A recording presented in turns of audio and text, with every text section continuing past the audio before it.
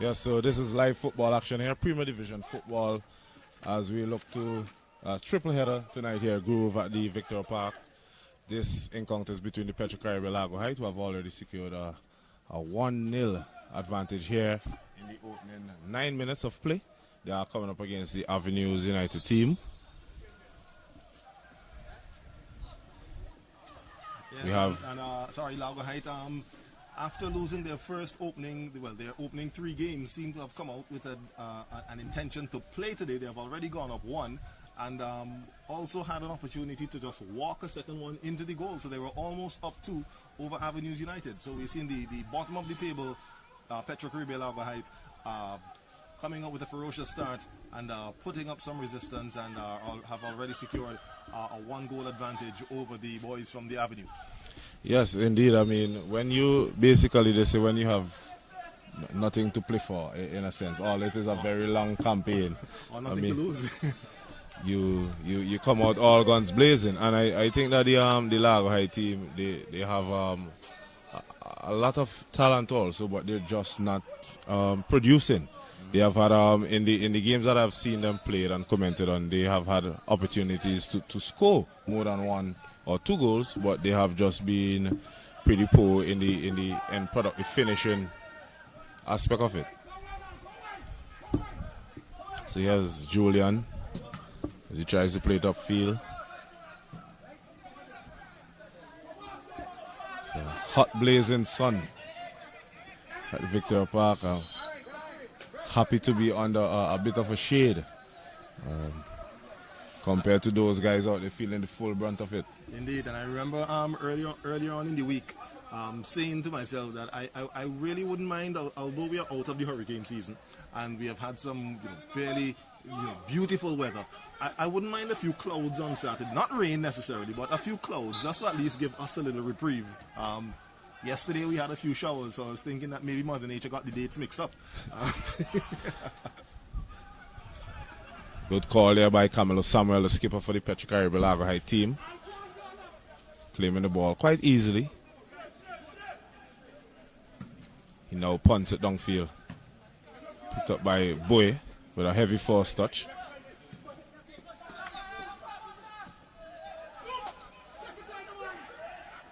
So here's Francis. Francis gives it up to the number 25, that's Ledgerwood.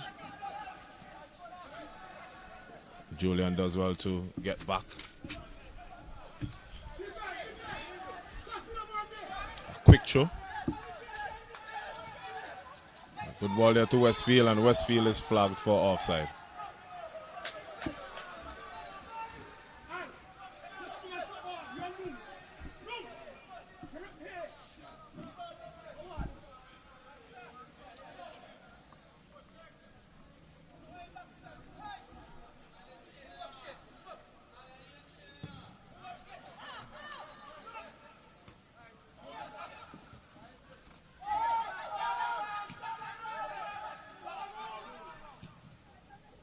So here's Romario Denny. Denny tries to lay it off to the number 23. That's Garrett Ledgerwood. Just cannot find him.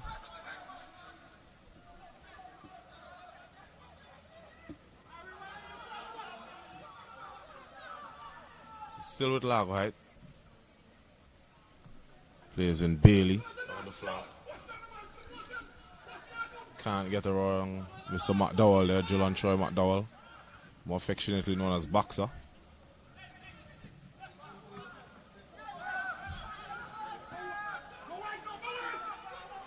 Those claims for a handle there, the referee, he was a long way away from that play, so he was unable to really call it, but it was a close one.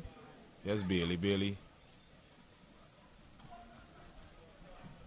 showing off his expertise, a veteran campaigner. Strong challenger. Referee was right on top of it.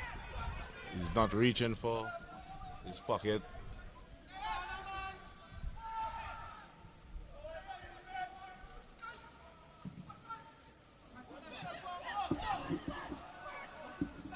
Here's Boy. Boy now to Julian.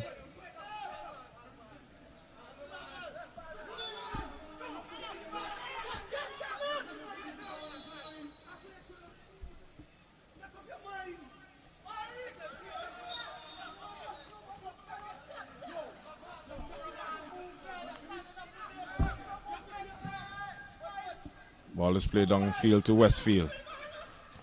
Westfield plays it inside to Denny. Denny plays a first-time cross. Looking for Ledgerwood. That's good defending there in the end by the Petrocaribe LARGO High team.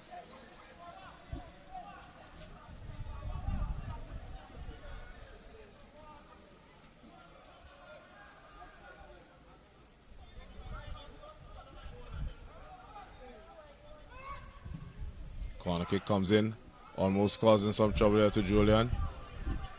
The goalkeeper did call, but Julian, he made sure that ball was turned away for a corner kick, almost causing a mix-up there between both defender and the goalkeeper, which would have drawn the Avenues team level. Ball is now with Damal Francis. Takes a shot, it's high and ever so wide of the target. No trouble there whatsoever. Score remains at 1-0 in favor of Petrocaribe LARGO High.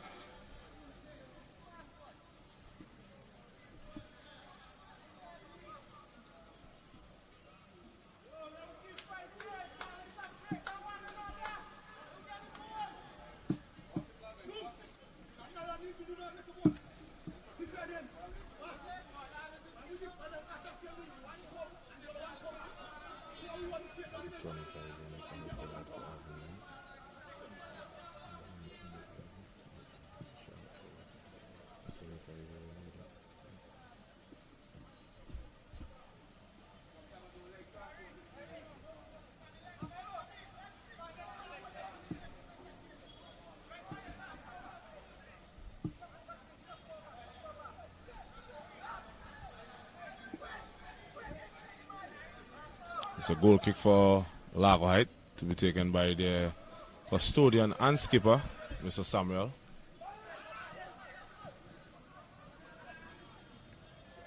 Damal Francis. He's in Hector. Hector now to Stefan Samuel. Samuel plays it down the line to Westfield. Westfield is fouled in the end there by Julian.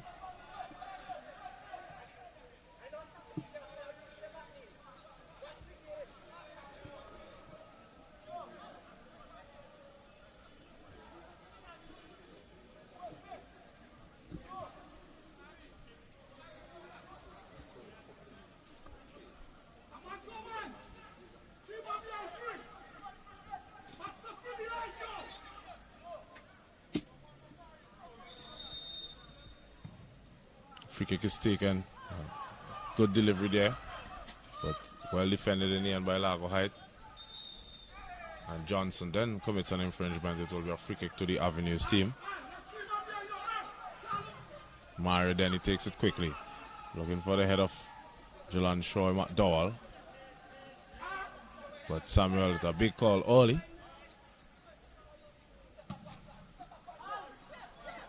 Long kick upfield.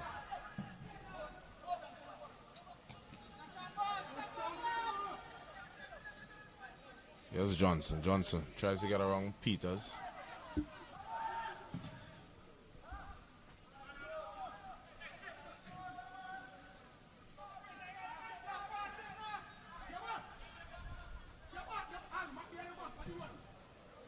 Avenues as they try to come forward once more. Good defending in the end there by Kolzak.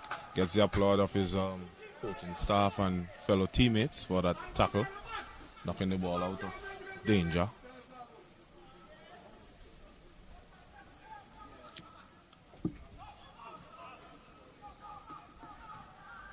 Johnson. Johnson does well to play in Bailey. Bailey is flagged for offside. Free kick is taken quickly.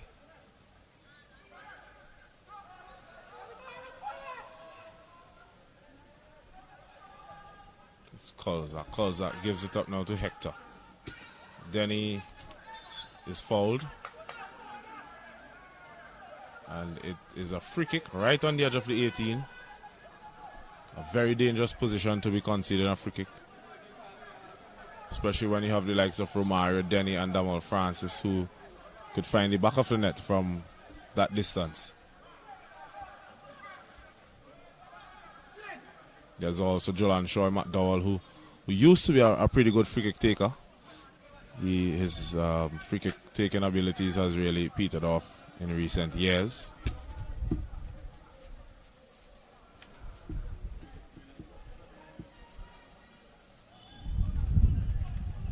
It's two man lining up. Well, there's three of them lining behind this one.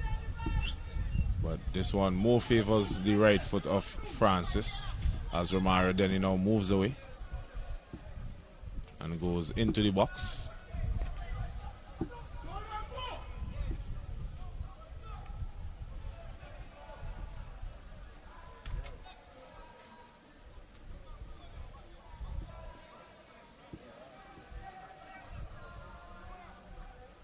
Francis the man to take this one. Damal Francis takes. Can't beat the wall. Emery Bailey does well.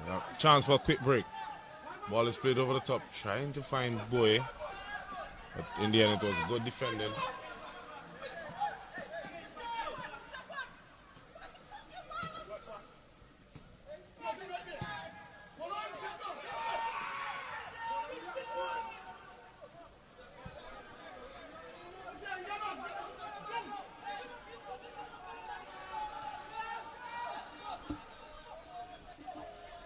So Avenues have really looked short of what we know Avenues to be, Groove. They throughout this competition thus far, they have not really lived up to the household name that we know Avenues United to be. Yes, indeed, and you can hear the the shouts and being leveled across the field from player to player as well as coach to player. So even it seems as though. It seems as though they may be running into some difficulty in finding their footing in terms of the play here this afternoon. We remember that game where we saw, I think it was JEBELLE, one of the early games of JEBELLE, looking very strong.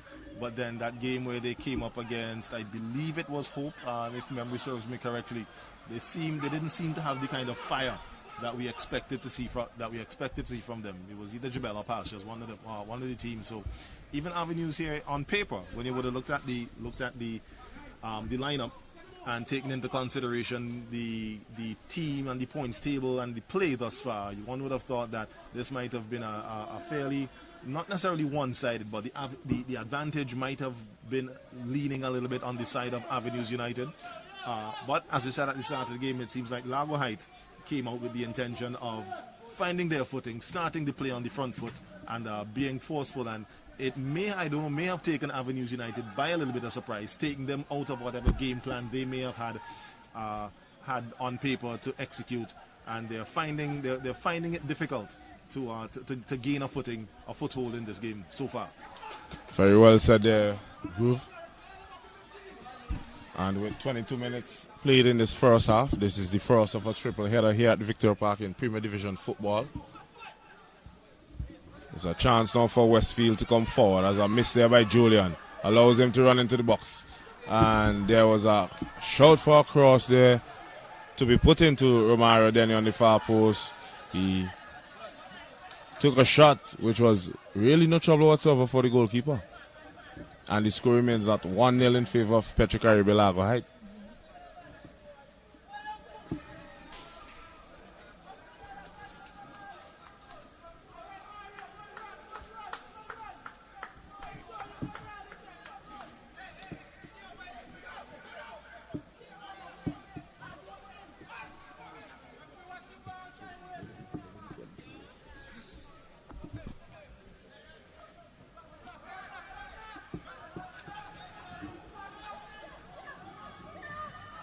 Big ball over the hill. And Groove, we now seeing a slight drizzle coming down, so maybe you would get your wish granted.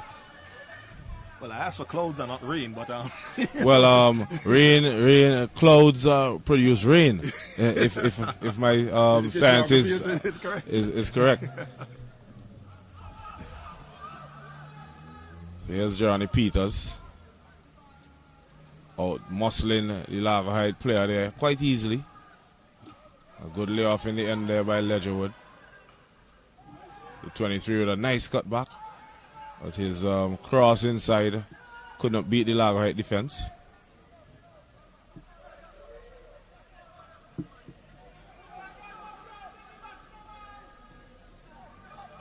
So the throw is taken quickly. Here's Hector. Hector finds Westfield, who is in an offside position.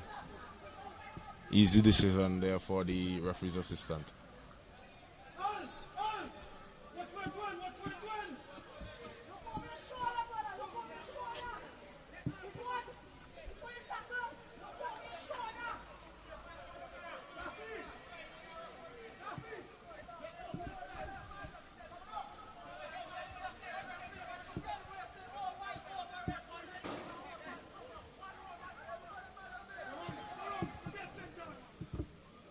Samuel with the goal kick.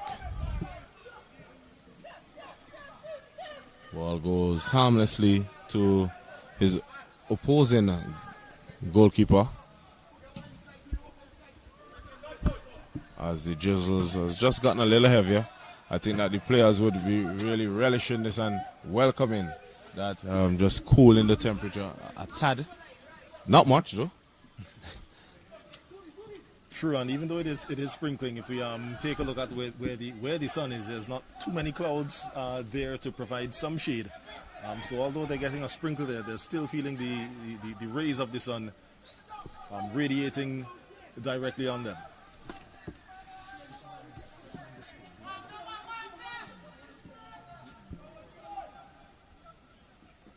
So here's Tibbles. Tibbles loses possession. Feeling the effects of that knock in that challenge. There's Eric Lewis being quickly confronted there by Denny. He takes a tumble. Here's Baines.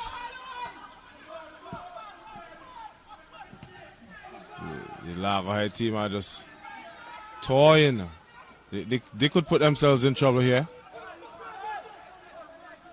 But they managed to escape trouble. In the end, he plays it directly to the feet of Westfield, who plays in Romario Denny. This could be trouble. Takes a shot, and it's in the back of the net.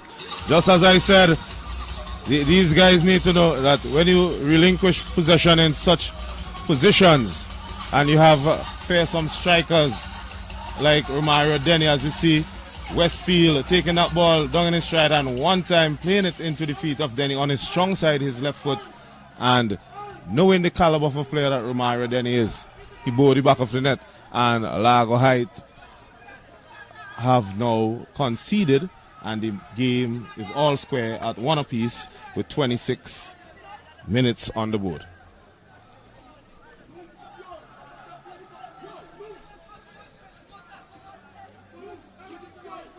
So it's 1 goal apiece here at the Victoria Park in game number 1 of this triple header of the SVG Football Federation National Club Championships Premier Division. Emery Bailey opened the scoring for the Petro Caribbean LARGO High team, but then we just witnessed the equalizer netted there by Romario Denny, and we are now all square once again as these teams are squaring off here at Soccer City. Yes, in the last 5 minutes or so, we had the Petro Caribbean LARGO High team. They were playing the ball back to their defense and their goalkeeper. And at times, they didn't really look that comfortable. And the Avenues team applied some pressure to them. And just like that, they made a mistake and conceded. So we'll see now if that equalizer would have an effect on LARGO Height, as we see Giovanni Johnson now making a run down. They're looking for a cross, tries to get the ball inside, but it's picked up there by the Avenues defense. Back with Johnson. Johnson tackled there by Johnny Peters. It's a corner kick. That's a corner kick for the Petro Caribbean LARGO High team. I mean, Johnson, when he won back possession there, he was looking up, but there was no one at all inside, yes, to play that ball to. And as I was saying with Andrew Bramble in one of the previous games, I find that a lot. Teams tend to find themselves ball watching. There's a shot in and it's a goal! Look at that, Tibble scores. It was a short corner, the ball was played across, he put it onto his left foot, and with a whack, it ended up in the back of the net, as we're taking a short corner there by Giovanni Johnson. Tibbles with a little side step or a body fake inside. And what a goal it was. Groover, I know that you have a little knowledge of English. I always question how in the world, for me, Theobalds is pronounced as Tibbles. I would actually I have a list of words, names that you would not believe. Tibbles, you know, that's one thing. There's a name that is quite prevalent in Grenada that is spelt Boatswain, Boatswain, but it is pronounced Bosun. Yeah, yeah. But and you could always sometimes tell some folks who are not quite familiar with the names, and you hear somebody tell you about Mr. Theobalds, like yeah, because Noel, I glanced at the name first on the score sheet, and immediately with a colloquial mindset that I have is Theobalds. I would be thinking, but I have some knowledge of English and did communication studies in colleges and so forth, and they would tell it's Tibbles. Yes. And also another word, another name that as we see, a head clash there, and the game immediately is halted. Yes, as a referee. Denny, the referee is calling for some medical attention. He's back up. He's a strong lad. Yes, I was saying the other name is Cockburn. Where they pronounce as Coburn. Coburn, yes. I mean, sometimes you wonder who comes up with these sort of pronunciations for these names. I remember the first time I came across the name Fuchs, and I was waiting to hear the pronunciation of that one. I was like, yes, I'm waiting. And then I heard the instrument that we eat with.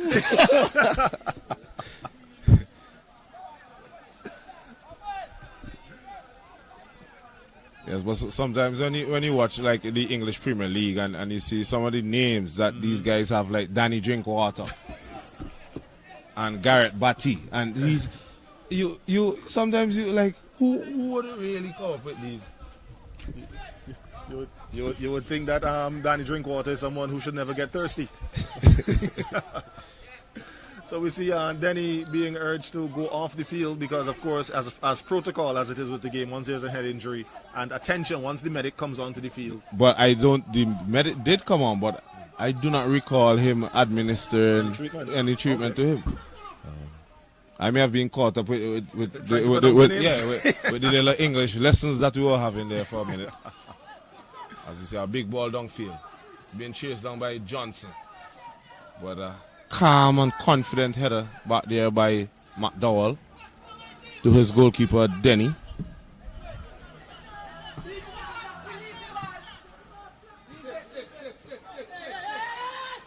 Let's see Denny there misjudging the bounce on that one went straight over his head and out of touch for a throw in taken there by Largo Height, Petra Caribbean Largo Height.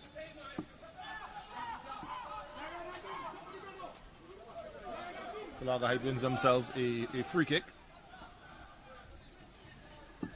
Short one taken there by Stefan Samuel. Samuel with it once again. His touch fails him. Ball rolled under his foot. So it's going to be a throw in now for Petra Caribbean Largo Height. Of course, Petra Caribbean Largo Height playing in the blue strip. Kicking from right to left on your screen there, attacking the gas station goal. Avenues United in their red shirt, yellow shorts, defending the gas station goal. They're kicking toward the stadium end as we see a long searching ball in, but it's picked up there by Dino John, headed out of the danger area. But the ball got only as far as Bailey.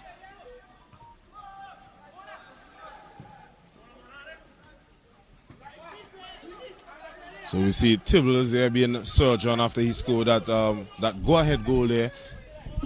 He seems to have an extra pip in his step at the moment. He's challenging for more duels at the moment. There's Eric Lewis. It's a header threat picked up now by Julian. Tries to skip across Denny. Unable to keep that ball into touch.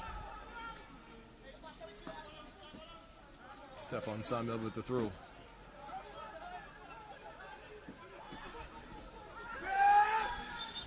It's a free kick right on the edge of the 18. It will be a card now for Baines.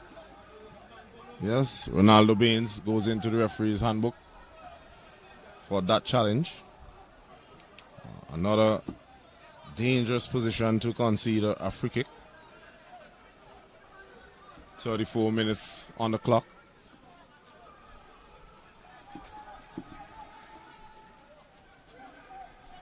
So we see that LARGO had immediately answered the question that we posed as to what would their response be to that equalizer. And within a couple of minutes, they went right ahead and found the back of the net to go ahead. So now we see there will be a yellow card now issued there. It seems like to Romario Denny, yes, for dissent. And you can almost always count on him being carded for dissent. He sometimes he lets his mouth get him into trouble. Right. Because sometimes he just has to be humble.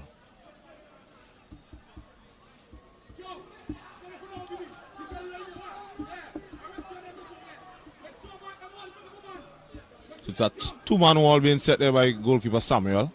A very acute angle for Denny, but Denny is a very good free kick taker. I would not be surprised if this makes goalkeeper Samuel work. Let's see what he has up his sleeve. Takes it, it's low. A chance for a shot there by Samuel, but excellent defending there. Putting his body on the line, taking one for the team. As you see, the skipper and goalkeeper Samuel comes in and gives a big bear hug to Mr. Nyron Bennett. And that's what you want from your defense, especially in those set plays when the guys loading up their shotguns. LARGO Heights have clearly come out this evening with an intention of taking points away from this matchup this afternoon, whether it be 3 or at least 1. Right now they have 3 in the bag, and they're definitely playing as though they intend to find not only 3 points, but probably some more goals. Stefan Samuel now with it, as he has Julian to beat. Makes an attempt to get by him, but doesn't succeed. Does win a throw.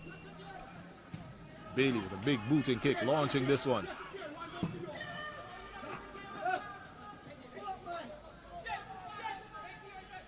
It's a throw in for Avenues United.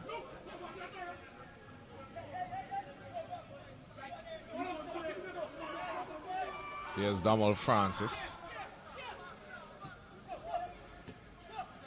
Here's Stefan Samuel as he tries to play it. Return the pass there to Denny. I think his ball placement wasn't correct because he had the space, but he instead of playing the ball into the space, kicked it directly to Baines, who managed to get the ball out of the area. So now we see Garrett Legertwood now with the middle of the field. Good pass there, finding the blonde player, or bleach out hairstyle of the number 23. A good ball across. Westfield goes up, goalkeeper, a big hand, clutches it, and the size of Samuel and Westfield, that is definitely a mismatch.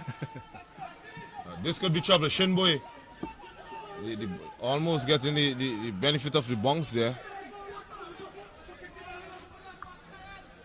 So here's Stefan Samuel. Baines clears. A little bit better of an attempt to get the pass, but again, Baines intercepts.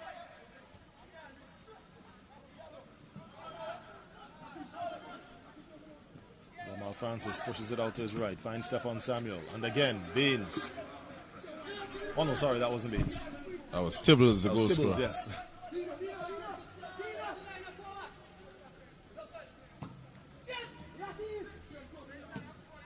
We see Damal Francis wearing the captain's armband this afternoon, as the blonde 23 is dispossessed just as he's looking to cross that ball. As you know, the absence of the regular captain, Errol Hector.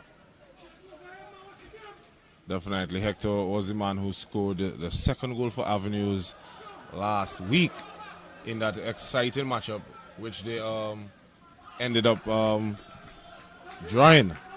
I'm trying to remember the opponents of that game, but it's not coming to mind at the moment.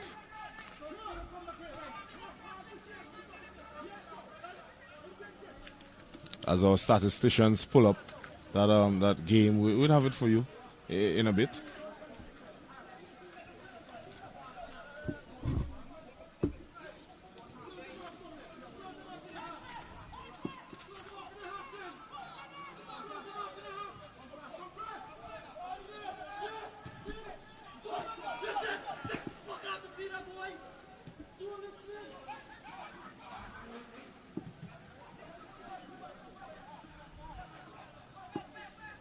So here's Lewis. Shot there by number 11. Trying to catch Osman Denny off guard. Denny was well on point. So here's Tibbles. Plays it into Boye, but it's well defended in the end. It's a throw in for the guys from Largo Heights.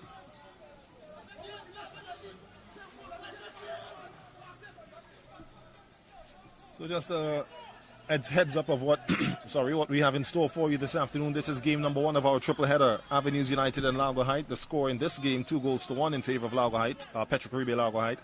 The second game this afternoon will, on paper, of course, be the mega matchup of the evening, where we'll have SION Hill FC coming up against LAYOU FC. That will be a battle for the top spot, top position, well, depending on what the results is like. And then the final game this afternoon, that begins at approximately 8 p.m., we'll see Awesome FC coming up against JEBELLE FC. These are the matches hit down on the cards for this Premier Division action here at the Victoria Park here on this Saturday, December 19th. Yes, so we now have some cloud cover. So Groove, you must be a very praying man. Yeah. and we give thanks for the little that we get. Of course. We're just hoping that the cloud could just stay put with us for the duration of the evening. Nice, cool breeze now starting to come down on us. Not sure how long that the cloud would stay with us though. As the ball comes in now, Denny catches it quite easily. There's Romario Denny. It's Denny to Denny. Denny must push back on his... that is a foul, isn't it? It looks as though the referee is thinking about it, but he decides against it. That he definitely got a nibble there of Romario Denny. He was outfoxed with that trickery. Indeed. And there was something. I would have to look at our monitors to see that we have our own little VAR here. You know. And we could see that from the initial reaction there from referee Cordes, that his mind was toying of what should be the outcome, and I guess he went with against the appeals of the Avenues United team. Yes. As we see acrobatic kick there by Shinboy. Does not come to anything, but I know when I did refereeing, they said that do not make a decision if you're not certain. Of course. So if you're caught in two minds, then it does not make sense that you blow that whistle, because then you would not be given a confident decision. So we'll have the benefit of the doubt with the referee. He's the man in charge. He's the man in the middle. He's closer to the action than we are. We can just give our 2 cents basically.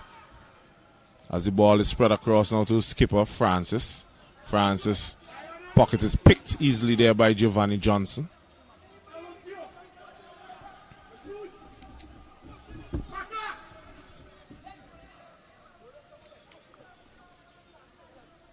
It's 2 minutes of regular time left in this first half. The first of this triple header here at the Victoria Park. This is Premier Division football for you.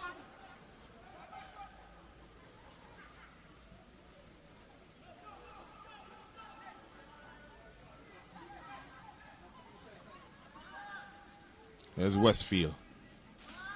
Tries to beat the second player, unable to do so. Emery Bailey with a lovely touch outside to Shinboy.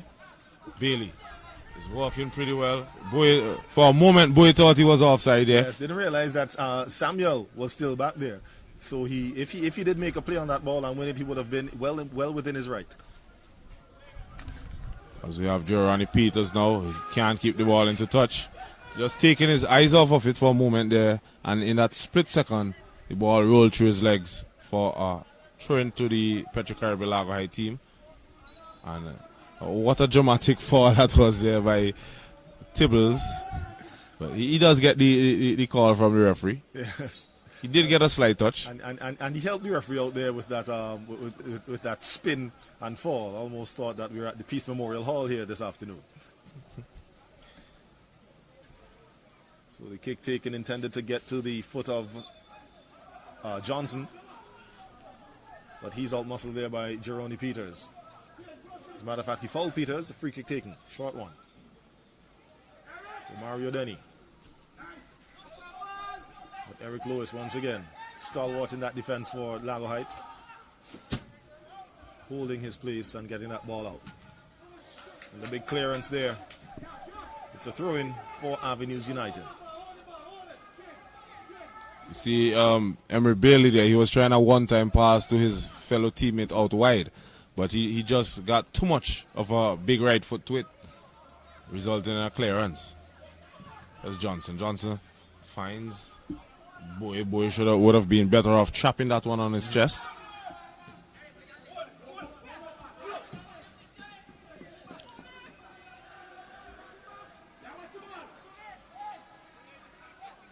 It's Ledgerwood. Plays it over the top. Oh my goodness. It's an own goal by Michele Kolzak. And on the stroke of halftime, really and truly, the Petrocaribe Lago High team shooting themselves in the foot. And that is quite heartbreaking for them. You could see immediately as that ball rolled into the back of the net, yes, all shoulders were slumped.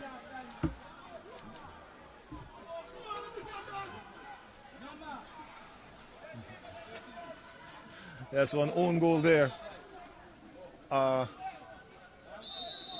Put in the back of the net by Michele Kolzak. As you said, at the stroke of halftime, as we hear the whistle blown there by referee Cordes. And so we're almost back at square one in terms of the advantage. There is none. It's a tied score here at the Victoria Park. As we are at halftime, your scores this afternoon: 2 goals to Lago Height FC, 2 goals to Avenues United. The first goals for Lago Height came from Emery Bailey and then Cordell Tibbles. Goals for Avenues United, Romario Denny, and then of course that own goal there, as there was a mix-up between Kolzak and goalkeeper Samuel, where Kolzak tried to play the ball away. He thought maybe the goalkeeper would not have gotten there in time, but inadvertently played the ball into the back of the net. So the action will continue with second half football here at the Victoria Park here this afternoon. St. Vincent and the Grenadines Football Federation National Club Championships. Khalil Cato here alongside Mosiah Rodriguez. We'll be back in the second half with more action.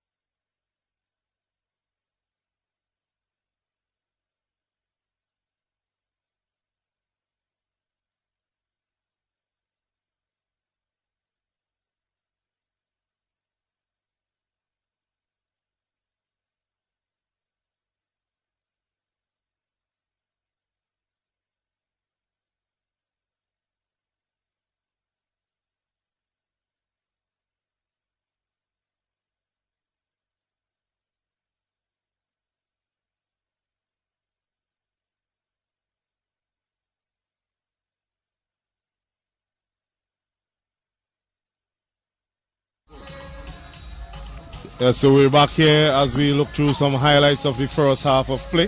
Here is Tibbles as he plays in Giovanni Johnson, who does well to shield off the player there as Bowie with a cross-come shot, and the follow-up there by Emery Bailey puts the LARGO High team, the Petro-Caribbean LARGO High team, up ahead, and we see Bailey doing the Cristiano Ronaldo goal-scoring celebration.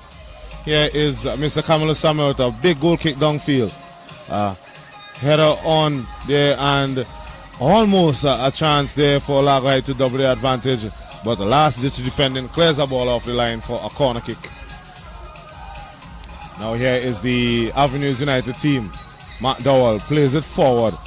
Ball goes through there to Raheem Westfield. Westfield with acres of space. Looks up, takes a shot when he would have been better off playing the ball across to his strike partner. Now here's Tibbles. Switches flanks. Well, he tries to, but the ball is picked up in the end there by Raheem Westfield, who releases Mr. Romario Denny. Denny unleashes a thunderous left-footed strike. No chance there for goalkeeper. Mr. Camilo Samuel draws it at 1 apiece. Giovanni Johnson with a quick corner to Mr. Tibbles. Tibbles with a body fake. Cuts inside, unleashes a left-footed shot into the back of the net. LARGO High go 2-1 up.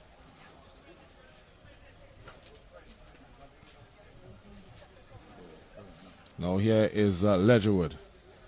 Ledgerwood comes inside, looks up, plays it over the top. And Kolzak with a very poor touch, a miscommunication between himself and the goalkeeper, equalizes for Avenues with an own goal. And with that, we have the whistle to song the start of the second half here at the Victoria Park in this live Premier Division football between the Avenues United, who are the team in red and the yellow. They are coming up against the Petro-Caribbean LARGO High team, who are in blue with dark blue shorts. It is all level here, 2 apiece. This is the first of a triple header here at the Victoria Park. Avenues will be definitely looking to press home their advantage. They're basically playing in their backyard, if you want to call it like that. A small trek away from where most of them would reside. But we know with the recent transfer window activity, there's been a lot of players moving across the globe. Not literally, but... And at least if they're not, if it's not far away from where they reside, well, not far away, but it's not too far away from where they practice. And that their field is located just in the back of the Bishop's College, and geographically, if you're familiar with the area, that's just maybe a stone's throw away, yes, basically. Depending on how strong you are. You might be able to get the stone there.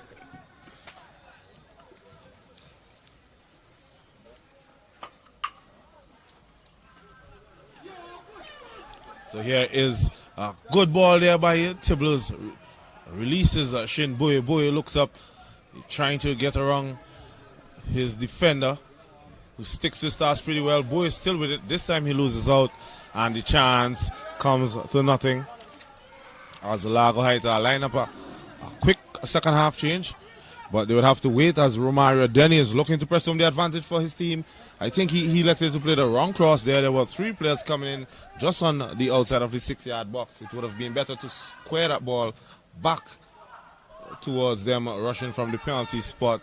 He elected to go to the far post when there was no one coming. Johnny Peters with a very tame effort indeed, and the ball goes wide. So here we're going to see a substitution being made now for Petro-Caribbean LARGO High, as number 7, the initial goal scorer of the afternoon, Emery Bailey, has been replaced by number 15, Maurice SION.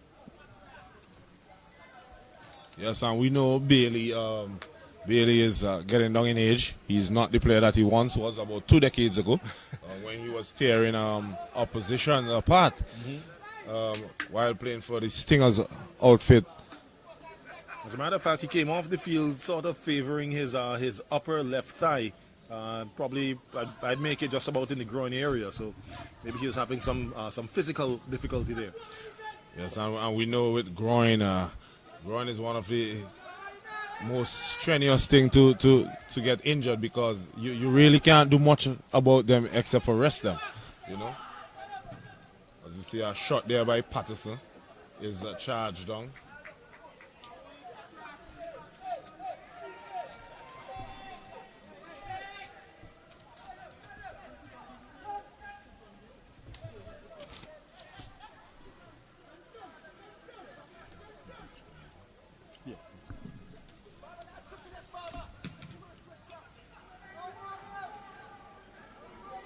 Goalkeeper Samuel calling for the ball.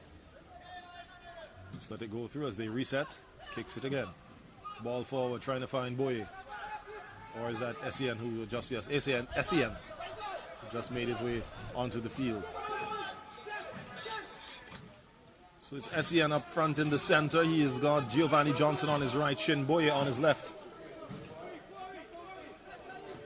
Eric Lewis finds Bailey.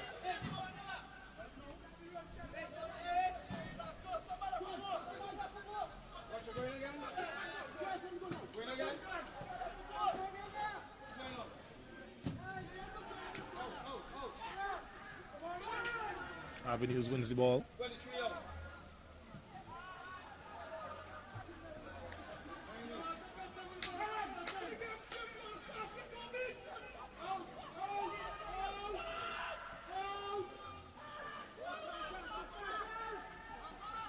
McDowell there with it, toying with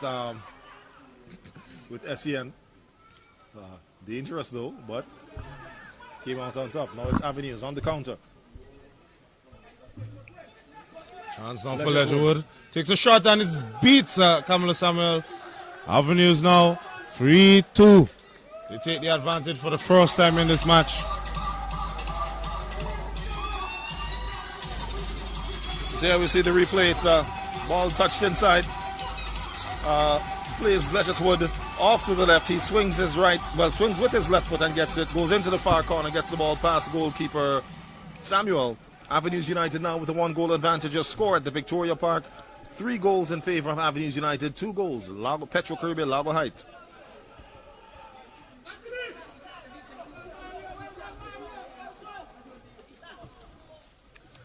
So again now, the question goes begging of Petro Caribbean, Largo Height.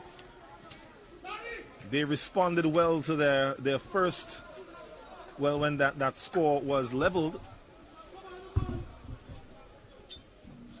Then they went ahead and put themselves at level with that own goal. Now they're 1 goal down. We'll see what they can respond with now that they are a goal down to Avenues.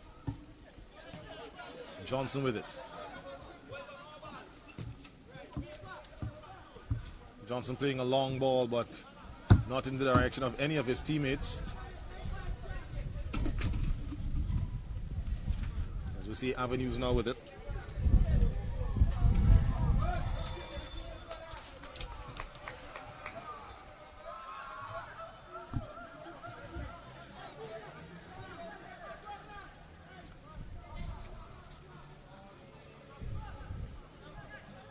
Free kick for Avenues. Ball, Samuel dispossessed momentarily.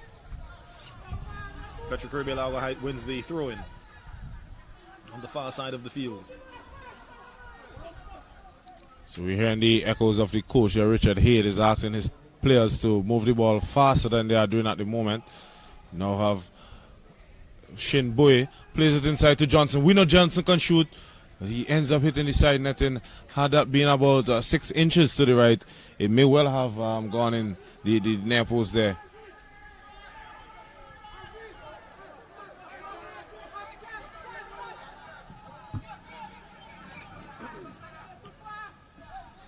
An attempted header there by Denny, misses it, but he's still with it. It's Denny to Francis. Francis finds Chad Haynes. Haynes playing the ball over to Westfield, but Westfield, the ball beats him for pace, rolls out of touch. It's a goal kick for Petro Caribbean Largo Height.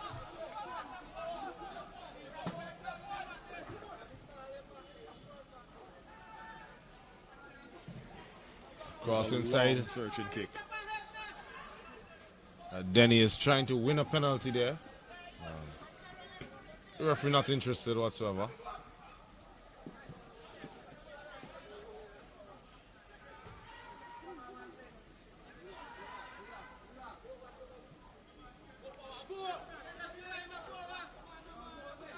Jerome Peters with the throw in. Nifty shoulder touch there by Denny, trying to get it across there to Peters. There's Haynes. Plays it now to Denny. Denny releases Patterson. The goal across, and it's goal number 4. Raheem Westfield United sneaking in on the back post there. With 54 minutes on the board. Avenues United, they have now doubled the advantage. They have a 2-goal cushion at the moment, with Denny playing another big part in a goal here for the Avenues United team. It's 4-2. Yes, indeed. Denny played that ball through, and he picked up the run of Patterson, who managed to pull the goalkeeper as well as the defense with him. He squared the ball across the field, and there was an into the path of the oncoming Raheem Westfield, who found the back of the empty net. It's 4 goals now to the good for Avenues United, 2 goals to Petrocaribe Largo Heights.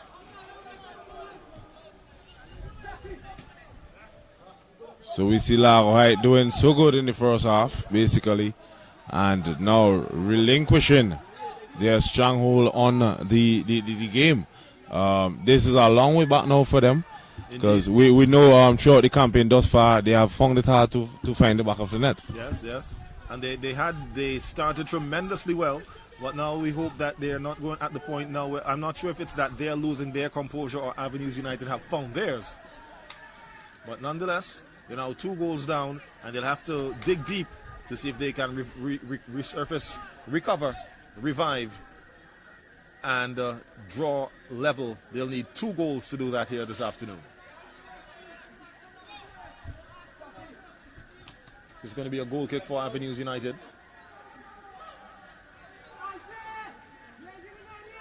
So we see a change being set up here for the Petrocaribe Largo Heights team. We're going to have Mr.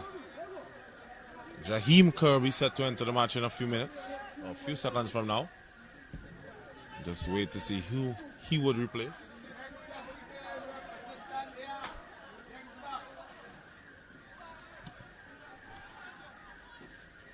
So he's going to be in to replace Nyron Bennett. Yes, if our peakers of what we saw on the board is correct, yes indeed. So Nyron Bennett, his evening comes to a close.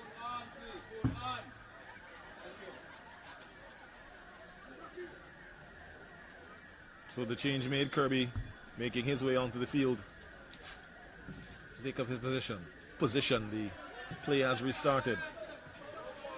Johnson just missing that one. Goes out of touch.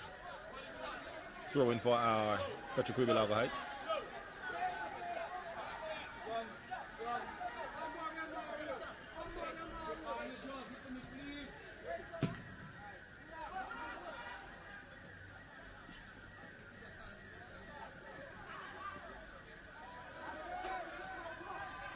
So we see Largo Heights players left on the turf. They're clutching his face. Not sure why the referee is not stopping play, because the new rules state that once it's a head injury, once there's a clash of heads, anything to do with the head, the game must be stopped immediately. That is the new protocols, the new rules set there by FIFA.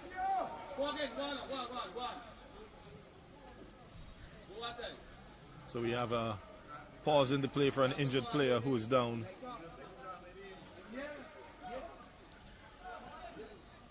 We're still waiting to see who the player is.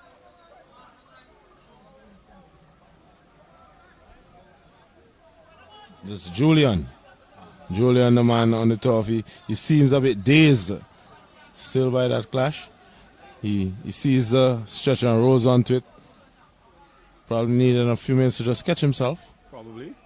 But of course the medical team would be best advised to go through whatever procedures they would to ensure that he is fit to continue the game. You see another change being made here this time around for Avenues United. So we have Ashroy Patterson. He has been replaced by the number 9, Mr. Corey Anderson.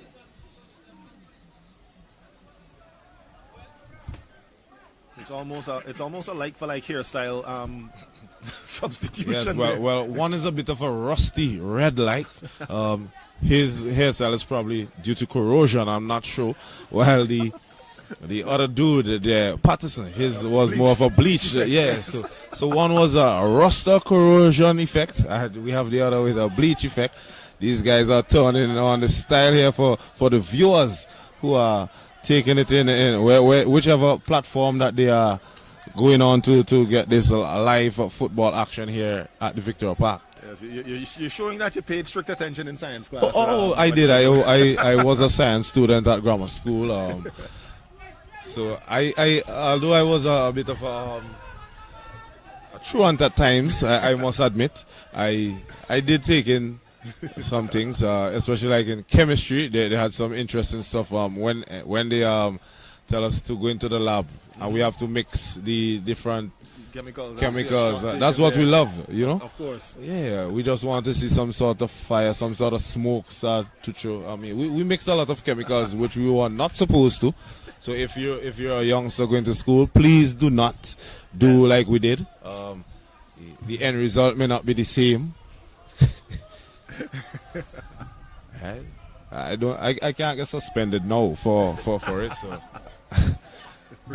retroactive suspension. So we have Kolzak. Kolzak made with an attempt to find Johnson, but instead Peters gets in the way. He plays the ball down. Romario Denny now with it. Shakes off his man, but only momentarily. As Kolzak wins it back. Yes, Boy turns McDowell well, but McDowell, with all of his expertise and experience, just easily pickpocketing Mr. Boy. Here's Ledgerwood. Ledgerwood a very heavy first touch. Here's Tibbles. Tibbles still with it, despite tumbling. Here's Johnson. Johnson gives it back to Tibbles. Tibbles is being ushered out of park by Mr. McDowell. They win themselves a corner kick, which is taken quite quickly. The whistle is sounded for a free kick to the Petrocaribbean LARGO team, much to the annoyance of the Avenues United bench.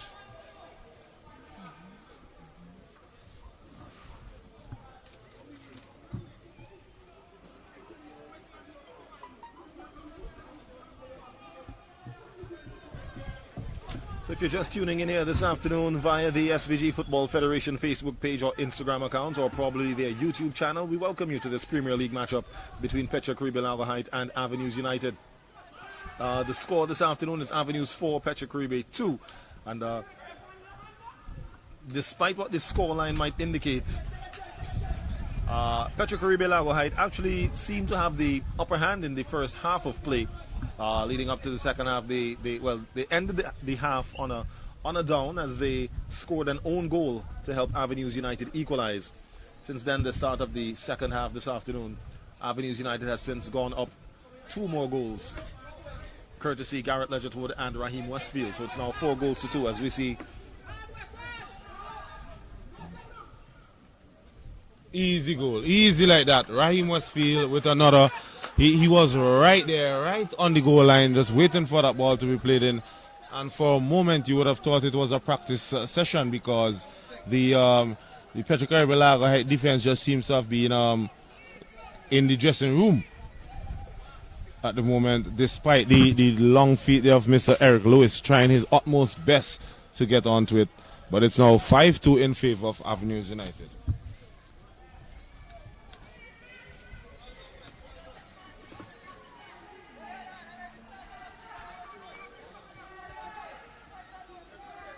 Just under half an hour left to play here in this matchup.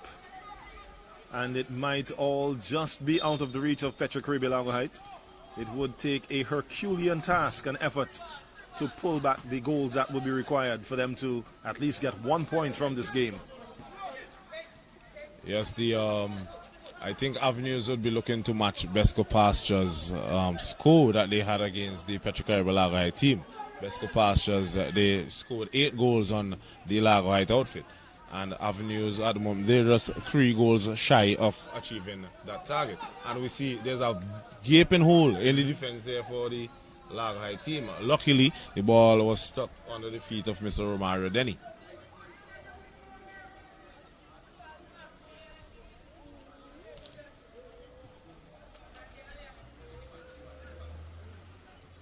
So throw taken there, Peters. Largo Heights comes away with it. Johnson trying to get past McDowell. He doesn't get to it the pass, but he does run past him. He takes a shot. I think somewhat ill-advised. He might have been better placed, at least trying to get into the box. He was still a little bit of a ways away from the goal, and managed to hit that ball with a little bit too much of the outside of his left foot, pushing the ball wide left of the goal. It's a goal kick, Avenues United. There's the kick taken by goalkeeper Denny. It's picked up by Jerome Peters. Peters gets the pressure of Shinboye. Avenue still with it. Damal Francis, sorry. McDowell trying to save that ball from going out. Unable to do so. It's a throw in now for Petrocaribe Largo Heights.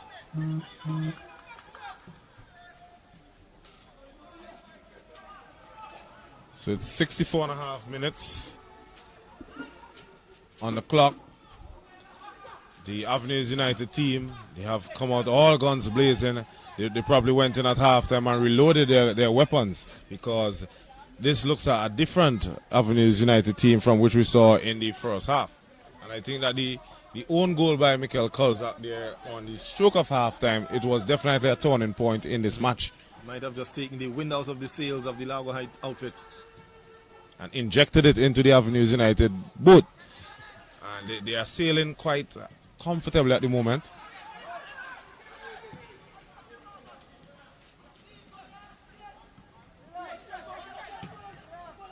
So here's Raheem Westfield. He's on a hat-trick. He takes a shot and he scores and he buries it. He achieves it. It is 65 minutes. Raheem Westfield gets another.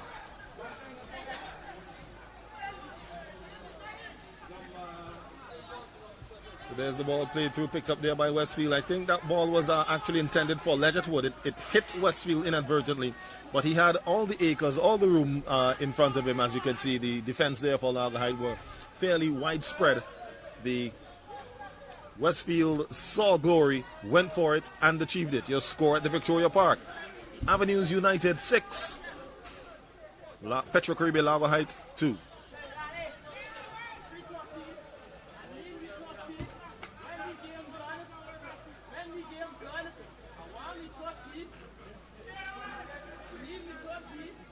So we see a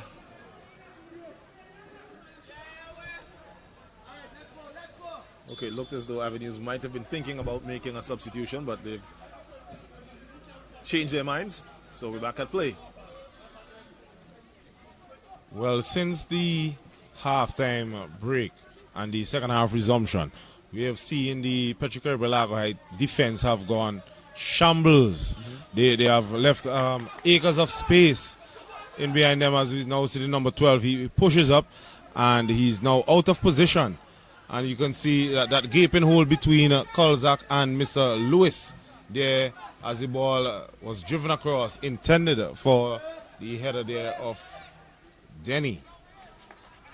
And we have we're waiting to see who has come out. So looks like Ledgerwood, I yes, believe. But the number 28 is not on the card. So we're not sure who that youngster is at the moment. So he ran on the field. He had to come back off. He's probably getting some warm-up exercises in. That's about the second time that they did that.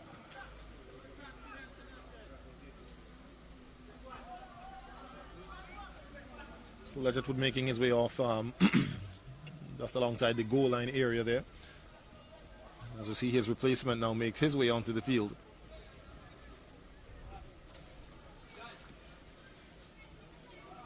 Sprinkles once again falling from the heavens as we Get ready for resumption. Corner kick taken.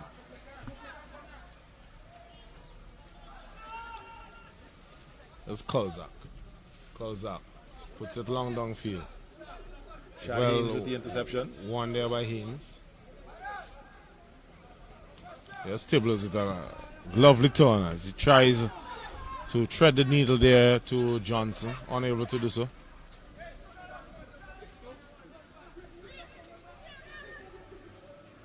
So here is a foul there just on the edge of the 18 by Kolzak. That was a tired tackle there by Kolzak. Kolzak was probably just fed up of being ran against and ran past by these Avenues players. Probably realized that he didn't have the effort, energy, nor speed probably to keep up there with Anderson, and decided to go for the foul instead. A free kick now will be taken. It's just outside of the penalty area. As you can see, the ball is just maybe an inch or two away from the line. Well, he did the smart thing, foul him outside the 18. Yes. If you're going to commit an infringement, do not wait until a player gets into the box to foul him. Because we know that would only result in a penalty kick. Yes.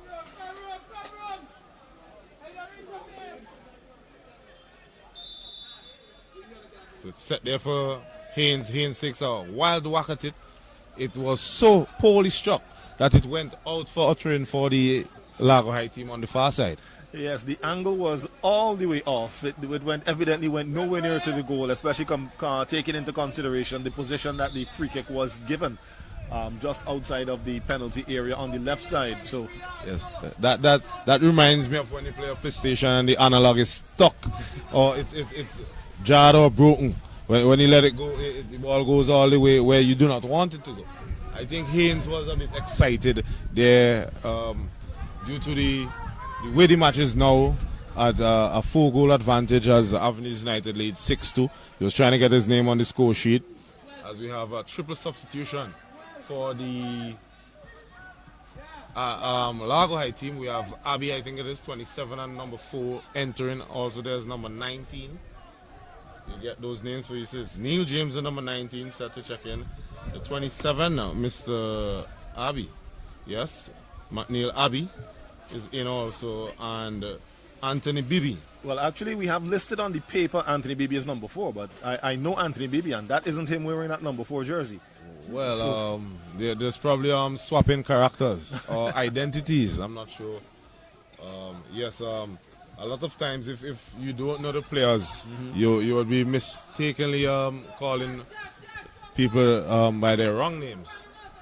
And sometimes when I glimpse at my phone, I see, oh no, that person is such but you cannot blame us. We could only of course call what we have here on the cards.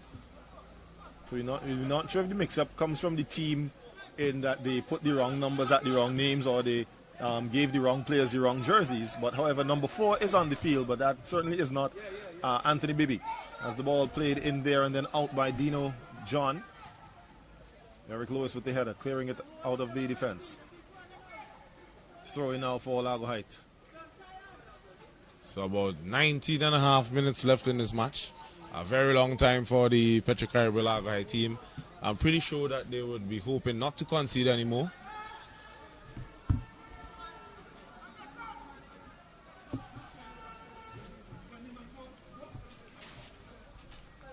Okay, so we just got confirmation there that the player that came on wearing the number 4 jersey for Petrocaribe LARGO Height is Kenroy Badnock.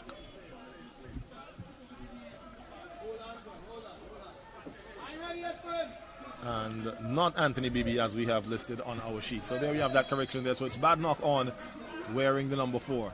Well, we're thankful that we have extra eyes here with us, and a young lady who seems to know a lot of these players here. I'm not sure why. She's probably a football manager in disguise, and we do not know, or a scout. Either that or they all go to the same hairdresser, because her hair was the same color as one of those players. But, she has since changed it and gone back to regular programming. To natural. Yes, we know the young ladies in these modern times, they tend to get quite, for lack of a better word, eccentric with their hairstyles. Yes. You know, sometimes you wonder if it's the same person. that you saw last week. Actually, she was just indicating that she actually lives in Largo Heights, so I guess she knows some of these guys. They're neighbors. Big yard, representing. She says no. We see our Westfield is down on the pitch on the near side here. Looks like he's having some difficulty with his right leg or right foot as we get ready for a throw-in to be taken by Patrick Rebe Largo Heights. Well, he has definitely done his job today because he has scored a hat-trick. And if they have not used up all of their 5 substitutions, then he could be replaced. If not, Avenues might just play a man short. I mean, when you're up 6-2, why not? I guess you can afford to do that, especially at this stage in the game.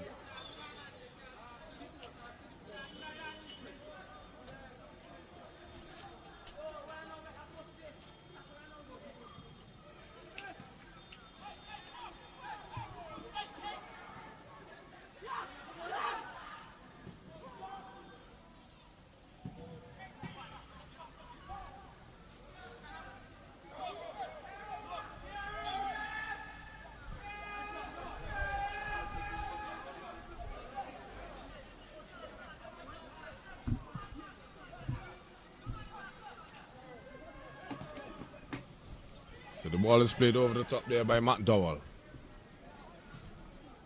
It's a strong tackle there by Abby on Mr. Anderson, Corey Anderson. Largo Height now with Tibbles as they come forward. Tibbles' legs seems to have gotten pretty tired also after chasing shadows now in the second half. But thankfully the sun has just left us. I am also grateful. Now we do not have that glare in our eyes and that heat which was burning us up here. And it's a through ball there to Romario Denny, who could get another bite at it. Takes an easy, quick shot this time, which was parried there by goalkeeper Samuel. And then it found its way back into his arms at the second attempt. He prevented that initial shot with what I like to call a De Gea special. You know, outstretched foot, and managed to keep that one from going into the back of the net. Now Chad Haynes with it for Avenues United. Swings wide to find Samuel.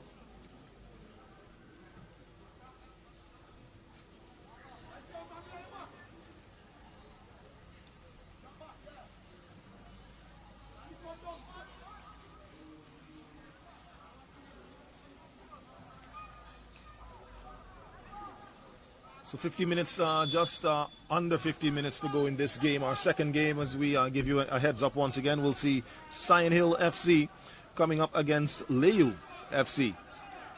A win in that game for Sion Hill would put them top of the table. Now here's Westfield. Westfield is looking for number 4, but there was Lewis crunching tackle, ensuring that Westfield didn't get number 4 and number 7 for the Avenues United team.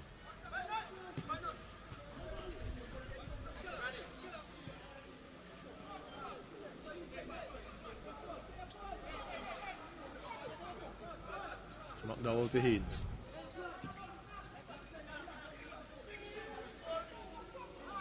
Haynes with his pass trying to pick up Corey Anderson, but Anderson knew that he was offside. Let the ball roll through, but it's Anderson now with it. Looking to curl it around to Romario Denny, who doesn't make that first control. The ball rolls away from him, but he's still with it. Denny now with a shot up and over the goal it goes. Goal kick for Patrick Rebe Largo Heights.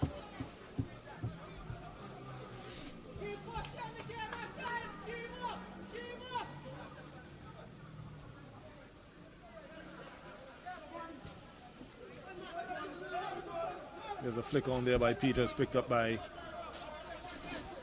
Dopwell.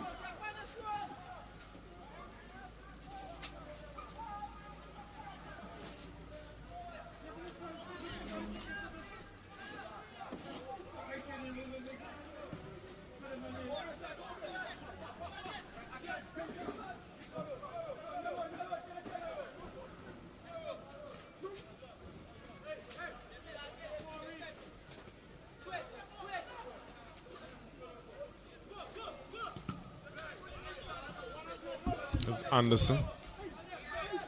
Anderson to Dopwell. Dopwell now to Denny. Denny to pokes it to Westfield, who was in an offside position.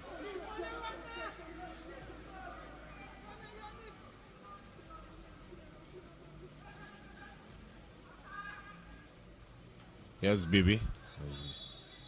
He's tackled there unlawfully. So it will be a free kick to the Petrocaribe LARGO High team, as Danny just gives him a helping hand in getting to his feet.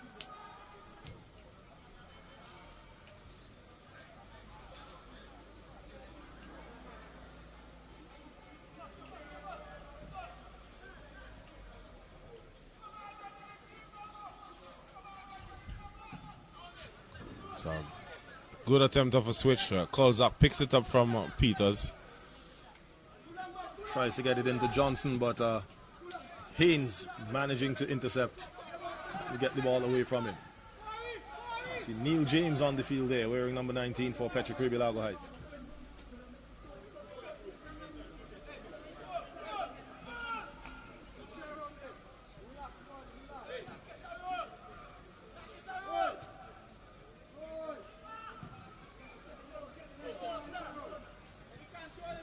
Kolzak controls. Goes all the way back to Tibbles. Tibbles to Baines. It's over the top for Johnson, who is offside. Easy decision for the referee's assistant.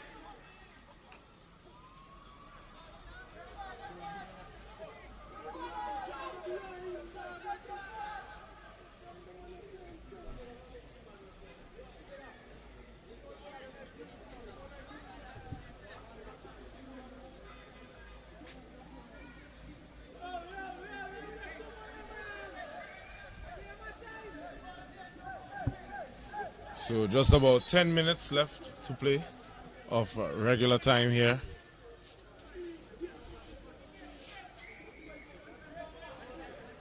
It's 6-2 for the Avenues United team. Avenues goals were scored by hat-trick by Raheem Westfield, and own goal by Michael Kolzak, Romario Denny, and Mr. Garrett Ledgerwood with a single strike apiece, whilst a goal apiece by Emery Bailey and Mr. Tibbles, Cordell Tibbles, were the goal scorers for the Petrocaribe LARGO High team. Yes, of course, Avenues will be seeking to score once again. Raheem Westfield with a fourth goal there after being played in. The goalkeeper came out and was caught in no man's land. It's now 7-2.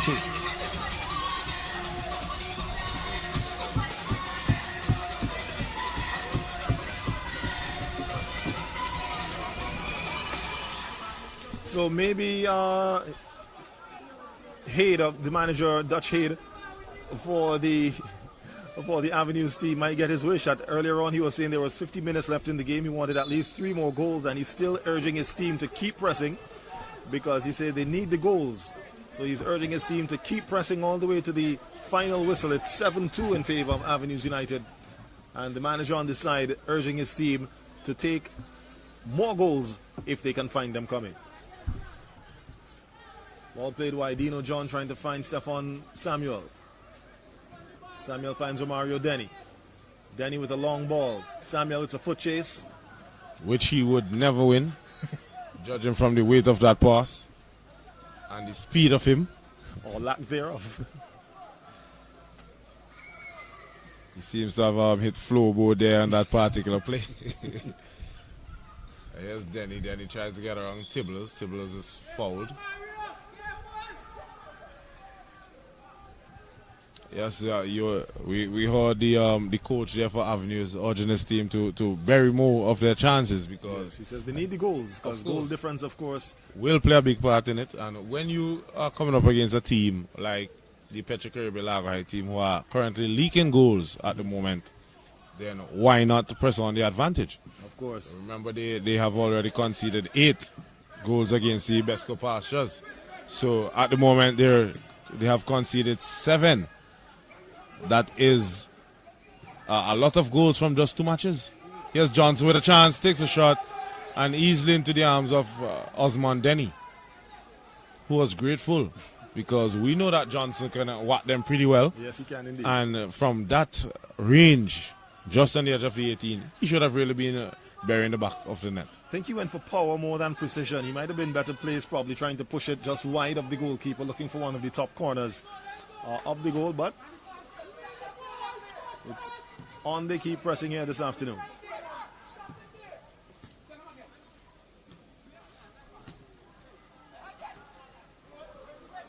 It's Kirby. Kirby plays in Mr. Baines. Baines just plays it behind Mr. SION there. Make that. Easily picked up there by Johnny Peters.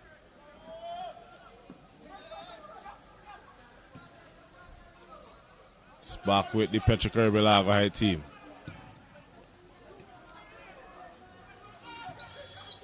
And the hand in the face there by Chad Haynes on Baines there.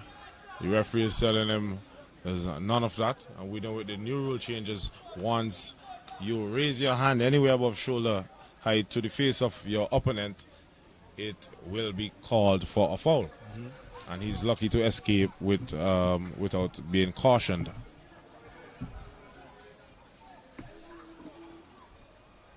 But there's a chance now for Mr. Johnson to take. We know what he can do from the free kicks.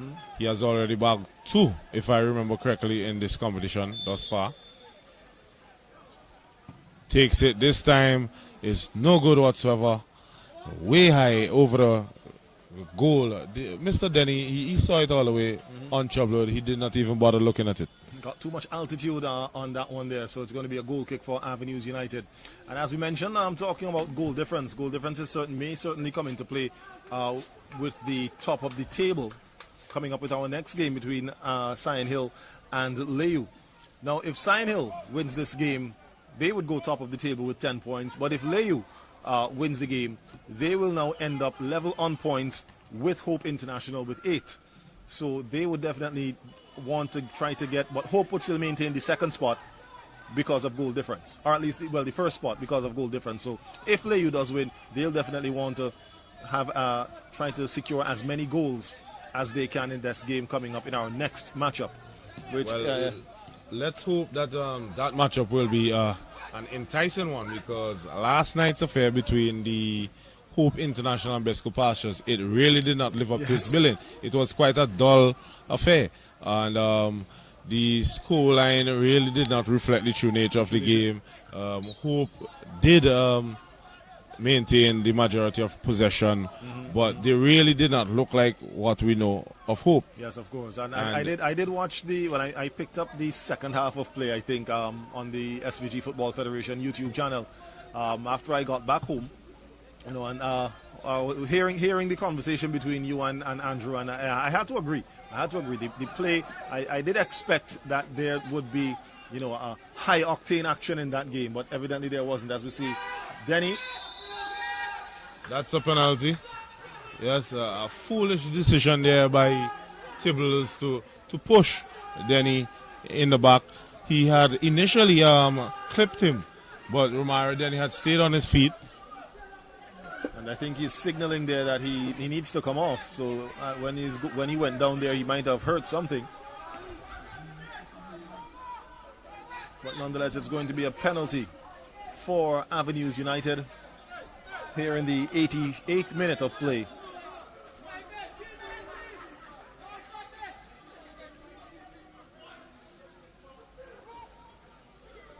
The referee just urging Eric Lewis to come out of the penalty area.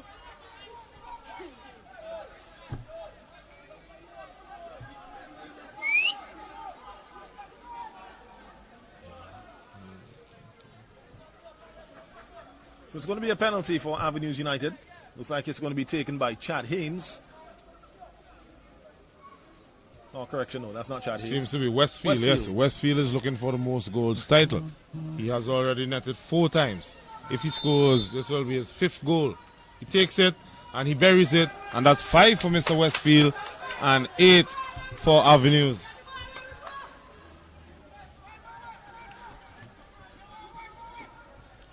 So earlier in the second half, I would have mentioned that the Avenues United team would have been looking to match the Besco Pastures tally of 8 goals. They are now level with them at 8 goals, and they would be looking to surpass them in terms of scoring more than them. Of course, because again we hear the beckoning call of Richard Head, the Avenues United manager, saying as soon as the penalty was kicked, telling his team to get the ball back up and get back into position, and let's keep pressing.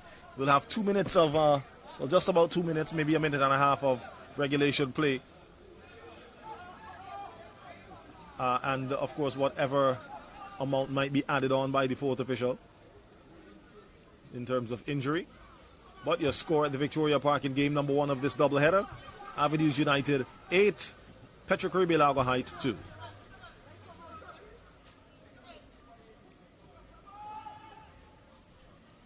So here's Johnson. Johnson plays it wide to Kolzak.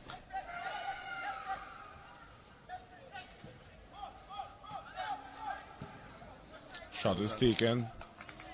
And it's just over the crossbar there. Probably just telling Denny to stay awake in the game. But when you lead in 8 goals to 2, I mean, you know, with just about a minute and a half or half of a minute of regular time left, there is nowhere in the world that this Petro-Caribbean LARGO High team can come back. As we see, fourth official Fitzgerald King, a.k.a. John Hines, indicating 3 minutes of injury time to be played, as we see Corey Anderson winning his team a corner kick after that run down there. It was tried to cross it, but it was clipped out of touch there by Neil James.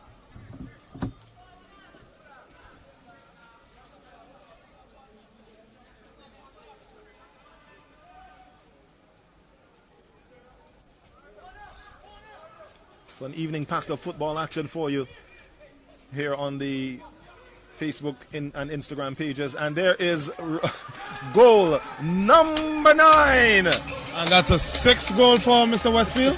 Yes, it is indeed.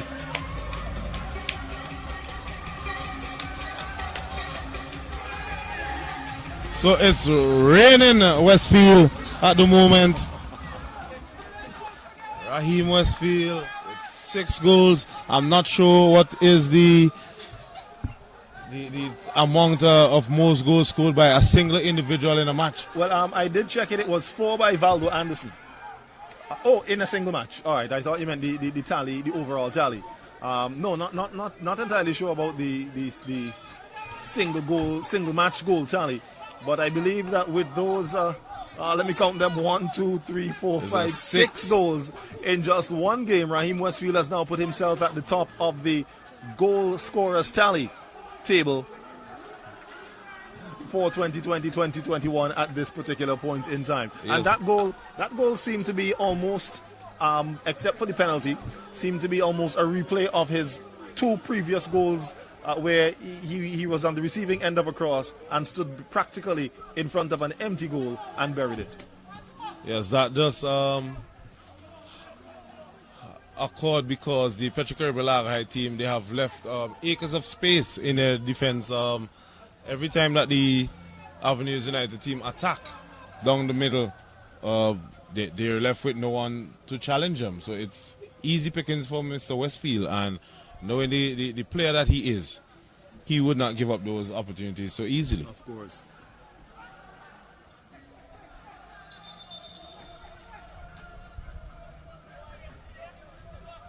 So we're seconds away from the game being called to its conclusion. There's about it's like half a minute left at the moment. We're already played 2 minutes and 33 seconds or thereabouts of extra time. So an in-swinging corner kick, which is pretty poor in the end. Here's Westfield. Westfield is hurt. He goes down, clutching his right ankle, it seems to be. And He's still in pain. I don't think that's what you would want from your striker who is in such prolific form to be injured at the moment. But nonetheless, I think that should have been the last action in this match. We're already gone past the 3 minutes of additional time. He's now being helped off the field. The referee can definitely call a game now. One thing that really irks me is when a referee, when there's a stoppage in play or the ball goes out for a goal kick or so, the referee would wait until the goalkeeper or whosoever kicks the ball to then blow the whistle. I mean, the game has already stopped. Why not just signal it just as I said? Case in point, right?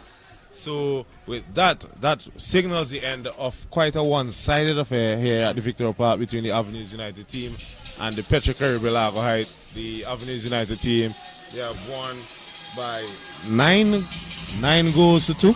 Yes, Final tally, because at one point I stopped counting. There were so many goals being scored. So it's 9-2 final score here at the Victoria Park.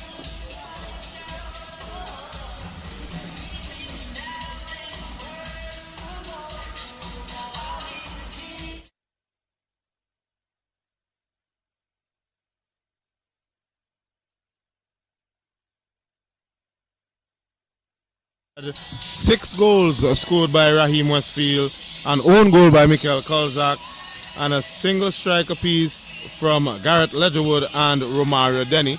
There was a goal apiece for Emery Bailey and Cordell Tibbles. We had the Petro-Caribbean LARGO High team. They scored first, but then at halftime, just on the stroke of halftime, we had Michael Kolzak scoring on his own goalkeeper, which allowed the Avenues United team to draw level and then claw their way back into the match in the second half of play.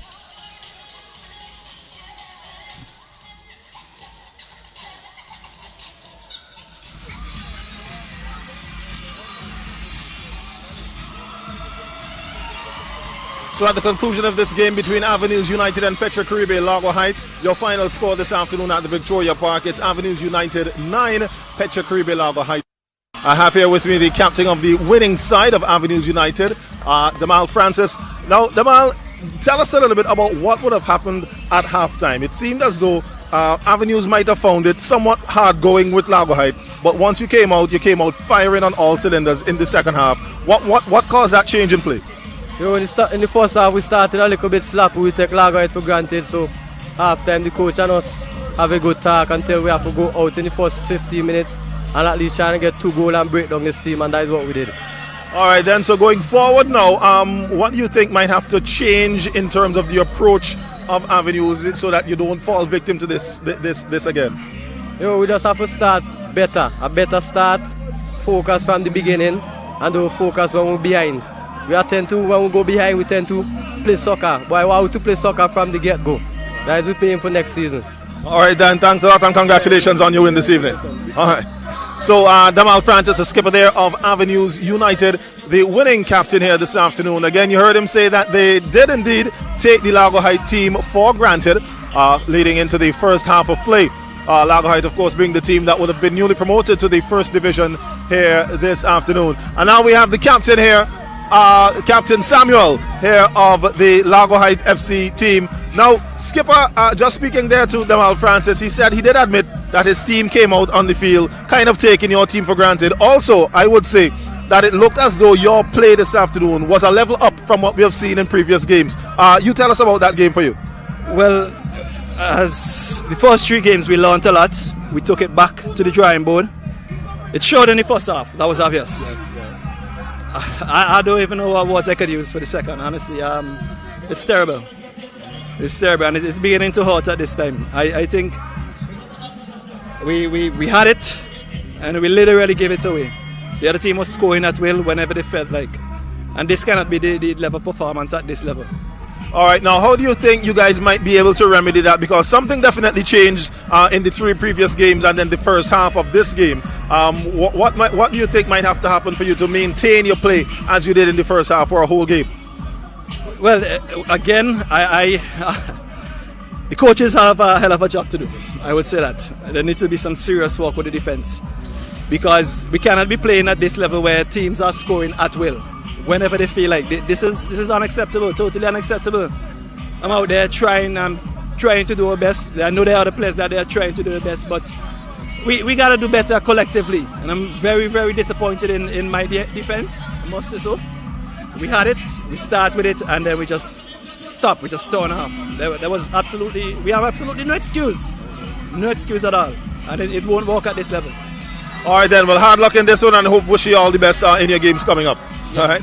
So that was Camilo Samuel there, the skipper of Largo Heights FC. In his own words, all right, he said that it is not unacceptable the way that the team played. They started out strong indeed, but lost their gas, lost their fire in the second half as Avenues United picked up the pace and ran away with this game 9-2. So that brings us to the end of our first matchup of 3 here this afternoon at the Victoria Park. Avenues United 9 goals to 2 goals from Largo Heights FC. 6 goals in the game scored from one player, Raheem Westfield. Our next game coming up right here on the YouTube channel, Instagram account and Facebook page of the St. Vincent and the Grenadines Football Federation will be on paper the match of the evening. A fight for the top of the table points between LAYOU FC and SION Hill FC. You stay tuned right here, and we'll be back from the Victoria Park with action from that game.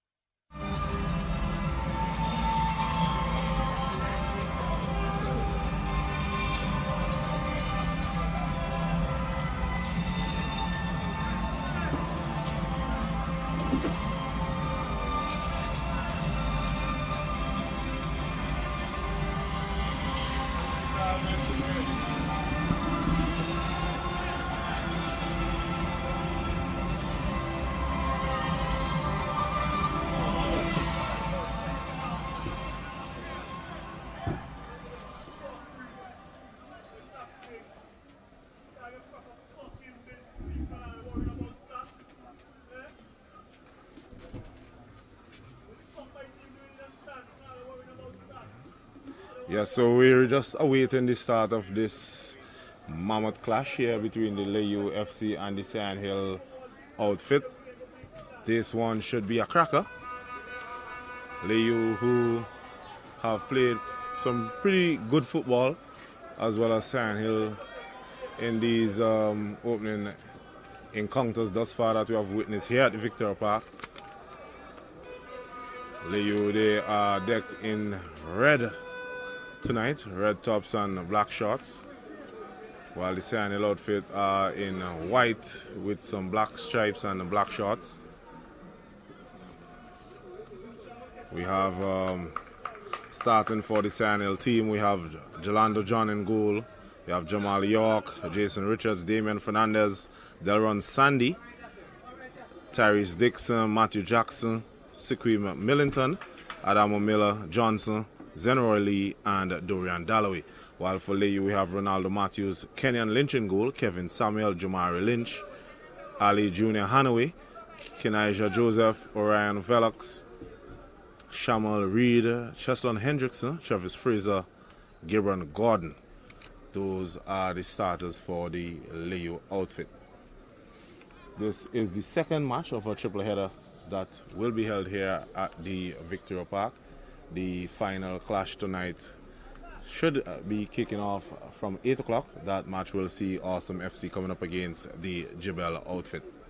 In the previous encounter that was played earlier, we had the Avenues United team coming from one goal down. Yes, they went under quite early against the Petrocaribe LARGO Heights outfit. They then prevailed the winners with a mighty second half showing, which they eventually won 9-2.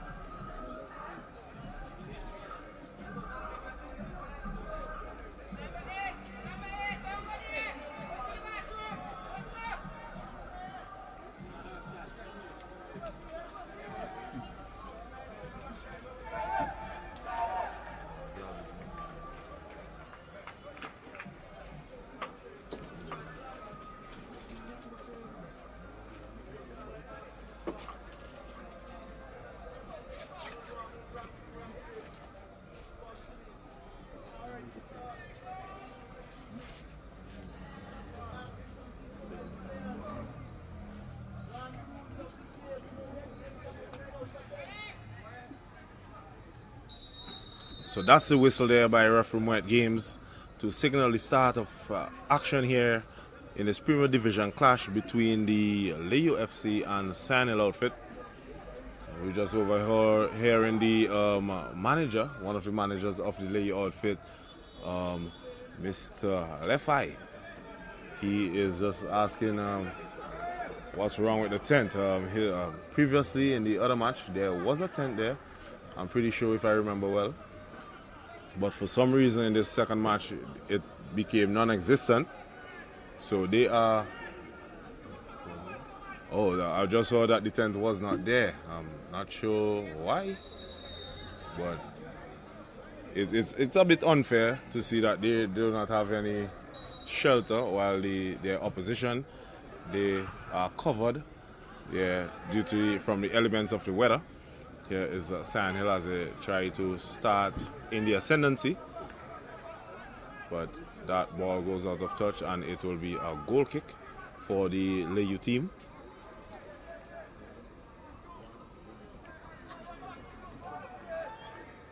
LAYOU, they start the ball short, as most modern day football teams tend to do, building from the back.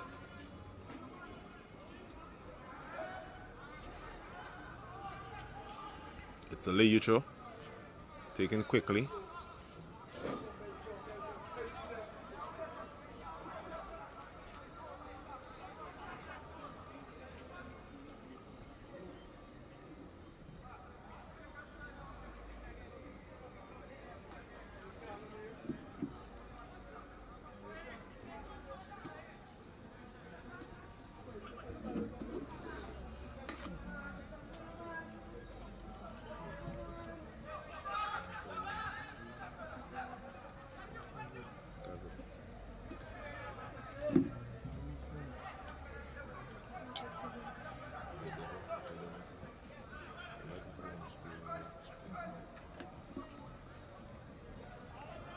It's a good turn there around Velox, it's look like. Yes, feeling the brunt of that challenge. Gets a free kick for the Sion Hill team.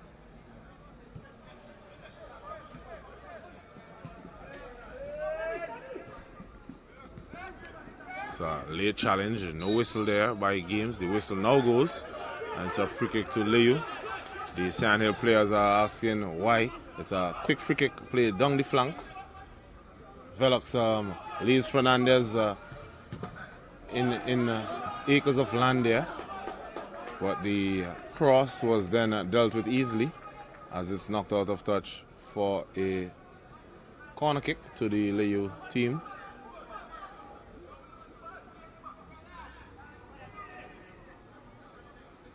This one will be an out-swinging corner kick.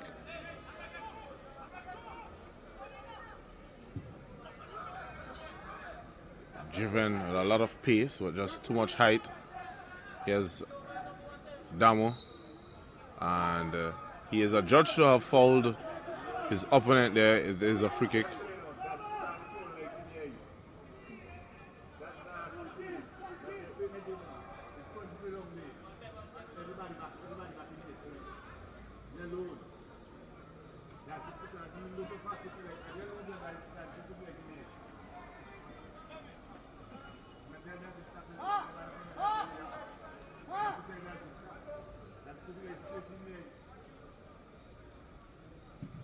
Free kick is taken, whipped in, but well defended there. Seems to be by Richards.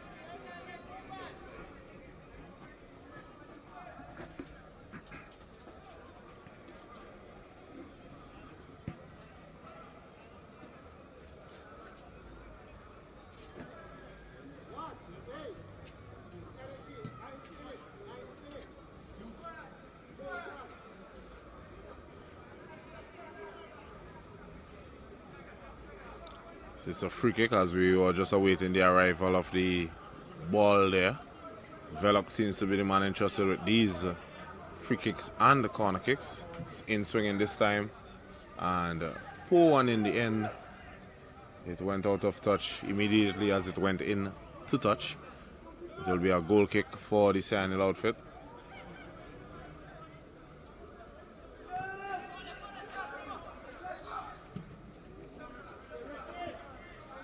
Sion Hill almost running themselves into trouble there.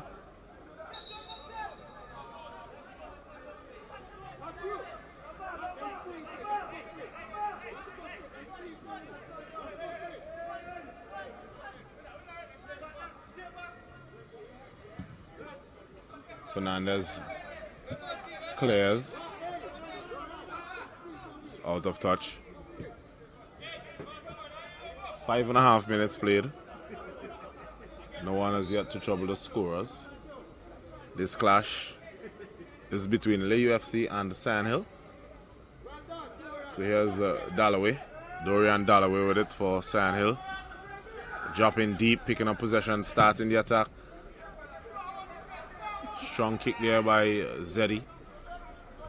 Mr. Millington.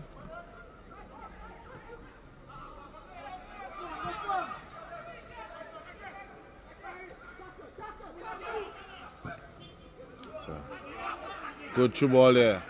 But the goalkeeper, John, comes out and wins it. Strong challenge here by the number 25 from LAYOU, Mr. Hanaway. White Games not reaching into his pocket. So he's telling them no more of that sort of challenge. You will be cautioned if you continue in that vein. So here's Miller. Miller tries to come forward, loses possession, and then commits an infringement.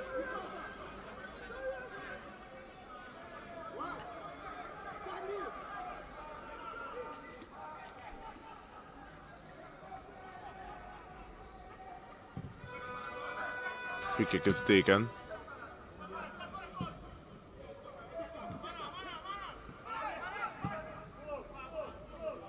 Ball is played off field. Searching for Mr. Velox, who is fouled by Fernandez. Big push in the back Certainly, no referee in the world would have missed that.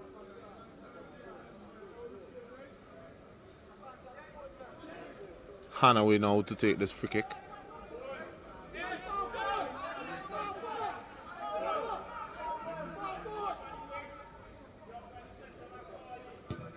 Hanaway takes it. Goalkeeper comes out, a big fist to it, clears the danger. And it's a foul there by the LAYOU team. Quick free kick taken by SION. Adam Miller sprints away. Looking for a cross, tries to play in Dalloway. Can't find him. He will get a second bite at it, but he allows it to run out of touch for a throw. As he allows his team now to just come forward. Here's Chucky, Zen Royley.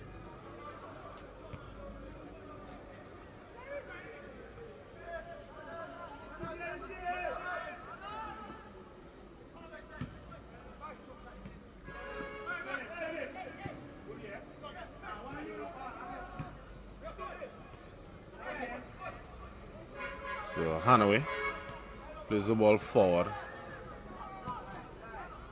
loses possession.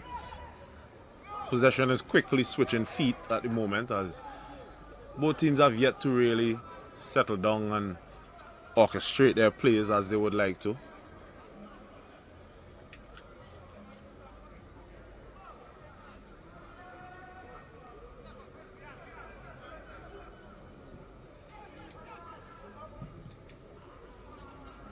It's a rushed kick there by Richards. Ball goes out of touch for a throw to the LAYOU team.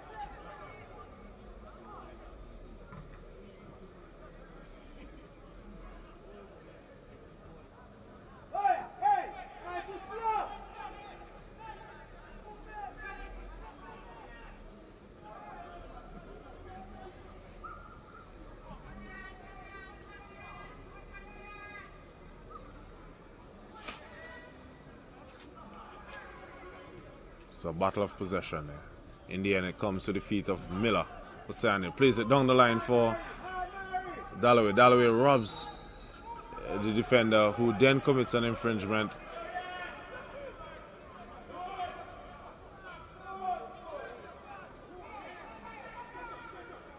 Free kick now for SION Hill.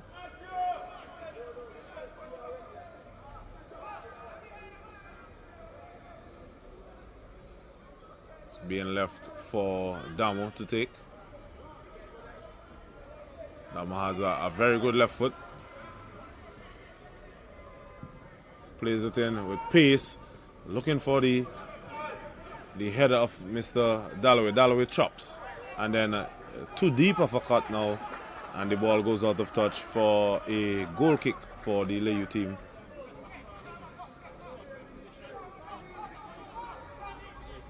There's Ibu.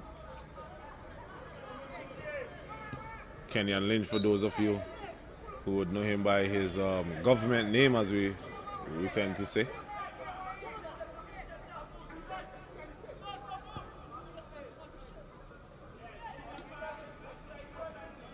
There's LAYOU as they look to come forward with pace. With a quick ball over the top, easily intercepted.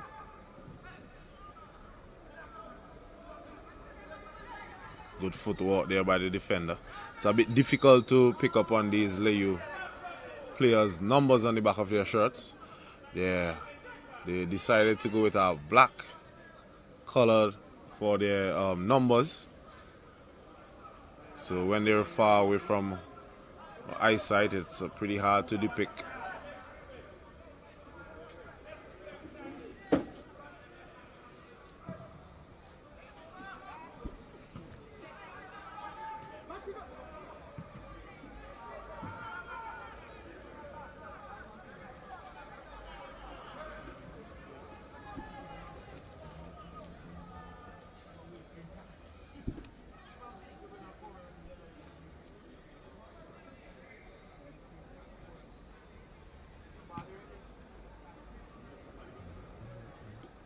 So while we await the resumption of play,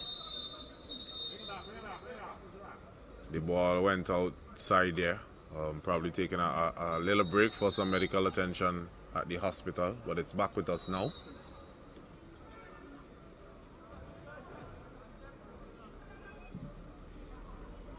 Lee, come forward. Ball is played inside to Hendrickson. He skips away from a challenge, but the defender, I think it was Fernandez, who just got in the nick of time, had a slight nibble on him, but he just got enough of the ball to deflect it back to his goalkeeper. A very decent opportunity there for LAYOU to open the floodgates.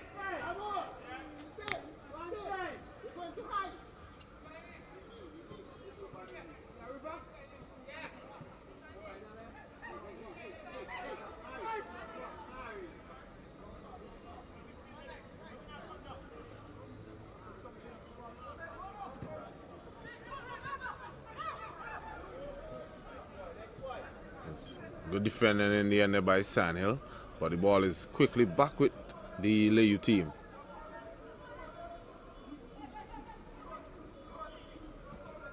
Still with it. This time he loses possession.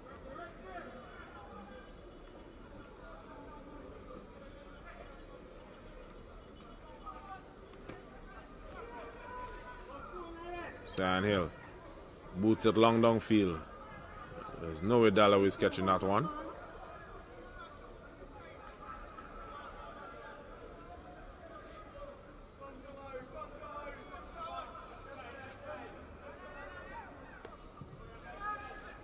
Lynch plays it to the defense.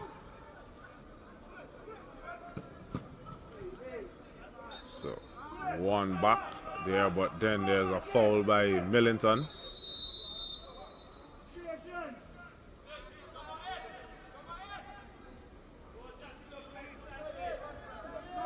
There's Joseph standing over this free kick. Plays it out wide.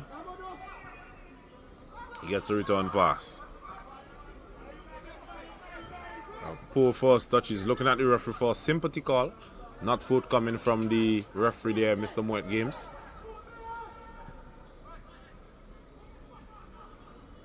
Here's Adamo. Once more trying to play the ball through there to Dalloway. But Dalloway was not on the same wavelength as him. And it's a foul.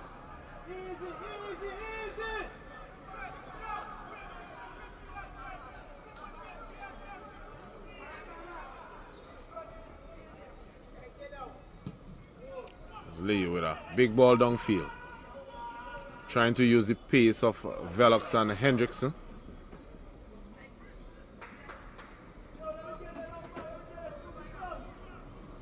John whacks a big right foot through the ball there.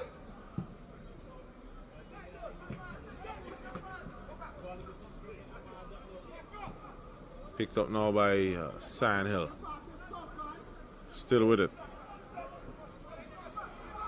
And in the end, the final pass goes all the way to Mr. Lynch in goal.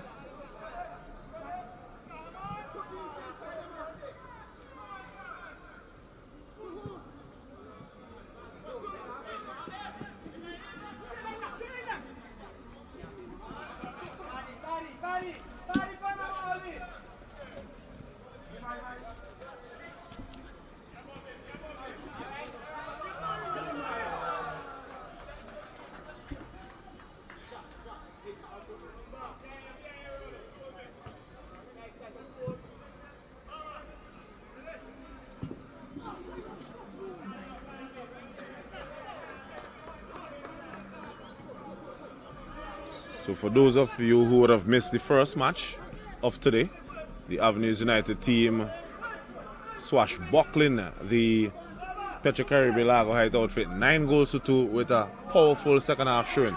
Now we have Orion Velox for LAYOU. On his preferred left foot, plays it across, almost an own goal there.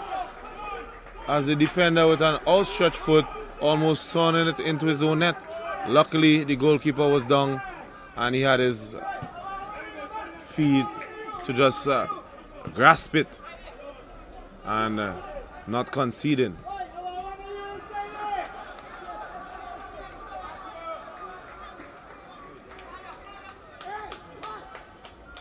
So despite the misplaced pass there from Hendrickson, We have the coaching staff just letting them know that it was a good idea, just the execution was poor as Sandy is fouled.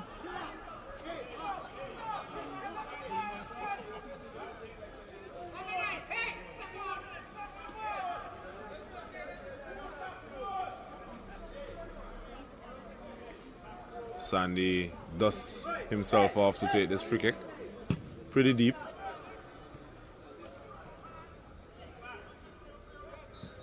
Push in the end there by Dixon.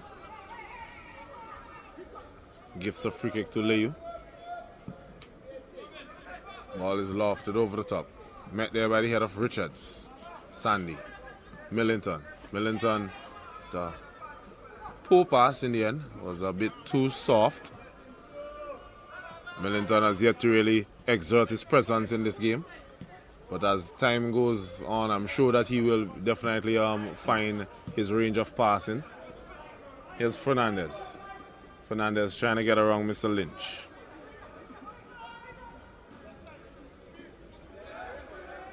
They're asking for a free kick there. Millington hits the turf. Referee just looks at them with a blank stare. Nothing coming from him. No whistle to the mouth. Which means play shall continue. There's Sandy. Sandy chops back inside. Looking for Mr. Dalloway.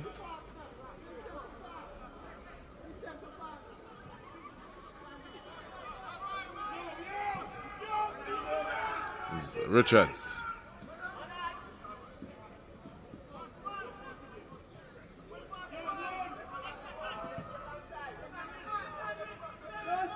Fernandez. Plays in Millington. Millington cuts inside. He goes back onto his right foot, which cut down the angle which he had to shoot. And in the end, it was a pretty tame effort by Mr. Millington. I think that he would have been better off getting a shot off inside with his left, but we know that he prefers his right foot.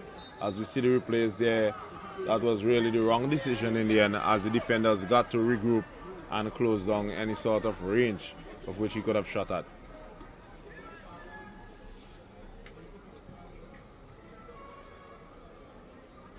Here's Zenroy Lee. Plays in Dixon. Dixon with a nice touch there from Dalloway into Zenroy Lee. Lee on his preferred left foot, but a sliding challenge in the end. Excellent defending there by LAYOU. Snuffs that danger out. LAYOU now with a throw on the far side of the pitch.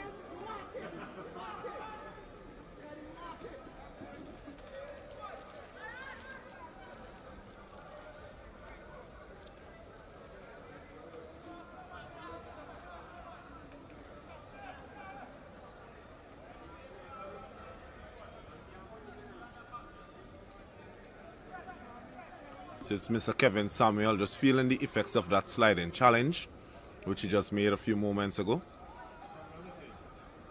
So the medic is asked to intervene.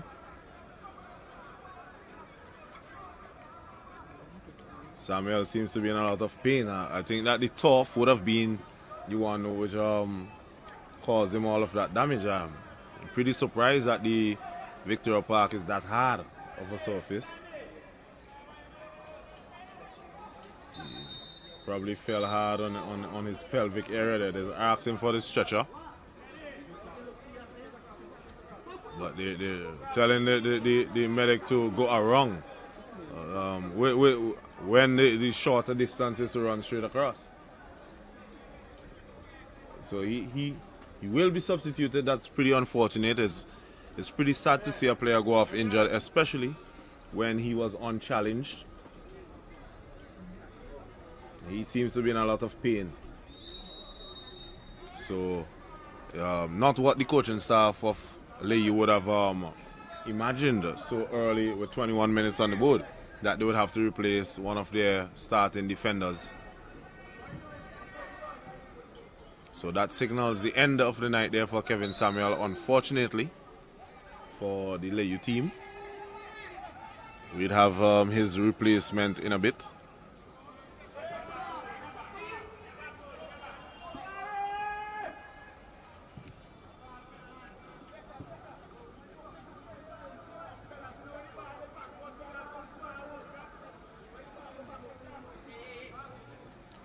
So it seems to be Mr. Javal Samuel who will be checking into the match. There's Millington. Millington and Lynch. Millington still with it. Sometimes it seems as if the ball is stuck on his boots. But LAYOU comes away with possession quite easily. At the moment, LAYOU are playing with a man shot as the referee signals play on, as they have the advantage. Skips past one challenge, plays it inside, the goalkeeper with a palm, and it was a good shot in the end, but excellent reflex save there by Mr. Jelando John, keeping his side under the cush at the moment. They are not conceding at the moment due to the excellent saves of John. I think that's the second impressive one that he has made thus far in the 23 minutes of play.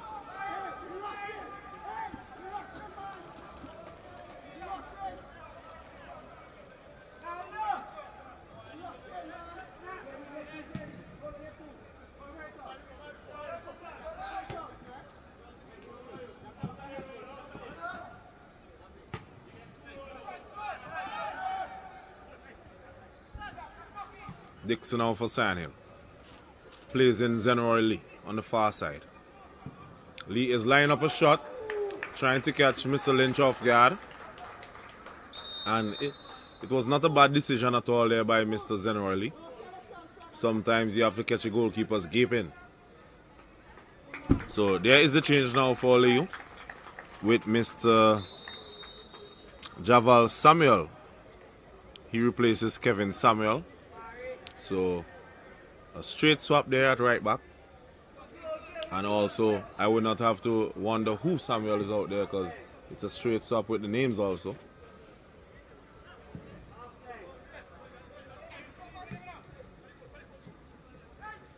So here's Velox. Velox is fouled, but the referee signals play on, which is good. Good ball. What a whack of a shot. That's reminiscent of one of those NFL kicks that you see time to time. I'm not sure if that ball will be retrieved. The way that the ball went down the road is probably at the biker bar or one of those places down there.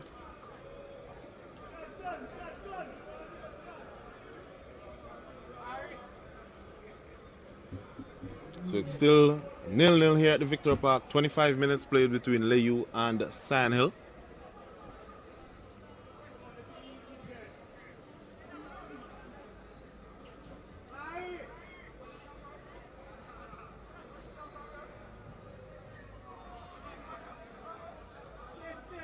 Misplaced pass there by the LAYOU outfit.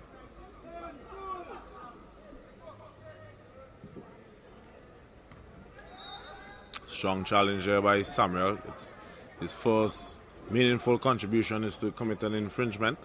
It will be a free kick to Sandhill. Just around the halfway line.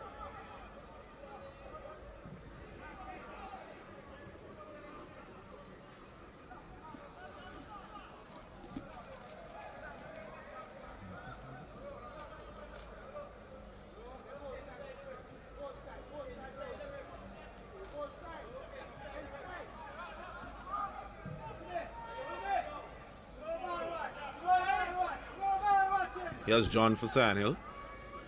Plays it out to York.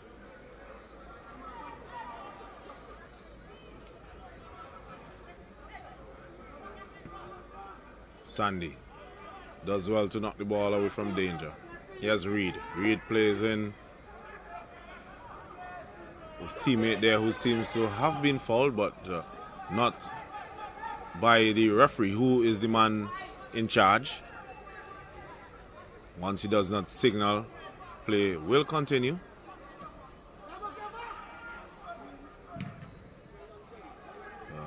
Good close down there by Sandhill. And it's a foul on Mr. Dixon.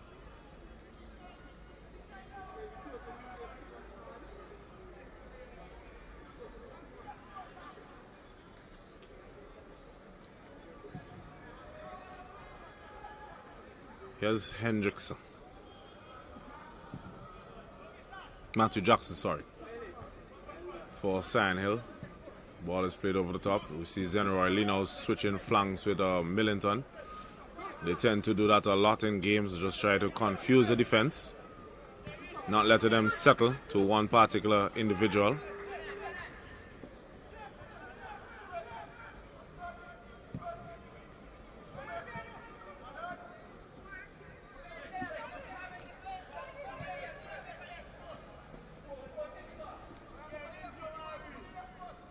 Zenroy Lee gives it to Sandy. Sandy is confronted there by Reed. And it's a throw-in for Sion Hill.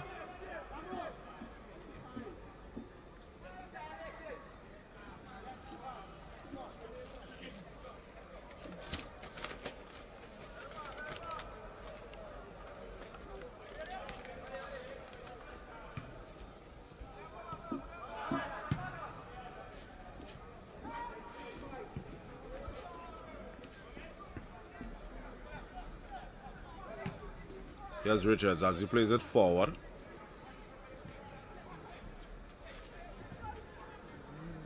And both sides are giving up possession quite easily. But now it's LAYOU. Come for Jamal York. Crunching double tackle. Snapshot there in the end. Wide of the target. John had absolutely no trouble whatsoever.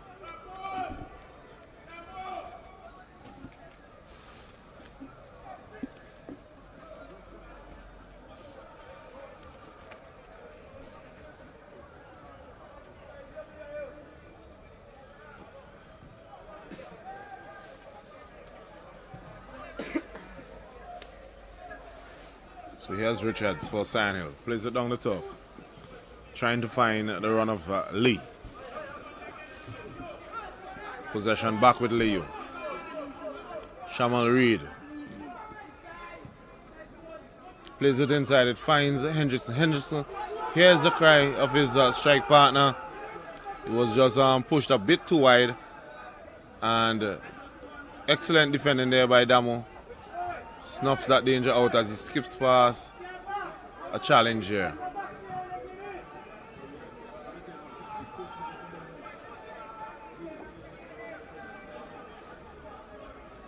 So LAYOU have definitely had the better of the opportunities to score, but they were thwarted by excellent goalkeeping from Jolando John.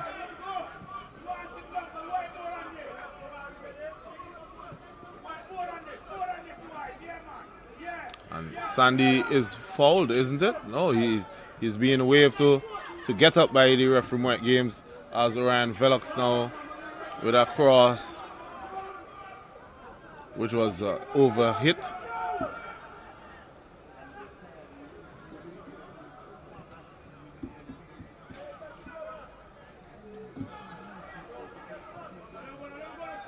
It's played inside to Dixon. Dixon gives it away, but it's won back there by Jackson. Here's Lee. Advantage is played.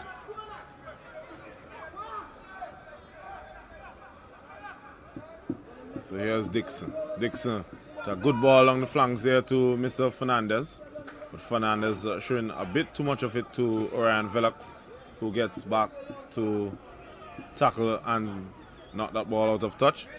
So that's good tracking back there by the forward man for the LAYOU team.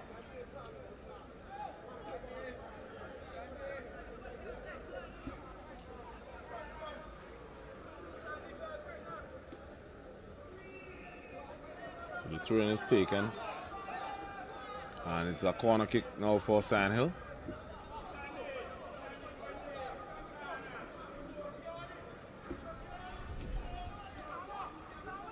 So Zenroy Lee will take an in-swinging corner kick. Met there by Sandy, but he just gonna turn it properly onto the target.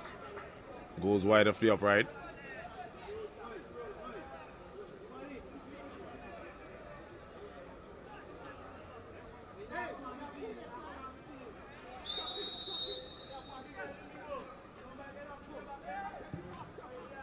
Here's Lynch, the goal kick for LAYOU. Back to the feet of Sion Hill with Zenroy Lee.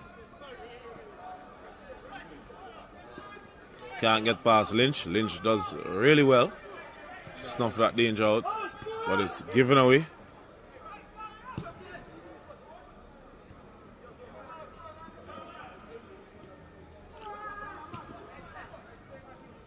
So here's Ryan Velox. Some nifty footwork and speed. Cuts back inside. But then is confronted there by Jackson. Sion Hill come with possession and they lose it immediately as they won it.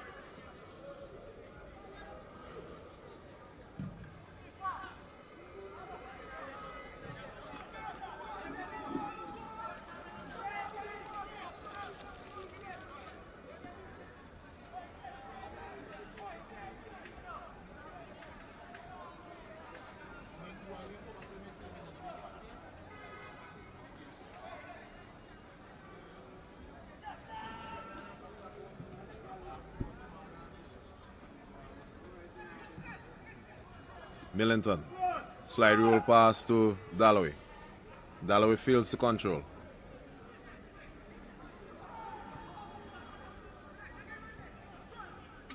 LAYOU come away with possession. Velox, intricate pass, trying to find Reed. Reed just did not have the pace to win it.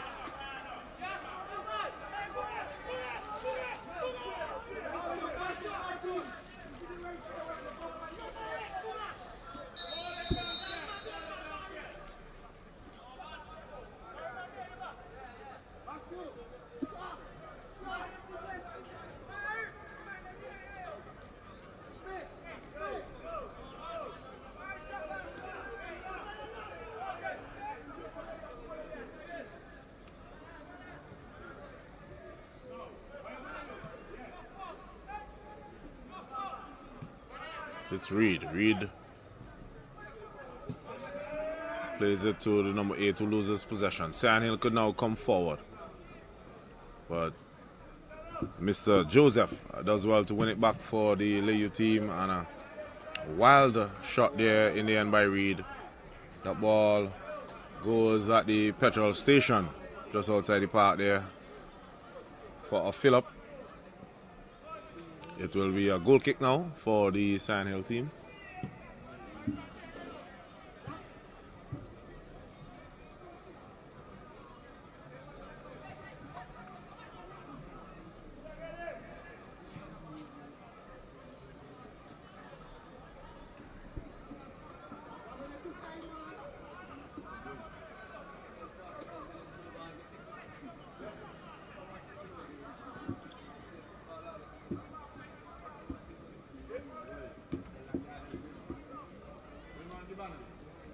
So now Sion Hill has a break forward, and Dixon fouls Reed. Not happy at all with the referee's decision.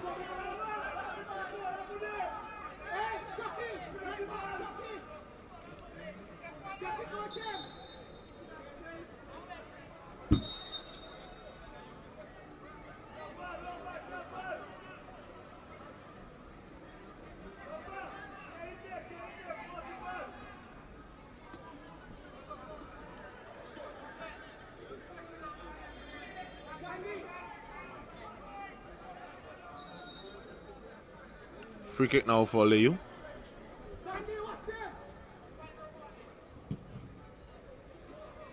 Seems to have been Mr. Javal Samuel, the first half substitute there with that free kick. It was a very tame one. Goalkeeper had all eyes on it from start to finish.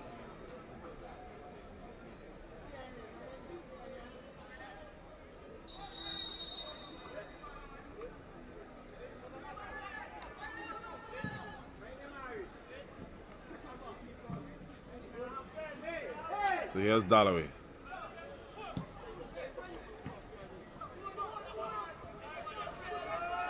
It's Fernandez for Sion Hill. Picked up now by Jackson.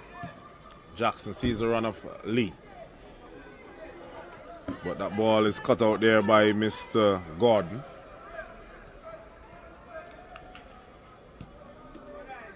Reed out wide to Samuel. Samuel looks up.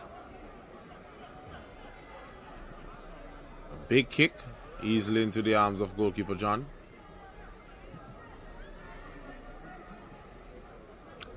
LAYOU back with possession. The storm forward. Searching an opening goal. Ball is trapped down. The goalkeeper fumbles. A chance for a shot. He does well to recover. A double save there. Jelando John earning his wages today. He made a complete hash of it. Initially, he flapped at it with his big palms there, but he stuck to his task with a double save in the end, and you could see the relief on his face there after clutching that ball. But he is down hurt. As you see, the physio, Mr. Johnson, comes to give him some attention.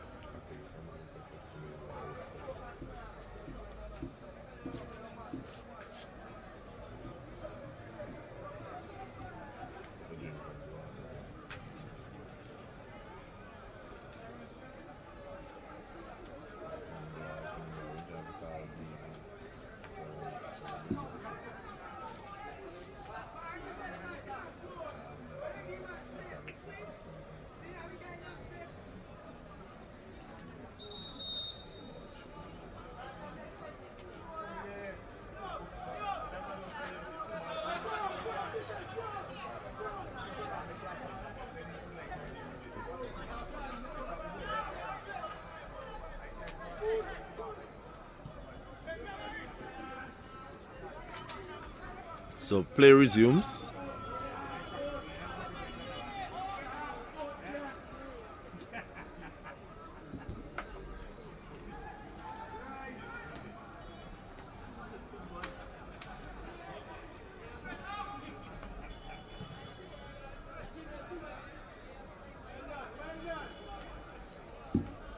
Here's Velox. Velox is confronted there by Fernandez. Wins possession. He is then fouled there in the end by Reed. Fernandez is still on the turf, rallying in pain.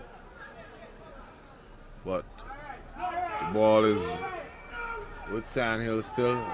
Fernandez is still on the turf. The goalkeeper hears the cry of his teammate, slams it out of touch. It will be a yellow card there for Reed for that challenge on Mr. Fernandez.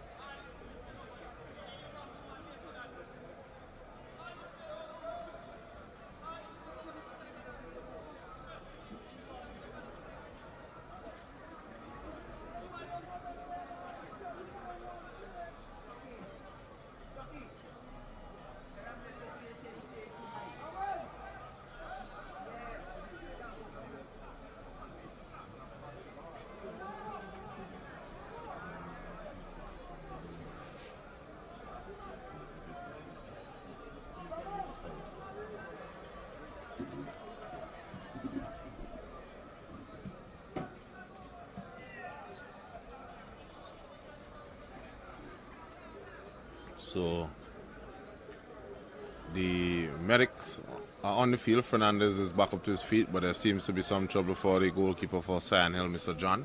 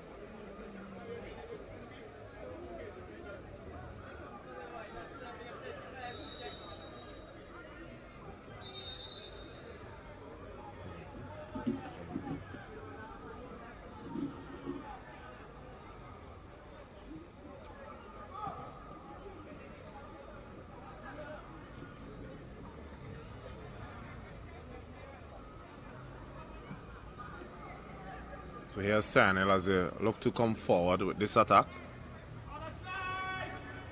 Asking for a switch, but it does not come off. Here's Ryan Velox. Velox gets past Fernandez.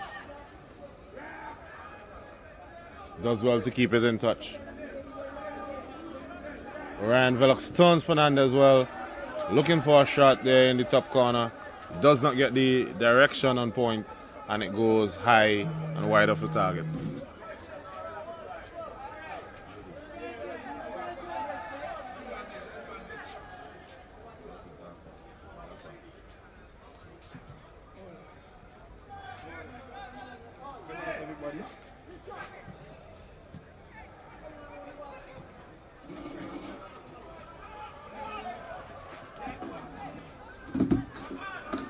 Yes, so we see that attack breaks down there as LAYOU come away with possession and try to mount one of their own.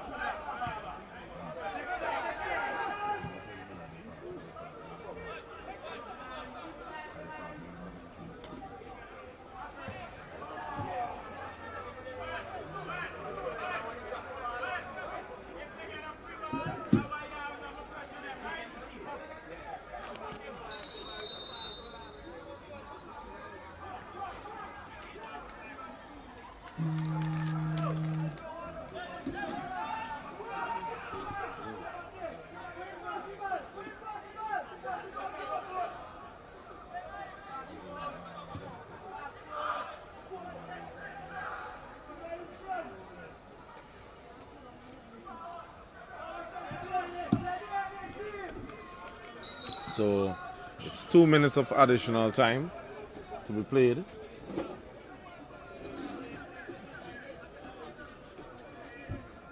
It's still 0-0 here.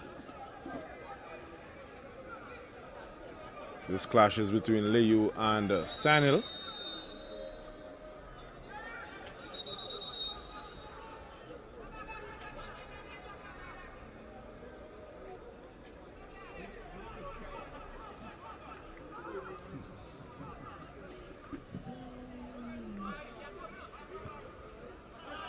So here's Sandy. Sandy robs possession there for Sandhill.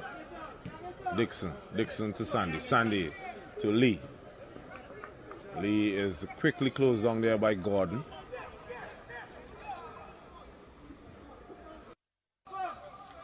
Here is General Lee to Fernandez. Fernandez to Sandy. Sandy trying to find Jackson. Jackson just doesn't have the length of legs.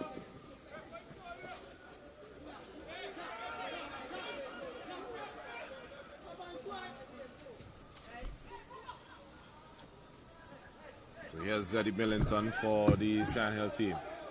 General Lee is onside. Cuts back inside. It was too deep of a cut. In the end, he could only get his left toe onto that one. It was neither a cross nor a shot. Trickled easily into the arms of the goalkeeper. Ball is played forward. Velox.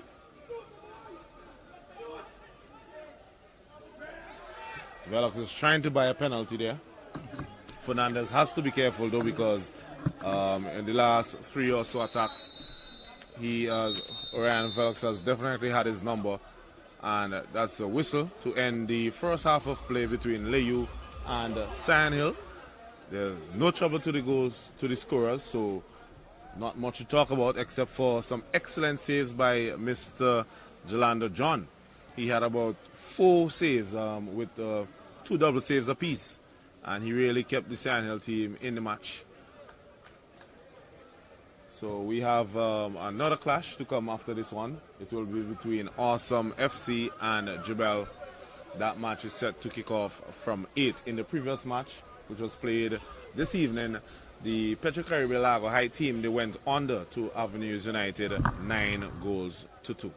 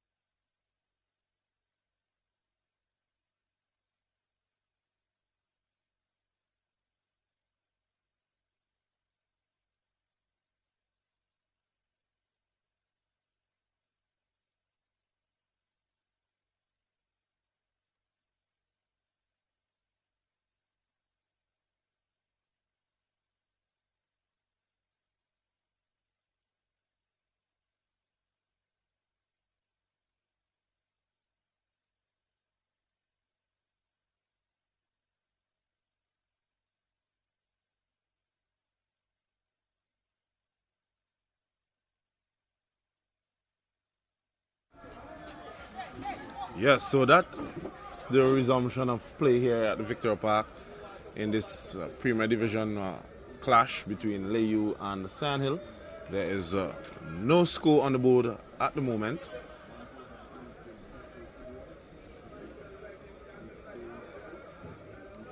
So here is Sandhill as they come forward. Ball is played across. And Zenroy Lee looking to get in on the end of that. But Kenyon Lynch putting his big body between the ball and Mr. Lee, thwarting any sort of danger from occurring.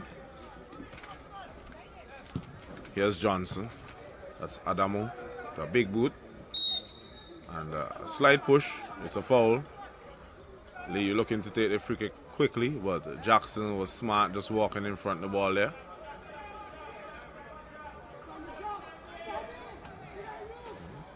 So joining me now is Mr. Bramble in studio. Yes. Good afternoon, and a pleasant good afternoon to all our viewers. Joined a little bit late, but nevertheless. I noticed that the intensity, I don't know if it's mostly because of the approaching Christmas vacation, or if it's a case that persons are just tired, but we noticed in the last couple of games that we have done, the intensity for most of them seem to have fallen off significantly from the start of the season. I guess people are coming down to the Christmas break, so they are just coming and just satisfying the requirements of the tournament for now. Probably a case of too much ham already being eaten. we know those sort of foods put on a bulk. Yeah, we were anticipating, as last night with the game between Besco Partials and Hope. We were anticipating a firecracker of a game. It fizzled into a match that was out. And tonight we anticipated another firecracker between Sandhill and LAYOU. There was no ignition. There's no ignition at the moment. So I guess we're living in fantasy land. So hopefully our awards will not go unanswered. A lot of times we tend to comment on certain issues and they happen, so hopefully we'll have some good luck. They tend to say commentators curse, but maybe this would spell some luck, as we see a cross come shot there by Samuel results in a corner kick.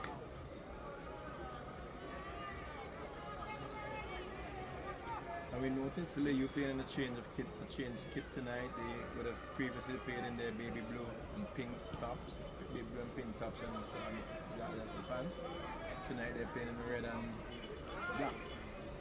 It's good to see that teams have multiple kits. Yes. As we were commenting on this in the start of the competition, that it is something necessary for teams, as the header goes up there, misses everyone a chance for a shot, takes a heavy first touch. And the ball is cleared out of touch for a throw to Sandhill. Yes, with the injection of funds from FIFA and so forth, it must be a requirement that teams have proper and multiple equipments. Yes. And I think we are seeing that for most of the teams, the startup funds that are made available to them, they're using it wisely in terms of getting the proper equipment for their teams. Even in the training, you can see that some of the bits and pieces of equipment that teams are purchasing are things that are really necessary for the development of those teams. Of course, why not? For the development of the game, that's what you need. And also, from previous years gone by, the professionalism of the teams have really lifted. There's still a lot of room for improvement as in any case, but you can see that the way that they go about their business now, every team now, you see them with the coaching staff, everybody is uniformed and properly attired. One team I must commend on is Hope, the Guardian General Hope team. Their warm-up kits, the kit that they travel in, everybody is well uniformed. They look. When they come into the venue, you can see that that's a team. They're together. They come in, they sit together. They're dressed together. They're dressed alike in the same uniform. And that augurs well for the future.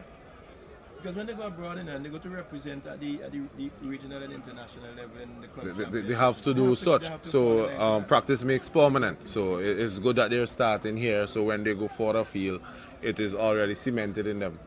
I remember one time we took a young female team abroad, and we had one of the players who we were utilizing as a third goalkeeper, but she was an outfield player also. And her outfield number was number 17. And we had 3 different goalkeeping shirts. One was 1, I think, 22, and some other number. And we were told in the technical meeting, no, if she's going to be playing in number 17 as an outfield player, her goalkeeping number must be 17 also. We had to hurry to go to a shop to get a number 17 printed on a goalkeeper's jersey. Of course. All of the things that you don't correct? Yes, as we see a shot there by Dalloway was charged out of touch for a corner kick. Sandhill, they're sending numbers for this resulting corner kick. We see utilizing the heights of Sandy, Richards, Dalloway, and Dixon. And we asked a goal last hit in the game between Hope and Pashas. And when we got that goal, the game came to life somewhat. So we are begging for a goal here in the Sandhill. Of course, we're hoping that our cries are not falling on deaf ears. And it was also told in the crowd, because from the time that Hope got that first goal, the crowd began. Yeah, it came to life, And definitely. and despite a small crowd here tonight, I'm really thinking that the crowd, they're seeking a goal. They want a goal. I mean, who comes to a football match to see a 0-0 encounter unless it's end-to-end action and the goalkeepers are earning their salaries?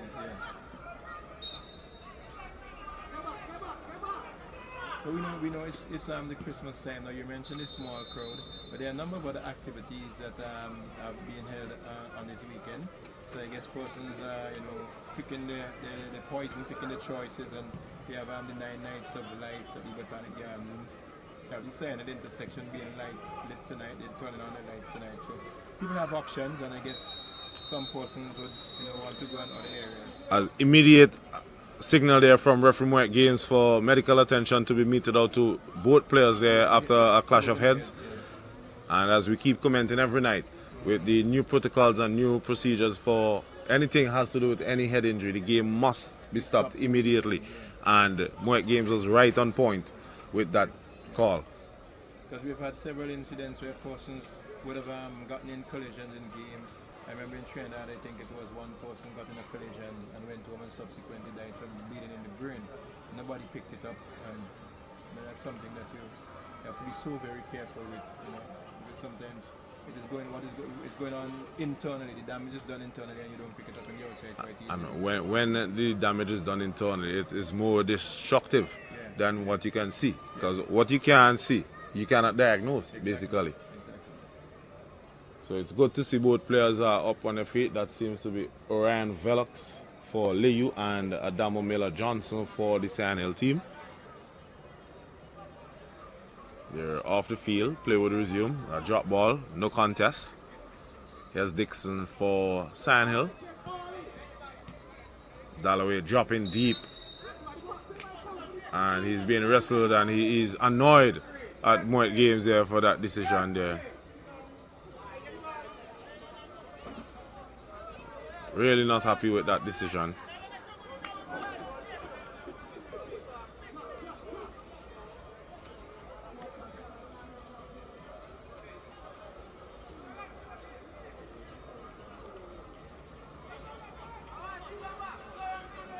There's Javal Samuel to take. Not a good kick at all. And he would have been in the game for Jamal York. Remember the last game they played Jamal York, I think, got a red card? No, Jamal York is for Sandhill. No, sorry, not Jamal York. Sorry, my bad. No, this youngster, he came into the match after an injury in the first half after 21 minutes for Kevin Samuel. I'll tell you now. Jamal Young, number 4. I missed that last game for Sandhill. I think he got a For LAYOU, sorry. He got a red card in that game, and as a result of that, I think they probably. So the hand to the face there results in a free kick for Sandhill. Here's York just have a winner. Got a ticket for JEBELLE tomorrow. Yeah, plays it over the top. It's a good delivery. Goalkeeper comes out. He almost misjudged the flight of that one. That would have been a comedy goal. Almost went through his legs. He was able to close up in time and stuck between his legs. Now here's LAYOU as he come forward. It's Hendrickson. Gets past one. Plays the ball back. A chance for a shot. Quickly closed down there by Sandy. Not allowing him any range of shooting. Number 8 still with possession. Takes it a wicked deflection. Almost ending up in the back of the net. The ball went just over the crossbar. The goalkeeper was definitely wrong-footed. And it's a corner kick for LAYOU.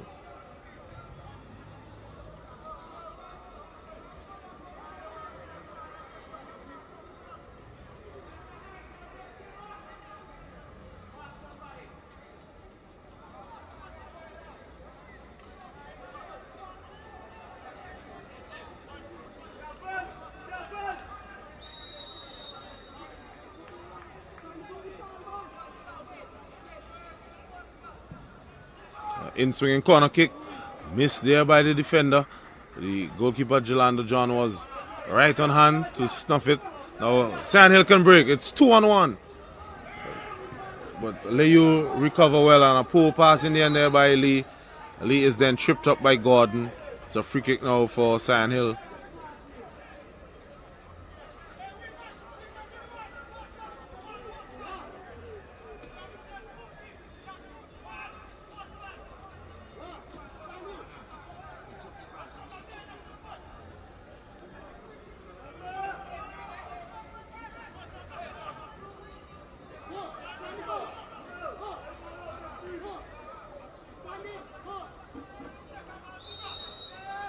So here's Johnson. Johnson floats it over the top. Indecision there between goalkeeper and the defender.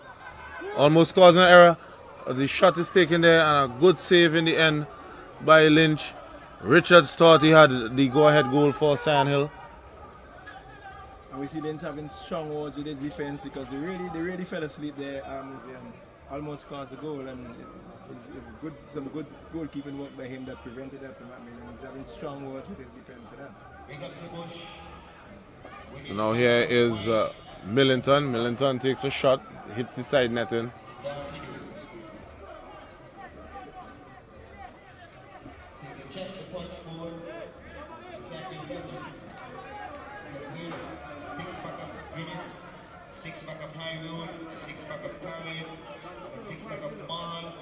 So it's 58 minutes on the board.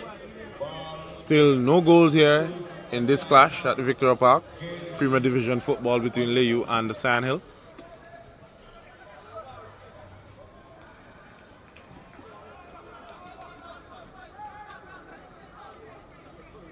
We see Sandhill lining up a triple change at the moment. It's Christoph Harris set to check into the match. Big up to Sharika, winning jersey.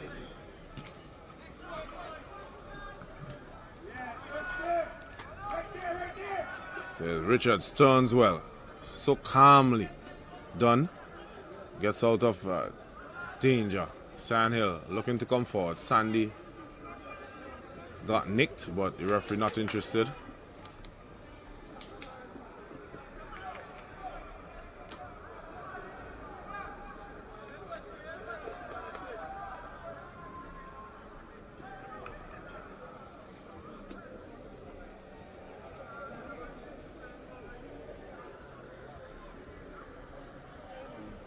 So we have two changes for LAYOU are being lined up, while a triple change for Sandhill also.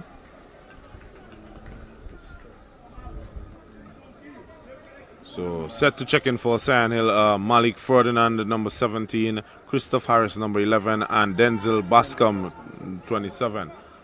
But those changes will not be made as yet. Remember the last game was when Bascom in particular, when he came on for the Sandhill team, he did bring a spark of energy to the team. I don't think you were at that game, but he's one of the persons. He played for the system 3 outfit and would have transferred back home to his home base. I think Malik Ferdinand also played for the System 3 outfit, and he also would have transferred back to his home base. They were two youngsters also coming on, 18 and 19. Yes, those players are set to be. Roy Thomas. So, I guess the coach is not satisfied with what they're getting out there in terms of energy levels, so they're putting in some fresh legs and trying to up the tempo. As you see, player on his signal there by the referee, but LAYOU then not lose possession.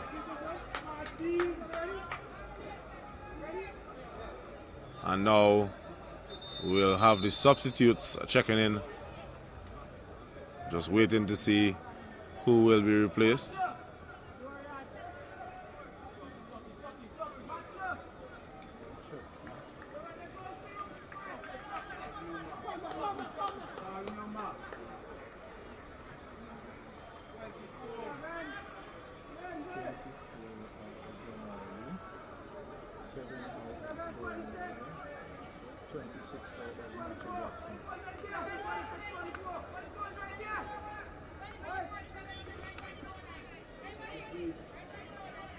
So Zenroy Lee is coming out, Dorian Dalloway is coming out, and Matthew Jackson is also coming out. So it's a triple change here. So it's Denzel Bascom in, Malik Ferdinand and Christoph Harris all checking in for SION Hill. While for LAYOU, we're just awaiting who will be coming out. And Mose, last night we were wondering about the car that was given to Cameron Osmond. I later discovered that he went and did something untoward at the side of the wall, urinated at the side of the wall, and the referee, that was before he came on, he was warming up as a substitute. So you see the point we were making, picking up a silly yellow card, even before he came onto the field of play, cost his team, because when he did something in the game that really warranted a yellow card, he had already picked up a foolish one in the fourth instance and had to leave the field of play. His team was reduced to 10 minutes. Yes, but luckily that came late, and he was also a hero before that, because he scored the second goal, which was ultimately the winner in that 2-0 encounter against Besco Pastures.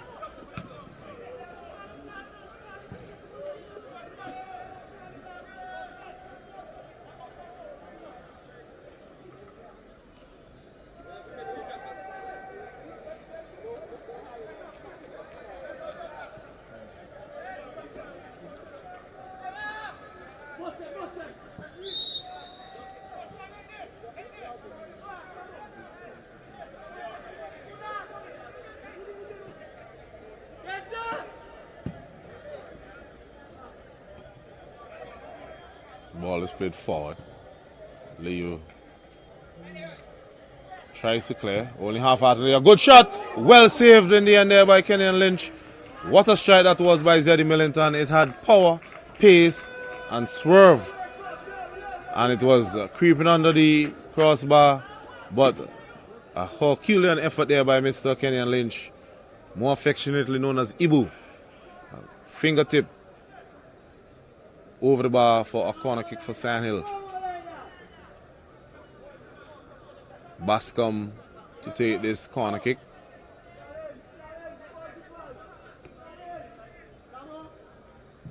Takes it. Good. And the whistle was blown immediately. The referee was right on the spot. Picked up on an infringement. A free kick now for LAYOU. Score remains at 0-0.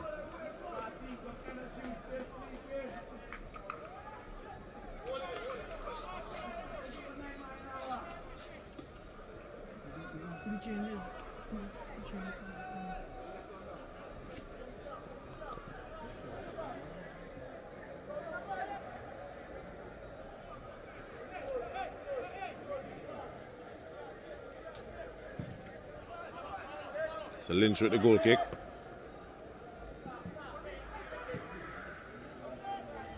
Millington is offside. Easy decision.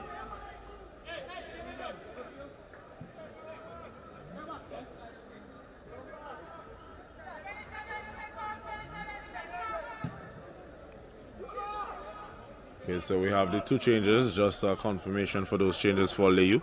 We have Ali Jr. Hanaway and Orion Velox calling their night an end. They replaced by youngsters Kobe Mingo and Keith Roy Thomas. And here's Dixon. Comes forward, runs into Samuel. Ball is out of touch for a throw for LAYOU. 65 minutes. Dixon does well. Plays it through to Millington. Millington is offside again. Millington is a bit too excited. He's not timing his runs properly at the moment.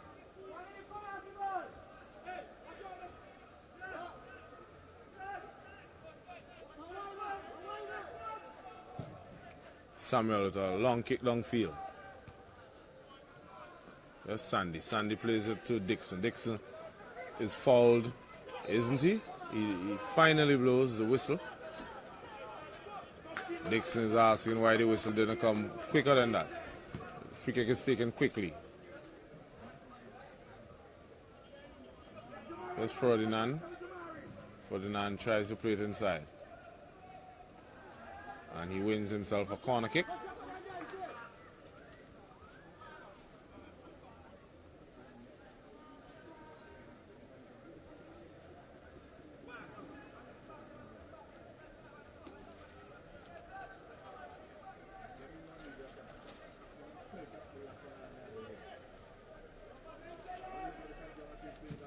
Here's Bascom with the corner kick. And Richards is getting pretty low in trying to turn that ball into the back of the net there. Luckily, he still has his head. A foul there by LAYOU.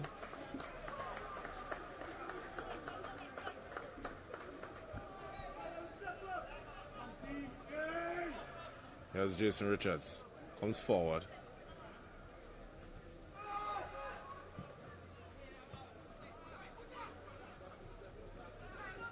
Foul there by Miller, but advantage is played as LAYOU has possession. Shot is taken.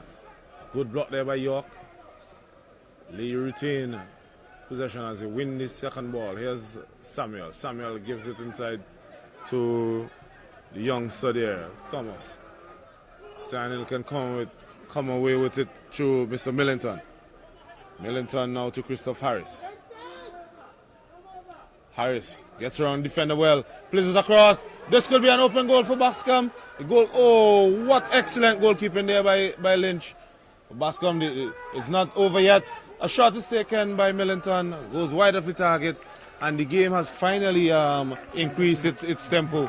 Started to come to life with the injection of the substitute. Of course. Really had a prime opportunity there to put that one away. I was thinking that he was going to chip it, at least as Lynch was rushing out. Advancing on him, yes. But it shows the quality of the goalkeeper that Lynch is. He didn't give him a chance to realize that he would have had a clear-cut shot, and he came out and really made that tackle, closed down the gap, gave him no space at all. And despite Lynch putting on a few kilos since the last time I saw him, he did not. At the moment, he doesn't seem to lose the pace. Yes, he cut down the angle pretty quickly on Mr. Bascom. And he's down now. He's down. I think he's winded. He's probably out of breath. Pushing himself too hard. His gas pedal probably went right in on that burst of pace.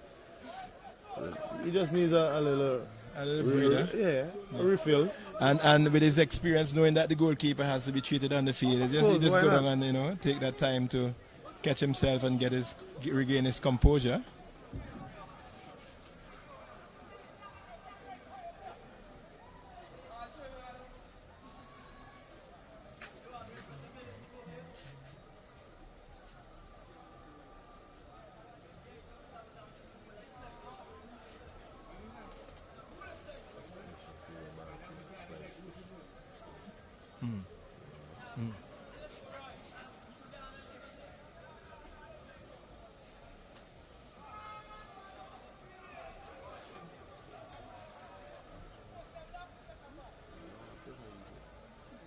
So we have a stoppage here in the game as the goalkeeper for the LAYOU United FC, he's down and is being treated by the physiotherapist. He's up on his feet now.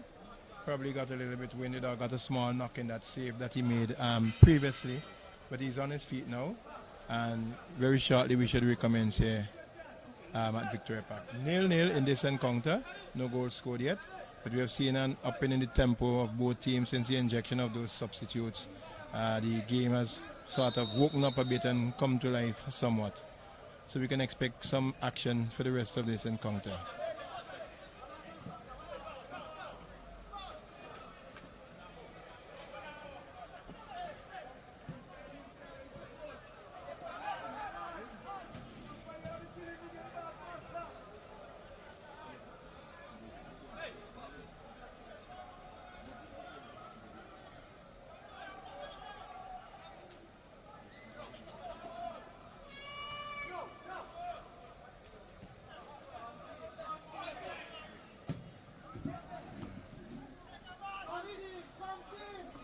So here's Dixon, weaving his way through traffic. But he is then stopped by the LAYOU defense.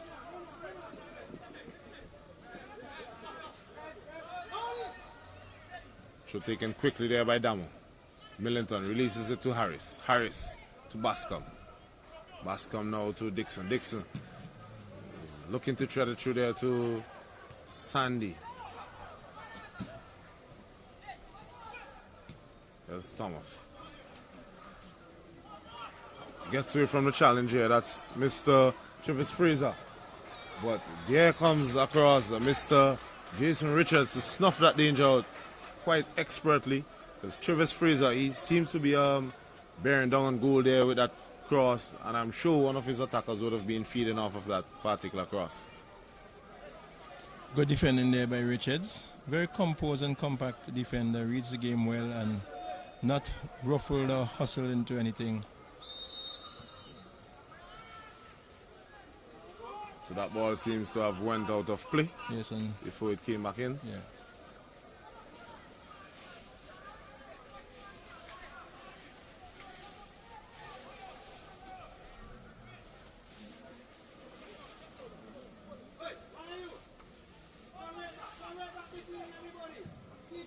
Richards takes it, looking for Harris. But that was Samuel there. That's astonishing that throw went in favor of that was clearly put out by the LAYOU I mean, team. the referee was pretty close to it. The linesman was not too far away from action. So I'm not sure. As we see LAYOU player there falling in dramatic fashion. This time the referee says, no, I'm not interested. LAYOU are coming alive at the moment. A lot of trickery there by Mingo. Seems to have dancing feet.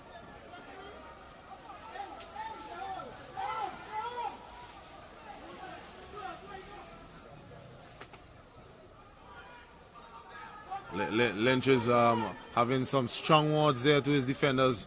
So why are you playing that ball back to me right now?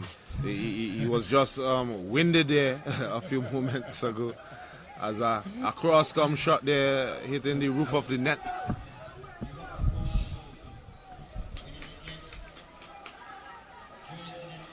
As we're having some light drizzle just coming across the park at the moment.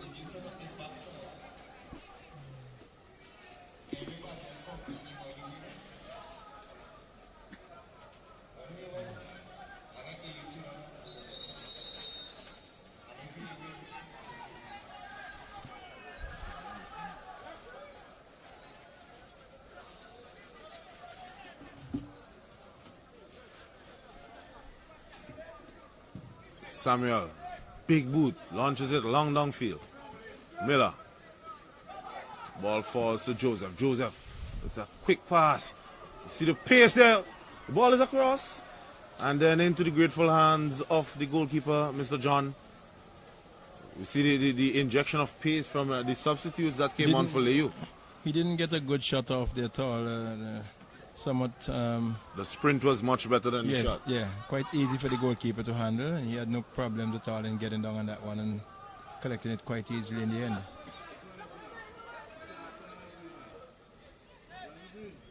Ball is played over the top, met there by York, and that's a foul. Yes, good call there by the referee. was on top of that one. In a very promising position too. Very much so. I was just about to comment and say that despite the short height of Mr. York, he is very good in the air. Yeah. He has a good leap on him, and he reads the trajectory of the ball pretty well, the flight of it. Yeah.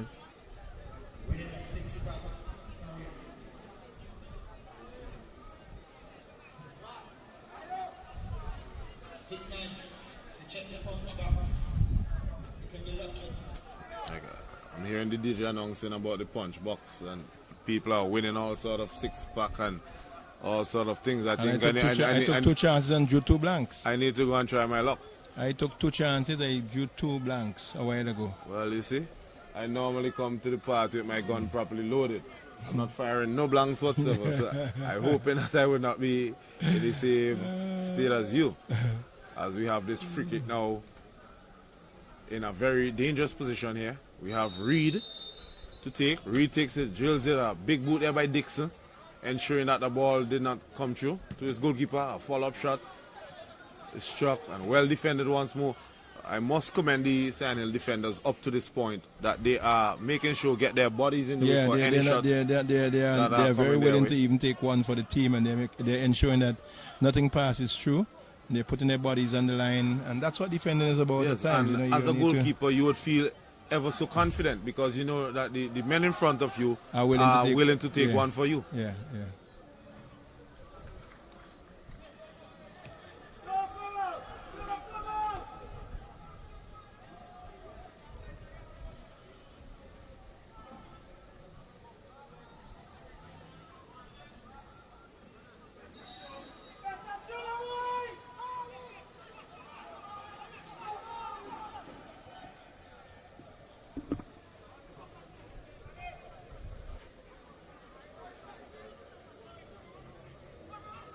It's a free kick now for SION Hill.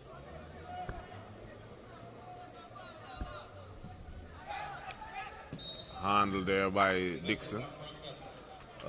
Earlier, Brambler was commenting on the fact that one of the teams are under shelter and the other has to run for cover. But I made the comment when I came in to the fourth official. I said it jokingly, but really and truly, it's not. It shows some disparity. Who is it then going to determine that which team gets gets a tent while the other one stays in the rain? I think a lot of them in the Christmas activities would have had to use their tents at different venues. If that is the case, then let both teams be equal. Let there be equality between both teams. There's a pavilion that they could have used right nearby. They could have put the players in there and used that as the technical area for the players, you know. But you have one team in the rain, and every time a little shower comes down, they have to run and seek cover, and that is really not fair for the team. But I guess that will be corrected by tomorrow. Let's hope it is. We shall wait and see. Now here's Bascom. Bascom does well to pick the pocket there of the LAYOU player. But here's Ferdinand. Ferdinand turns. But there were two technical areas that were used in the World Cup qualifiers. They're out of Tanzania right now. They're sitting at the back of the pavilion there in the cricket nets area. They're more used for cricket. Now we have a chance for LAYOU. Once more, the body of a SION Hill defender is on hand to ensure that the ball is either turned out for a corner kick or the ball is ricocheted back up the road for the opposing team. And that was York once more, ever so present in the back line for SION Hill.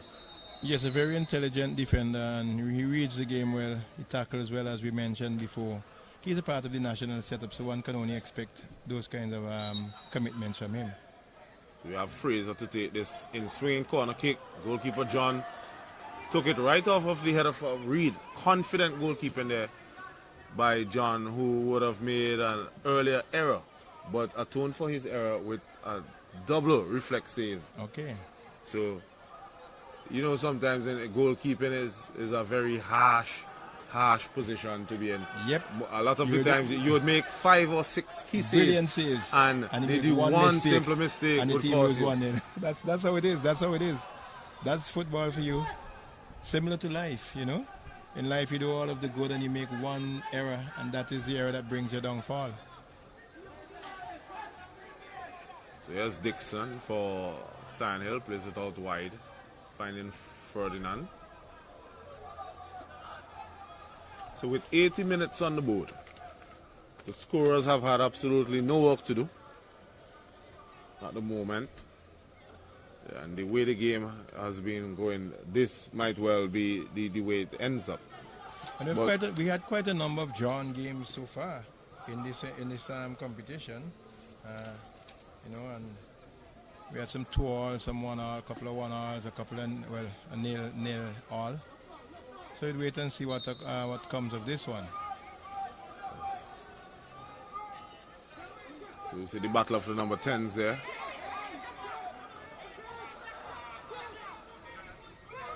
Quick free kick taken.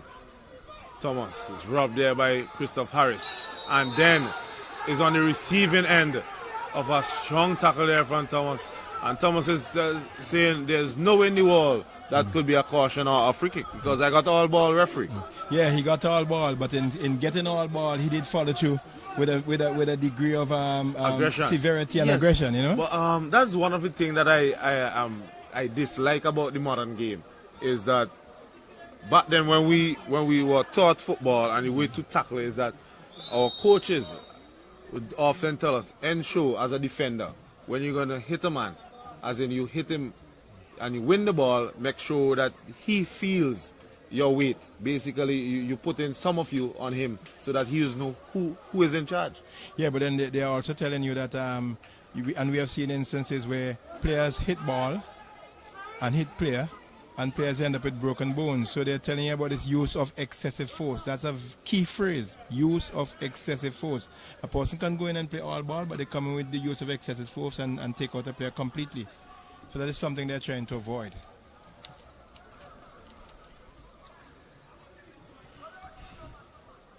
Substitutions being lined up there for LAYOU. It's a free kick over offside. It looks like over in the distance. And it's a free kick. We have the substitutions now. 10 and 26 for LAYOU. So we have a double substitution for LAYOU. It's Cheslin Hendrickson, who's taking off the captain's armband at the moment and giving it to Javal Samuel. He's out. Mr. Shamal Reed. Night comes to an end also. And from our sheet, we have Mr. The number 4 and 21 going in. That is Jamal Young and Mr. Kwesi Young. So the Young relatives, I'm not sure if they're brothers or what. I'm not sure. Probably get some information in a bit. We have a very good statistician and information personnel on hand. She seems to know a lot. And at times we have people just tuning in and pinging us, you know. Thank God for technology. Yep. The good and bad of technology, I must say. Everything has its pros and cons. So the ball is played across. A heavy touch there in the end. Ooh. Clash of bodies here. Possibly head injury. Yes, to the number 21 for Sandhill, is it? Yep. Mr. Damian Fernandez clutching his face there. Immediately the referee signals for the medics to come in and play their part.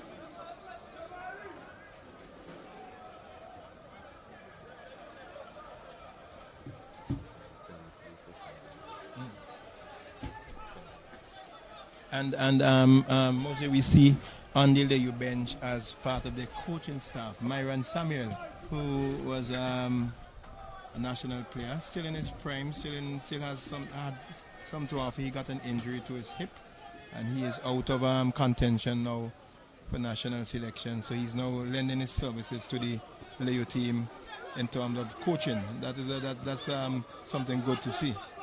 Yes, indeed. And for those of you who are not familiar with his government name, you would know him as Left Eye. I have to ask him how he got that name.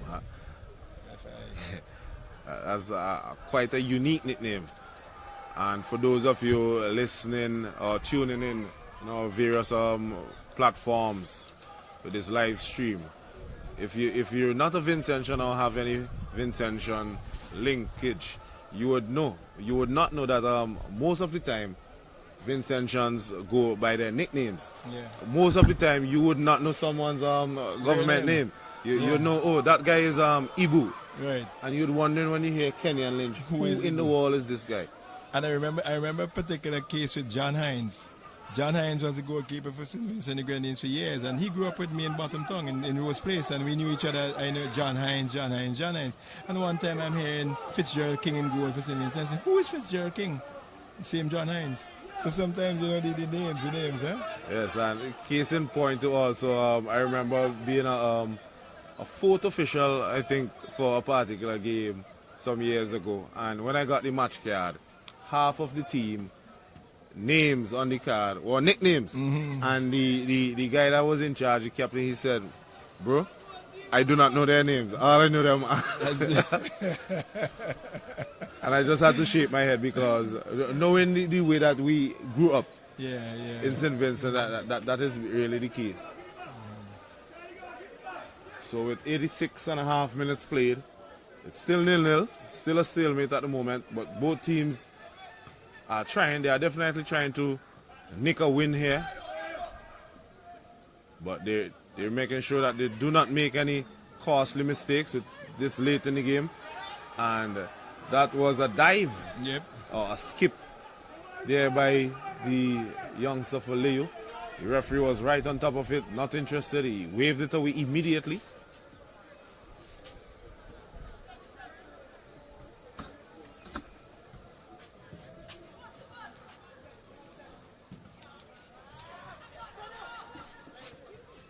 So here's Ferdinand, but he can't bypass Mr. Gordon. Travis Fraser tries to flick it through, but Jason Richards put in all of his body, his head, his stomach, and feet in it, and strong challenge here. The crowd is getting excited with as the clock is winding down, and players are putting in everything, ensuring that they do not give up a costly goal. And here's Lynch coming forward from his goalkeeping duties, and that is a foul. Yes, it is.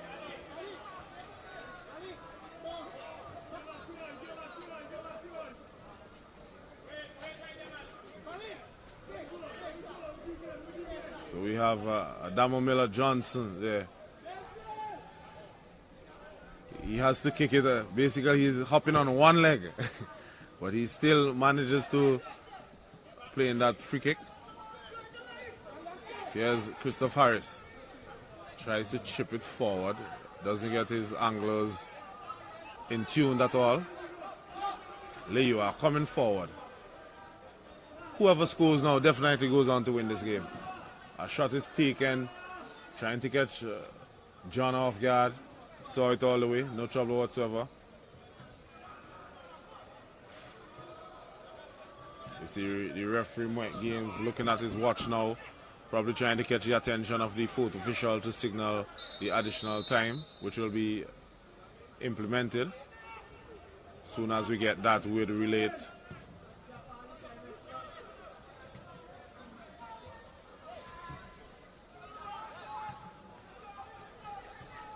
That's Dixon. Dixon has played impressively this evening for Sion Hill in the middle of the park. He's not shying away from a tackle, and he's driving forward with every opportunity that he has. Yes, he definitely seems to be a forward-thinking player in terms of his possession and passing. He very rarely would want to play a back pass unless it's absolutely necessary. He looks all the time to get that ball forward and to start and initiate an attack for his team when they're in possession. That augurs well for his team and himself. And that's what you need from your midfielder. Yeah, definitely. too much times you see players having possession in a meaningful area and they tend to go back. As we now have 3 minutes of additional time to be played. So 3 minutes for someone to grab a 3 points. At the moment, the points will be shared if things stay the way it is. Here's Sandy. Sandy looking up for a forward run. Ball is played over the top for Ferdinand. Ferdinand misjudges the flight of that one. It's a good turn in the end there. It's coming forward. This could spell danger. But no. No, says Mr. York. York comes forward. What a challenge. Expert defending there by Jamal York. That's what I love to see. When you go in, you go in and make sure that you win all ball. And time the tackle to a T. Spot on tackling there. It reminds me of Paolo Maldini with his expert tackling for AC Milan and Italy. Yep. A defender who would have played a lot of matches, and he played up to about 39 or 40. 40, I think, yeah. Thomas just feeling that in his chest, and the frame of Thomas is not a big one at all. Definitely shaken up by that one.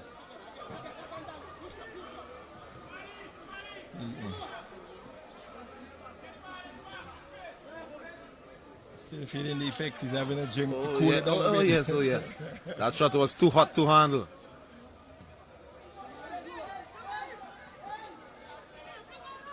Dixon weaves and come forward and is fouled.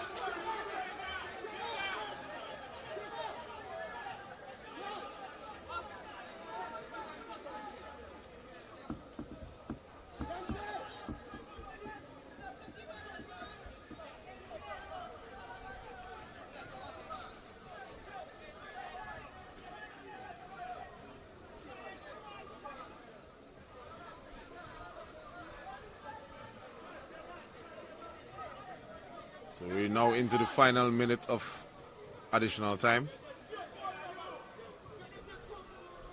Here's Bascom. Bascom takes it.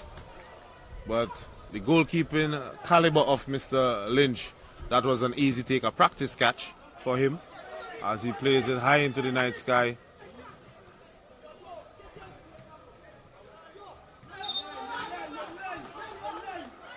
And that will be a free kick for Sion Hill. A train. That's true.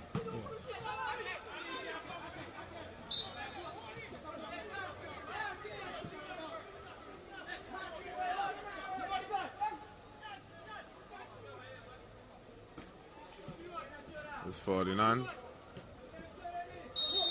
And that's the end of the match. It finishes at 0-0 between LAYOU and Sion Hill. No one could trouble the scorers. And this is the second of a triple header here at the Victoria Park. The final match will be between Awesome FC and JEBELLE.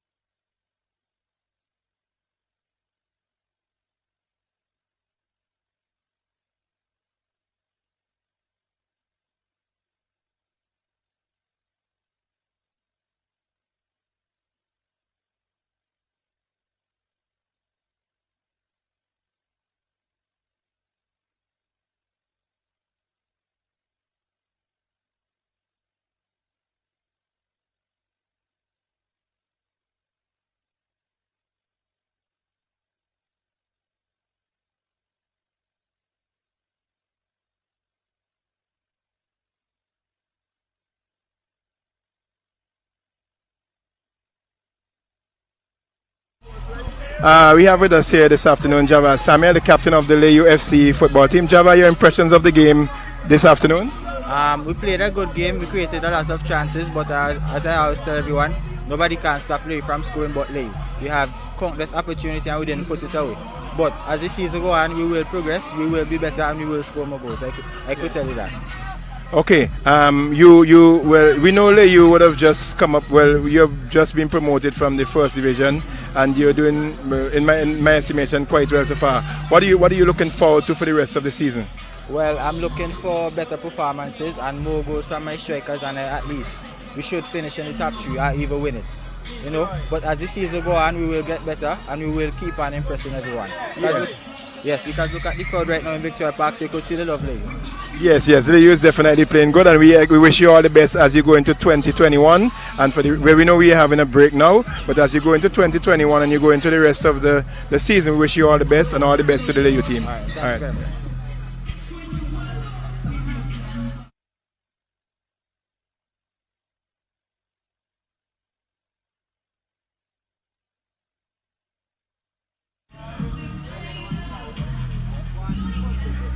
Yes, good afternoon, and I have with me Mr. Christoph Harris representing the SION football team. Christoph, your impressions of the game this afternoon? It was a hard-fought match. We started off the game a little sluggish, but in the second half we made a couple changes, and I think we improved in the midfield. We strengthened the midfield, and I think we gave a good fight. And your team's plans, we know it's the Christmas break, and we are going into the break. Your team's plans for 2021 as you come back from that and continue the rest of the tournament?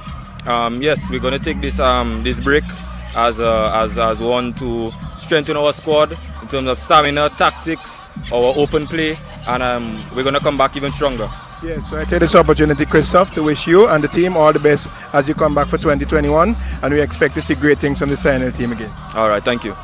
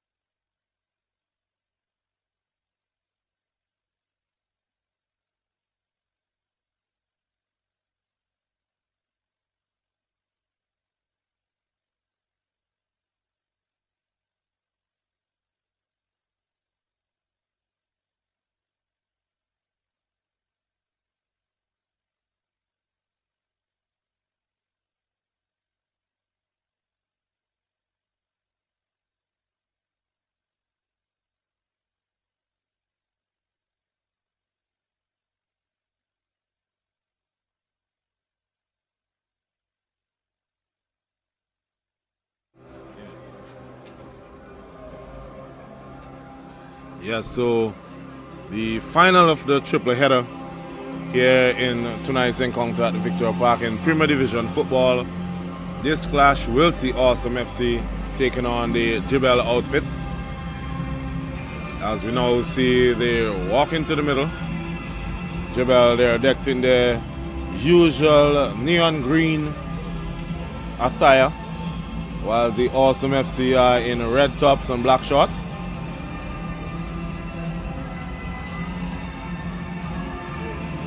We have the Terrace Joseph there leading the queue of players for the JEBELLE outfit. Joseph, a very gifted midfield player, has a very good eye for goal and a pass.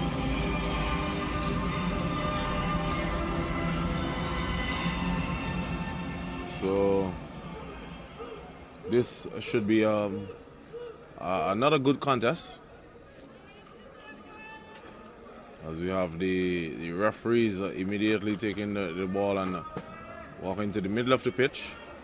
There's a quartet of them, referee and his 3 assistants. Well, 2 assistants and the 4th official. But in this modern day era, we no longer say linesmen, we call them a referee's assistant. So we have both set of teams there huddling together, saying their final prayers and preparations, and just getting the energy together in this clash. This is the final clash here of competitive action just prior to the Christmas break. So football will take a slight holiday to take in some of those Christmas activities and traditions.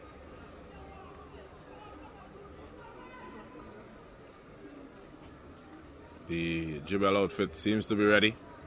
The players are picking up their positions.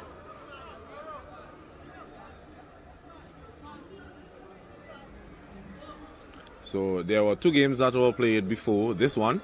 In the first clash, it ended in a pretty one-sided encounter, with the Avenues United team winning 9-2 against the Petro-Caribe LARGO Height outfit. And that game was followed by a stalemate between the Sion Hill and LAYOU teams.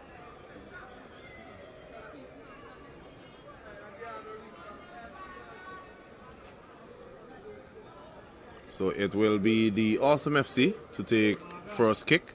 They will be defending the goal to the hospital end, while the JEBELLE team will be defending the pavilion end, basically. So it's Awesome as they come forward. Here's Terrace Joseph now for JEBELLE. Goes back to Tyus. Joseph plays it down the flank to Mr. Zidane Sam. Sam plays it in, but the goalkeeper grabs at it. Easy pickings for him. Big kick downfield. Here's Matthias. And that's a foul there by the striker for the Awesome FC. Pushing into the back of Mr. Najima Borgin.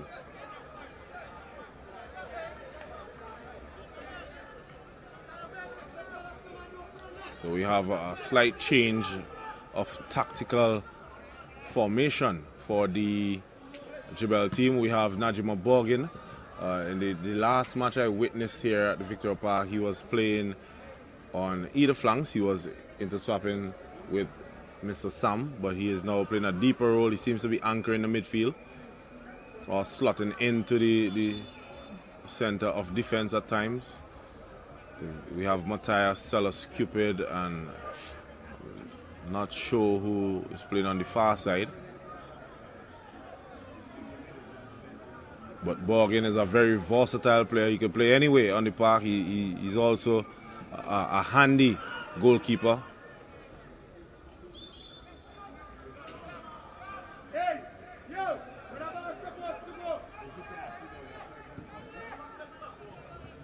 here's Matthias.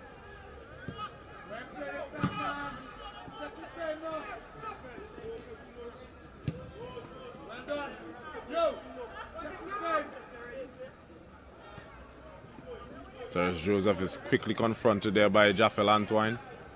Borgin plays it through. Good turn there by Christian Gonsalves. Gonsalves plays it out wide to Travis Fraser. Takes a shot. The goalkeeper on the second attempt, he fumbled a bit. He then grasped it. Here's Joseph. Joseph is quickly closed down there by Joseph. I think he's also a Joseph. I'm not being equipped with a card at the moment. So when I do, I would be better able to call out those names. But for those that I'm familiar with, I would be able to say, as we have the Awesome FC team with a throw. Antoine is closed down there by Borgin. We have Terrence Joseph trying to find Zidane Sam. But the defense was on hand there. Dealt with that challenge quite easy.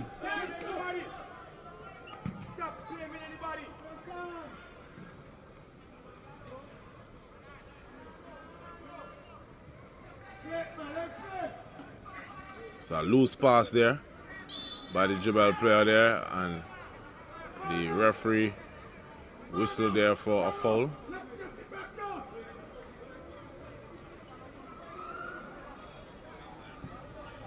So you have a free kick is taken.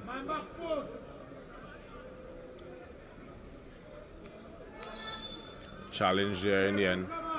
It's a free kick as Awesome come forward.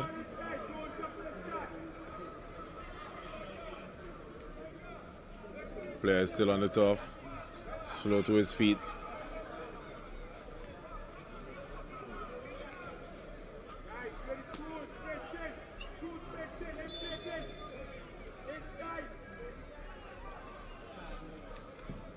Free kick is taken.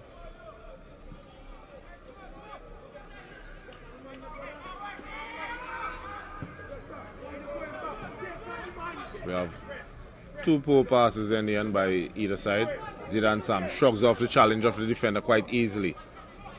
He's now into the box, plays it across, a chance for a header, diving header there by Christian Gonsalves. He did not even shave the top of his head.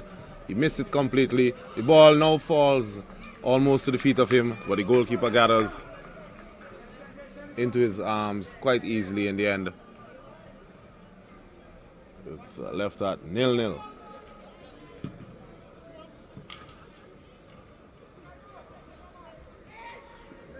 Here's Terrence Joseph to Borgin. Borgin with a quick switch for Fraser.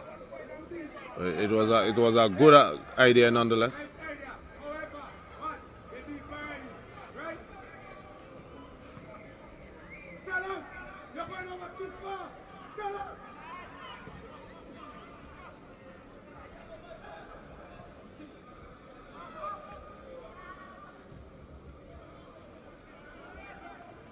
Fraser was upended. He gets a free kick.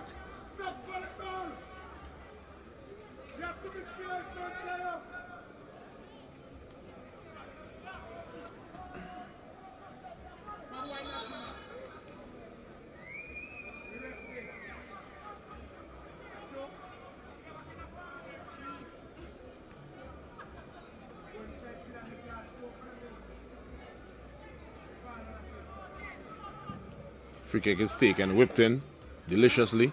The header goes up there by the skipper, Rommel.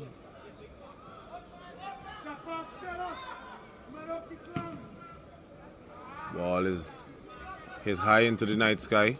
Antoine fails to control. Borgin goes in hard. Concedes a free kick.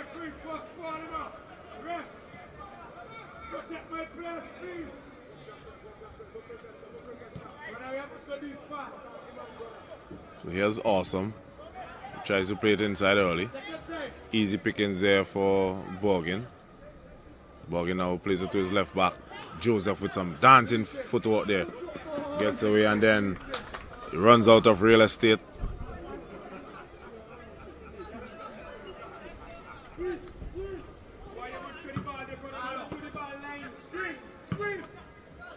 Ball is played forward.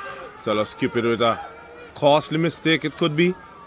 Number 6 player, he's unsure what he wanted to do. In the end, the attacker fouls at Mr. Bergen, and it will be a free kick now to Jebelle. As we had that ball played inside, Cupid taking his eyes off of it. Almost gifting Awesome an opportunity.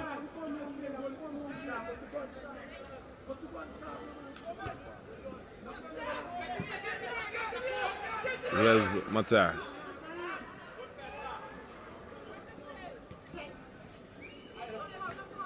Strong challenge here as two Jebelle players knocks into each other there.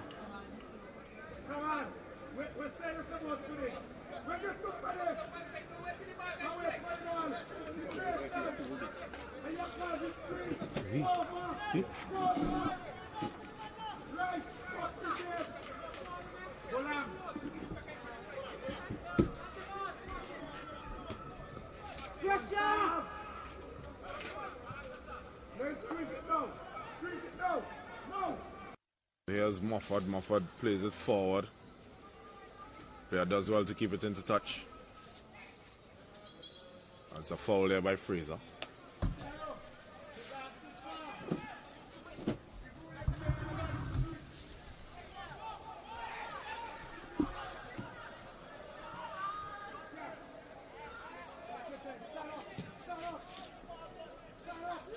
So the defender misses, allows Zidane Sam to get possession. Ball is controlled well, but he can't bring it down properly. Here's Borgen line up a shot. It's blocked in the end.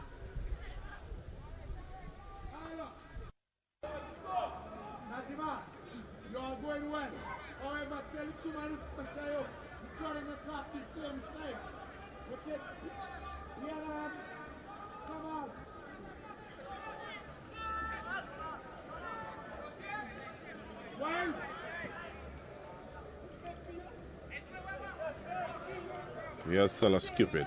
Picks it up now. Plays it to Mr. Matthias. Matthias knocks it forward to Joseph. Joseph, who's never afraid of taking those balls on the challenges. He knows the skill set that he possesses. He's very gifted. Has a lot of talent. That's a lovely ball down the flank there to Zidane Sam. Sam just didn't get his acceleration going.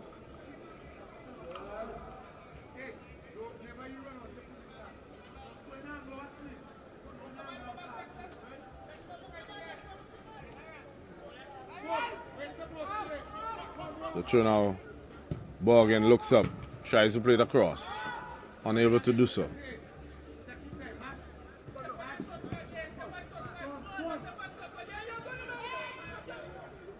Ball is played forward to Zidane Sam. Sam plays it in first time. Almost causing a hiccup there for Mr. Mofford. In the end, the goalkeeper gathers it.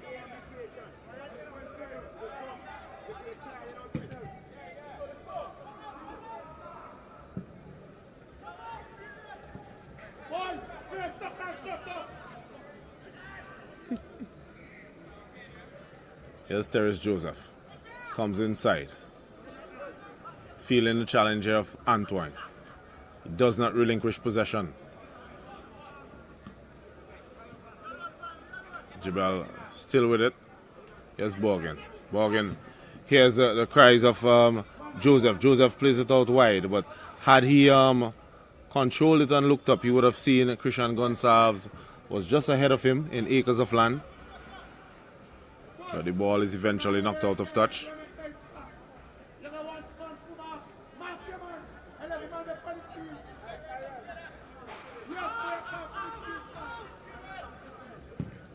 Borgen drills it in low.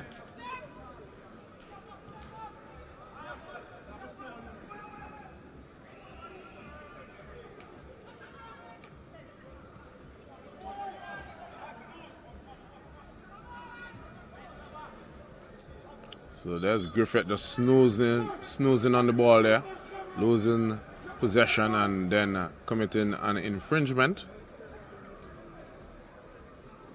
With 12 minutes gone, there's no score on the cards at the moment. Tomorrow Mufford with a long kick downfield, searching for Antoine. Then picked up by Borgin, who is kicked and fouled. Wins a free kick for JEBELLE. They take it quickly. Here's Griffith. Griffith looking for the run of Fraser. D'Souza, sorry. Trizine D'Souza, who can't get on to the end of that one. Well marshaled there by the defender.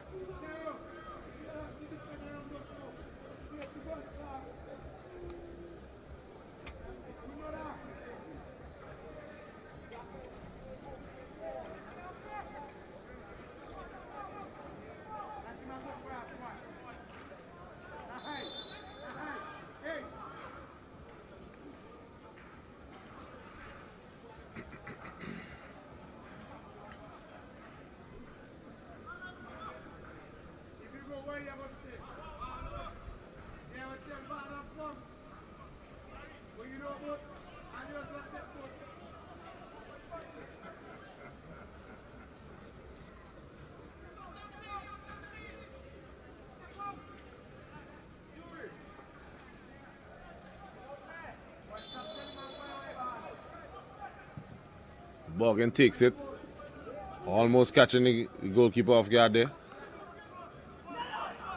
But it's a goal kick.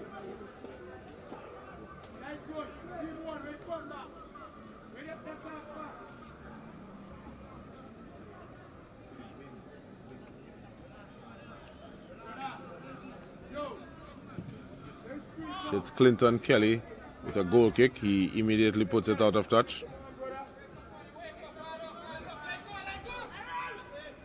Is Matthias. Christian Gonsalves confronted there by Colin Joseph. Gonsalves tried to play it inside, ends up just outfoxing his own self. Here's Borgin. Borgin plays it across to D'Souza. D'Souza with a heavy force touch. Tries to body with Mr. Zamora Mufford. He comes off second best.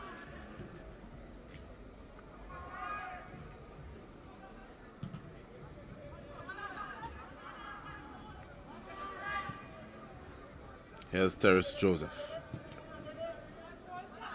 Jaffel Antoine now picks it up for the Awesome FC team. Joe Return cannot control, but they win back possession. Number 14 cuts inside and then is fouled. So the coaching staff of JEBELLE team they're saying to the referee that there was a ghost that definitely fouled Mr. Frederick there, because they're saying no one touched him, but he went over. So had to be Casper playing a part here in proceedings. Nonetheless, the referee's decision is final. It's a free kick for the Awesome FC team. Colin Joseph to take.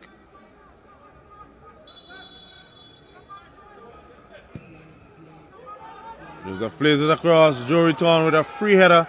He was left on mark. There was no defender in at least 4 to 5 yards close to him, and he could not get his header on target there. That was the best opportunity for the Awesome FC in this opening 15 minutes of play thus far. Here's Devana Bino for JEBELLE. His pass is intercepted, but it's won back well there by Griffith.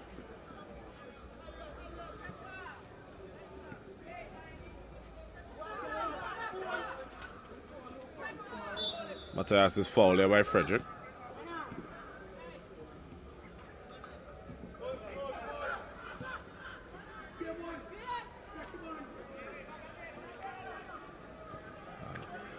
Good recovery tackle there in the end by Mr. Grant.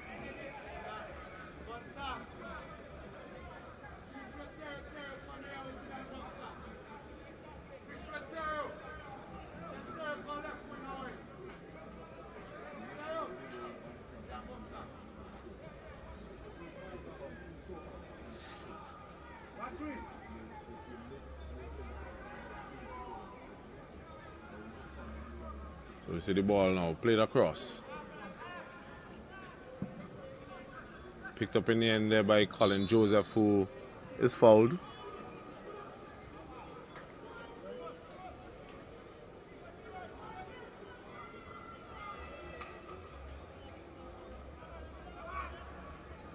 Joseph is pretty slow in getting to his feet.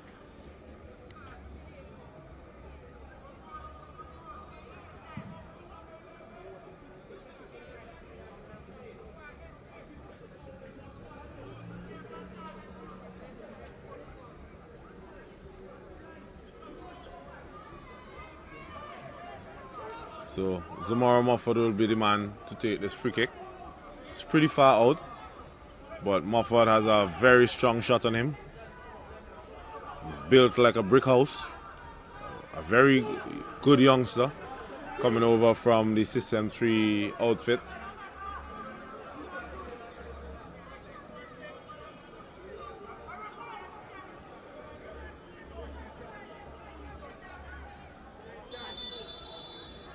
So here's Mofford. Mofford takes it, drills it on target. Excellent save there in the end by Mr. Lewis. I was telling you guys that Mofford, he knows how to strike a ball. He reminds me of Roberto Carlos, the way that he takes a shot. But Carlos just has more swerve on his shots. But the way in which they hit the ball, very powerful. Drill mode action. And it will be a corner kick now for the Awesome FC team. Colin Joseph to take.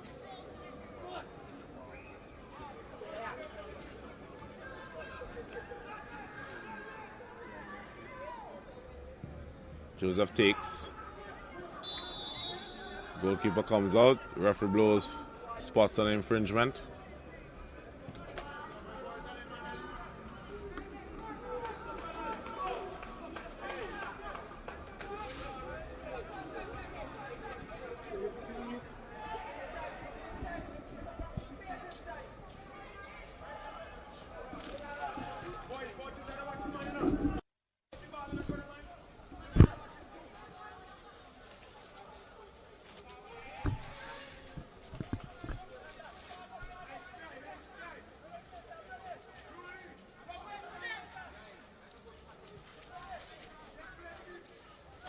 So it's our third and final matchup here at the Victoria Park on this Saturday evening in our triple header. We have Awesome FC in their red strip, defending the gas station goal. They're kicking left to right on your screen. JEBELLE FC in their neon green, defending the stadium end goal, kicking towards the gas station goal, which would be right to left on your screen. So we're here with you, bringing you live action on this live stream here on the various platforms of the SVG Football Federation of the National Club Championships. Khalil Cato here along with Mosiah Rodriguez. It's 0-0 here on the field between JEBELLE and Awesome. 20 minutes played, moving into the 21st, well, almost the 22nd minute. Goal kick there taken by Kelly in goal for Awesome.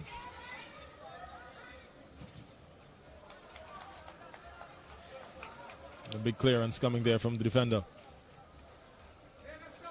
Booting the ball almost over the wall into the street next door. But it's going to be a throw-in for JEBELLE.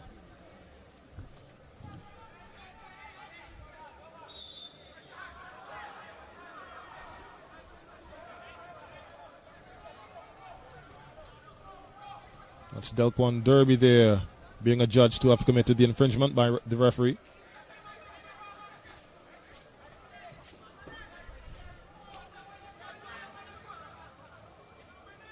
Lots of discussions being held on the field there in between players.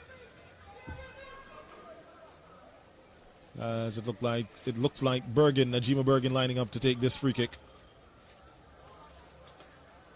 He's got Zidane Sam and company inside waiting for it, along with Trazine D'Souza and others. He lines up, takes a shot, he heads straight to goal but goes wide of the goal post. Goalkeeper Kelly wasn't troubled or worried by that one. He just nonchalantly ran across the face of his goal to collect it. We're giving you the latest update on our points table after the completion of our second game this afternoon. So Hope International at the top of the table with 8 points. They are now followed by Sion Hill, who also has 8 points. Avenues United jumped up to the 3rd spot with that walloping of Largo Height FC, of Petro Caribe Largo Height, that is. So they are 3rd with 7 and are enjoying a higher goal average than Besco Pastures, as they also are on 7 points, but they're in 4th position. That draw that we saw earlier between LAYOU and Sion Hill puts LAYOU 1 point up with 6 in position number 5. JEBELLE and Awesome share points with 4 points each. JEBELLE out front on goal difference, so they're at 6. Awesome is at 7. We have System 3 points at number 8. The North Leeward Predators 2 points at number 9. And of course Largo Heights, Petro Caribe Largo Heights still to register a point after falling 9 goals to 2 in our first game this evening. So it's lining up now to be a free kick for the Awesome FC outfit.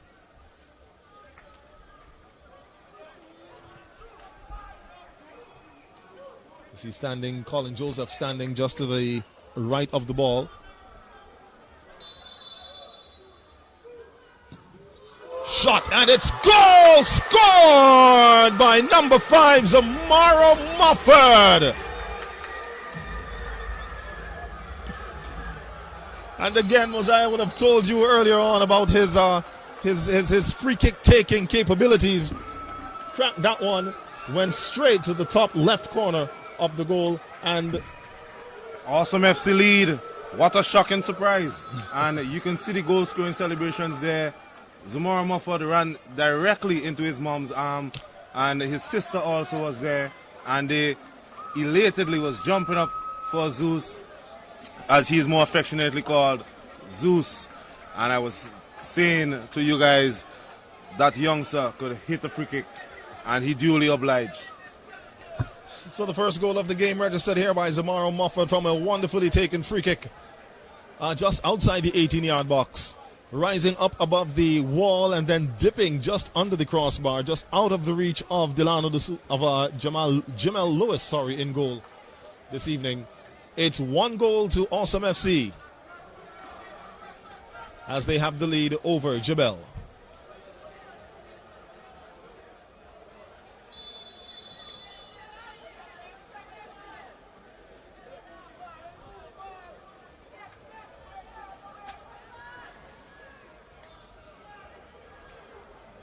So it was Devano Bynum playing the ball over there to Lamont Grant.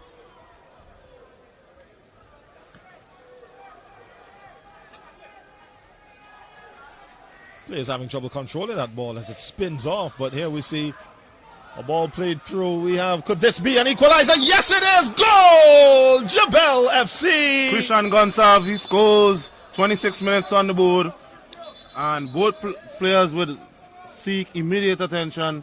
The goalkeeper, he was touched there by Gonsalves as he ran through on goal, and Gonsalves also was upended by the goalkeeper. So with 26 minutes on the board, immediately after conceding, JEBELLE FC went up the other end and scored. It's 1 apiece here at the Victoria Park. Exciting action at the moment, group. Yes, indeed. Yes, indeed. We welcome you if you're just tuning in to the various platforms once again, as we see Gonsalves taken off the field to have his attention administered to him. Kelly is lying probably just adjacent to the penalty spot, as he is being treated as well.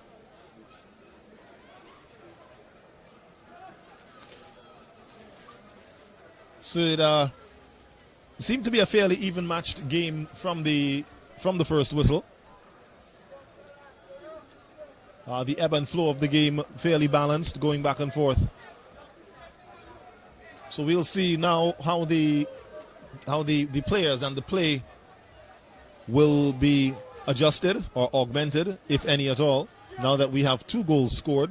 Still a tied game here at the Victoria Park, but now that we've opened the scoring, now that each team has now has a taste for goals, We'll see what happens.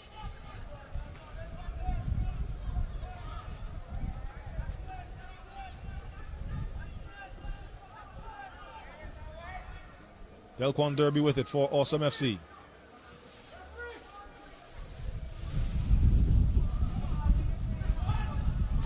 Joseph with Colin Joseph, that is, flicking that one on. It's a breakaway here for Awesome FC. Oh, the ball played behind the on-running Jory Thorne instead of on his foot or just in front of him where he wanted it. As we see Zidane Sam now squaring off there with Jebelle Jackson.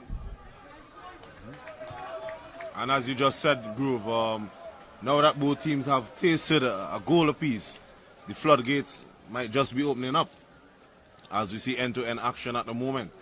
The neutrals would love an open game because especially spectators, they came here to see goals. Of course. And in the previous match they were starved because no one registered anything. Well, I think all the goals were used up in the first game. As much of the goals that could have been have used up. Here's the corner kick. Header goes over the goal. We had 11 goals in that first game this afternoon. 2 of those going the way of Largo Heights, Petro Caribbean Largo Heights, and the 9 going the way of Avenues United. We already have 2 goals here this afternoon. Well, this evening, between Awesome FC and Jebelle. Spot kick taken, goalkeeper Kelly. Big booming kick. Sends that one out, trying to find Ronnie Thompson. But the ball going away from him, out of touch. A throw in for Jebelle.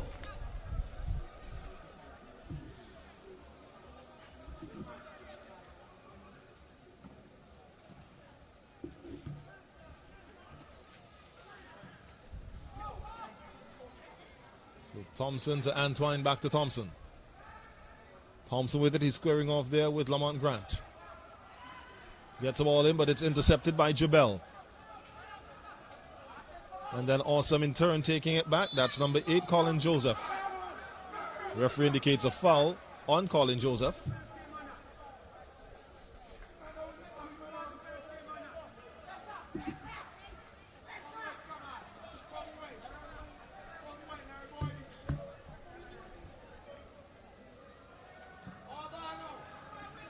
So there's the kick taken there by Joseph. It's picked up by Sylvester Frederick. Frederick crosses the ball inside. We have goal number 3 in the game. It's 2 goals for Awesome FC. Delquan Derby seems to be the man, the number 19, who would have dispatched that ball into the back of the net. That goal came also easy as we had Mr. Frederick playing the ball across. The goalkeeper, Lewis, he couldn't do much but just parried it directly into the path of Derby, and there was no defender on hand to knock that ball out of touch. So Derby had no other choice but to slam it into the back of the net. Awesome FC now lead 2-1.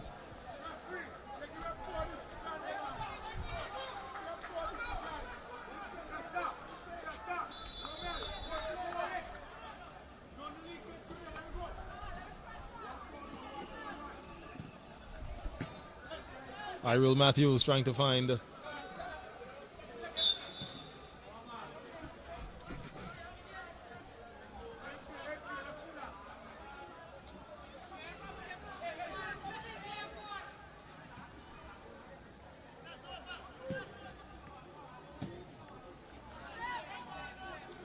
Bargain with a heavy force touch, but he does well to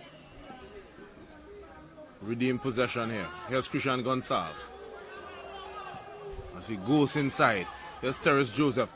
Plays a lovely ball into the back door there for Mr. D'Souza. Played it into Zidane Sam, who should have really walked the goalkeeper there. He played it wide of the post in the end, and that could have very well been an equalizer. Yes, I think we're in for an action-packed game here this evening. Our first game started out fairly balanced and then eventually went completely the way of Avenues United. Our second game, well, we could say balanced all the way through, even on the scoreline, not a goal scored. But now this game, again, fairly balanced, but the action is at a level where the spectators here and, of course, you viewers could probably not be asking for anything more. And if more goals are what you need, there's a chance that you will be satisfied this evening.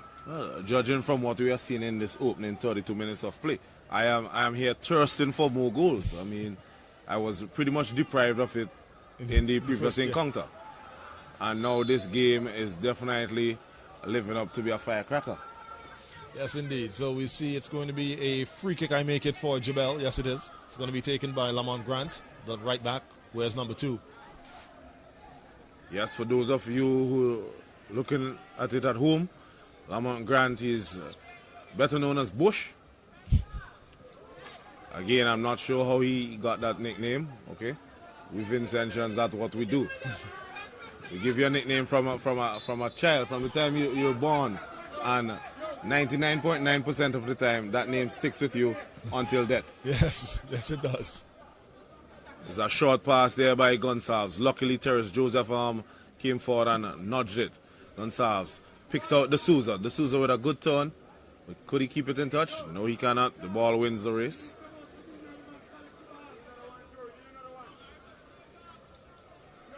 So just before that opening goal by Awesome FC, the head coach of the JEBELLE team, he made some tactical changes.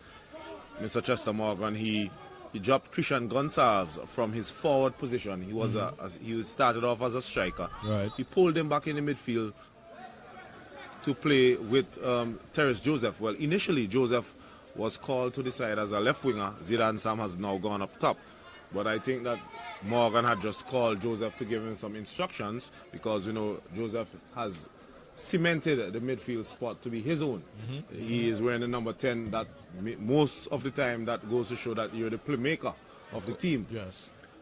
And now we have Mr. Kamal Griffith, the number 24, playing in the left wing position. So there's been a switch. Morgan probably didn't seem to like what the personnel were doing from the start in which they were playing. But at the moment, the switch has not proved efficient as yet. There are 2-1 down in the opening 35 minutes of play. So we see Zidane Sam trying to get that one right-footed cross, but he's closed down there by Kensley Bascom. It is a corner kick for JEBELLE FC. Najima Bergen heading over to the corner at the Milton Cato Memorial Hospital corner and to line up to whip this one around with his left foot to try to get it into the penalty area or probably into goal. The kick taken. Swerves. Trying to catch Kelly off guard there. But Kelly, he was allowed to the danger.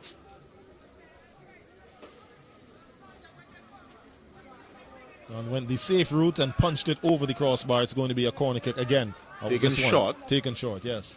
Salas Cupid whips it in, a chance. Clinton Kelly, he just manages to grab it on the second attempt. And he received a boot there for all of his troubles. Yes. And the physios are pretty busy at the moment, as we now see the young lady, she's sprinting across the field there. I think that's her top speed though. Nonetheless, she reaches her target in good time. Yes, yes, like the old like the soul classic, get here if you can. And she got there.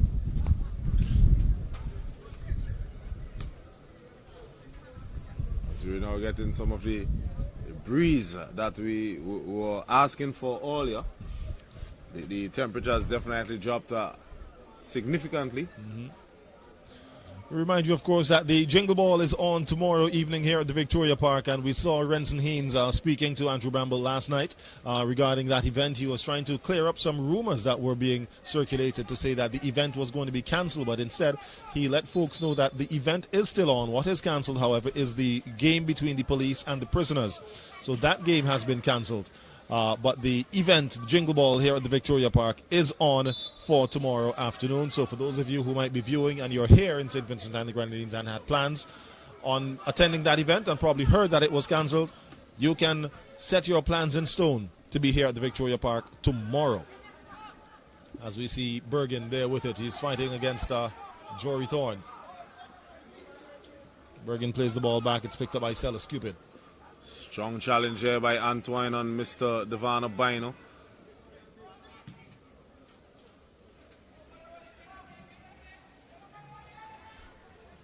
So, Groove, do you have any idea of why that game was cancelled? I'll venture to say that activities regarding the prison would have resulted. Do you mean the free pass? The free pass is by 2 inmates a week and some ago? Indeed.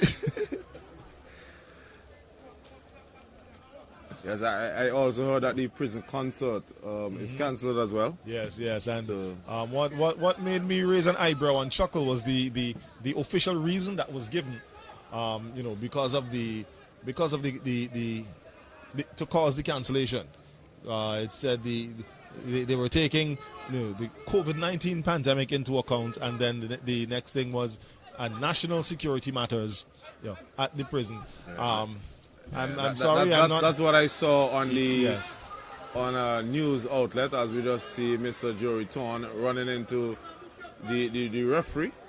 Referee playing some defense there.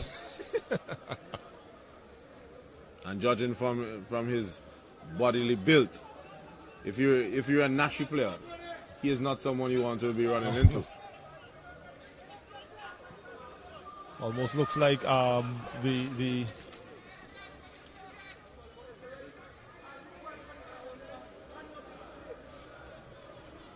almost built there like Jalen Miller of Hope International, the central defender. And we know Miller is a man who is scarcely pushed off of the ball. Yes, indeed. As we have Frederick being dispossessed there by Matthias. Kamal Griffith with a poor force touch. Ball is booted long downfield. Thorne is offside. We have about 5 minutes of regular time left in this first half of play. Awesome FC, they are leading 2-1. Goals scored by Zomaro Mofford with a thunderous right-footed free kick. That goal was then followed up by Mr. Delquan Derby. And the lone strike at the moment for the Jebel outfit is netted by Mr. Christian Gonsalves. Here's Joseph bombing forward. Looks up. He's eyeing a pass. Plays in Zidane Sam, who turns well. The Souza with a heavy first touch. He was caught in two minds there. He wanted to put it onto his right foot as quickly as he got it, but then he got his signals all mixed up and the ball went out harmlessly for a goal kick.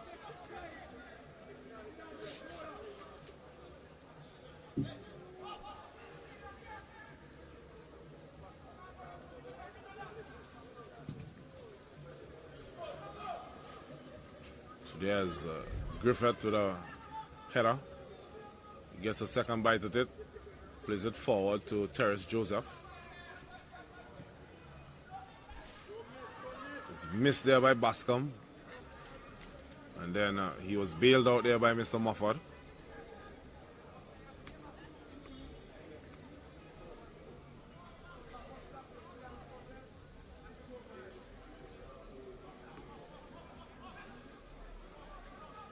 So here's the Souza. Souza is fouled by Mr. Antoine there.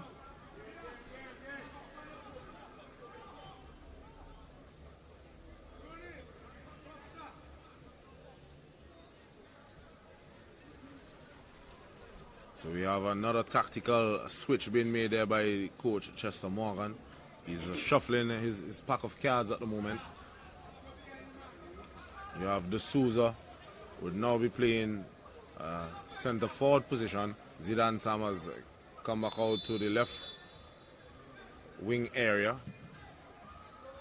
And that free kick there by Mr. Borgin was too high and hard. No trouble whatsoever for the goalkeeper. We remind you folks that at the completion of this match this evening, that will be it for the first half of the 2020-2021 football season here in St. Vincent and the Grenadines. There'll be no more football action as, of course, the upcoming weekend we will be celebrating Christmas here in SVG and around the world.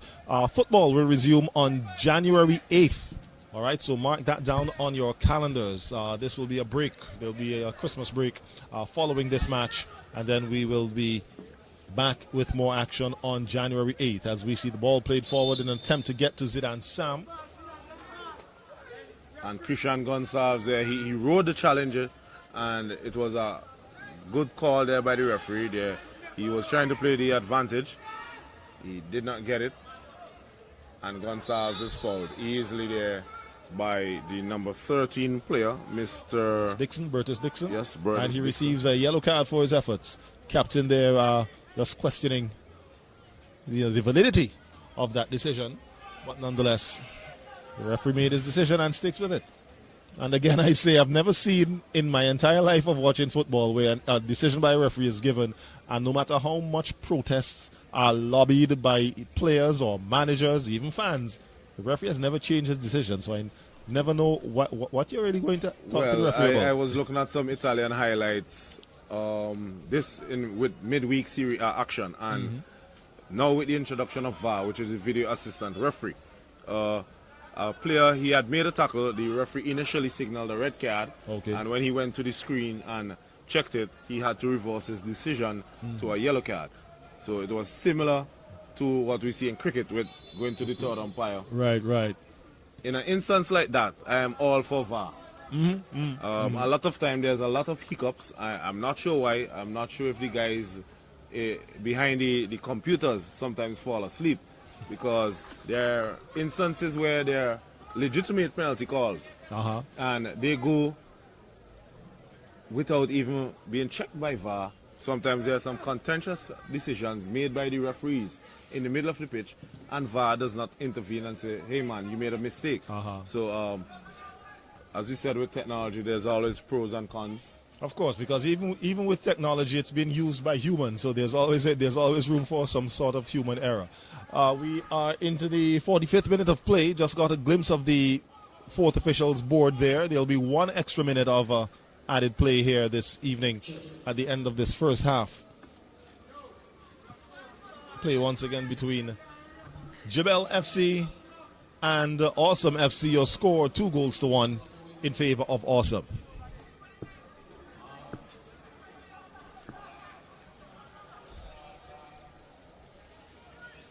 It's going to be a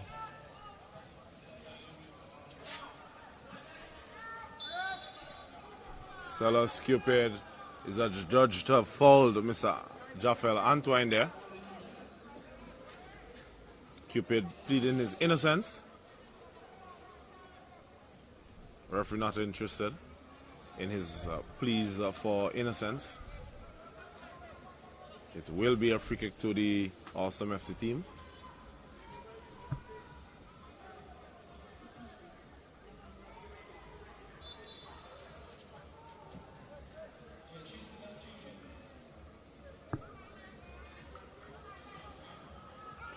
Ball is almost played short there.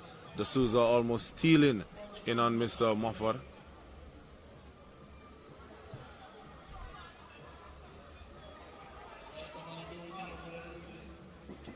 So here's Lamont Griffith.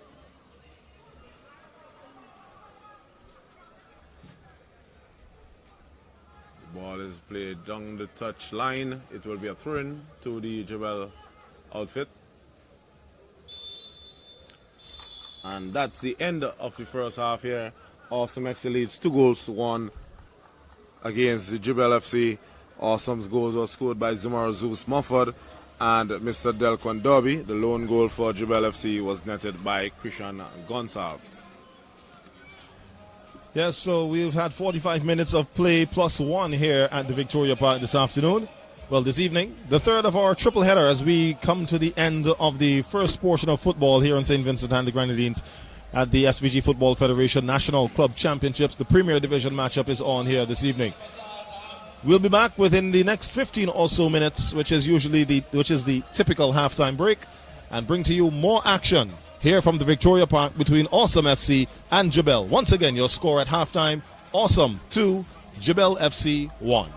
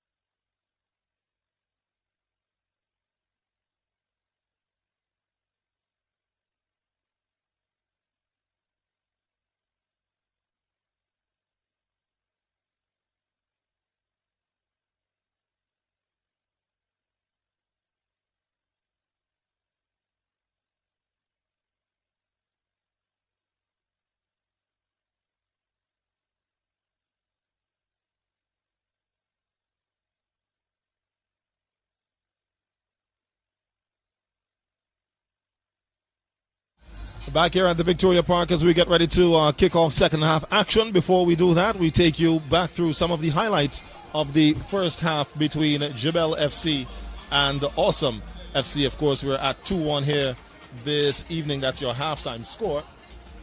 As we see Krishan Gonsalves there playing a ball across to that would have been Trezine D'Souza who took a shot there. Here's Sam. Zidane Sam making a run towards goal. And playing that one across, and again Krishan Gonsalves now with a diving header, but missing that one.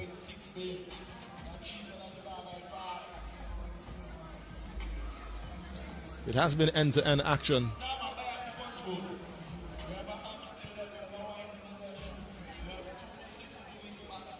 There we see it's Awesome FC, the back-to-back battle is on. Free kick awarded to JEBELLE.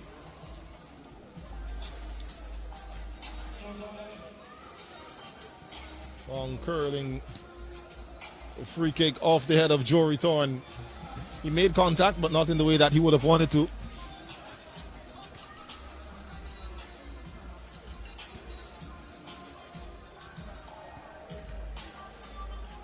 As here we see Colin Joseph lining up for a free kick. Drives that one in and forcing the goalkeeper Jamel Lewis to make a diving save to his left. Parry that one away. Another free kick here. This time it is at the foot of Najima Bergen. And he's going to strike this one straight across the face of the goal. No threat to goalkeeper Clinton Kelly. And at this point is where we registered the first goal of the game. That one there done by Zamaro Mofford. As he jumps over the barrier. It's a family affair. His mother and sister. He got a red card, of course, for that celebration. But nonetheless, as soon as the ball was kicked off, JEBELLE FC countered. And Krishan Gonsalves found the back of the net. Right there. And himself and the goalkeeper both were down on the field. As here we see goal number 2 into the back of the net. And that there is Delquan Derby putting his team up by 1.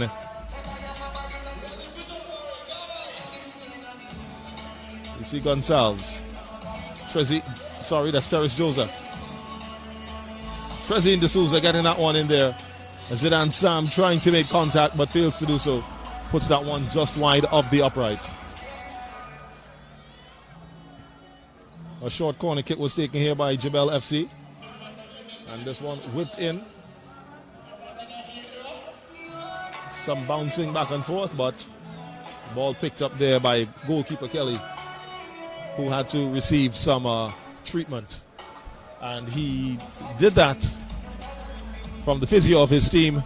And that is where we are at the Victoria Park at this point, ladies and gentlemen, as we are about to get half number 2 on the way between Awesome FC. Once again, Awesome FC in the red chain strip, black shorts, versus JEBELLE FC in their neon green. JEBELLE will now be defending the gas station goal. They'll be kicking up towards the stadium goal. Awesome FC will be defending the stadium goal, kicking down to the gas station end. As it stands right now, Awesome leading this game, have in the bag 3 points already. That would put them at number 5 on the points table if this game were to end, well, either with this scoreline or at least with Awesome winning the match here this evening.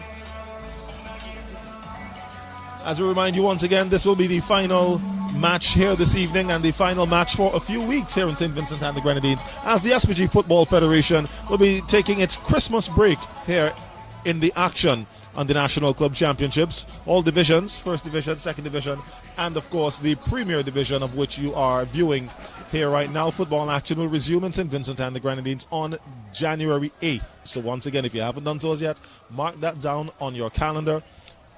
Once the final whistle goes here, it will be all about Christmas. Black cake, sorrel beer, salt ham. gifts, presents. Alcohol. For those who are. That goes in the sorry there. And the black cake.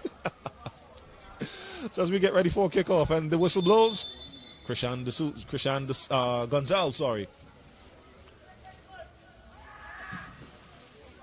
with the kickoff. And immediately the ball finds its way down to the corner of Awesome FC. It will be a throw-in for JEBELLE.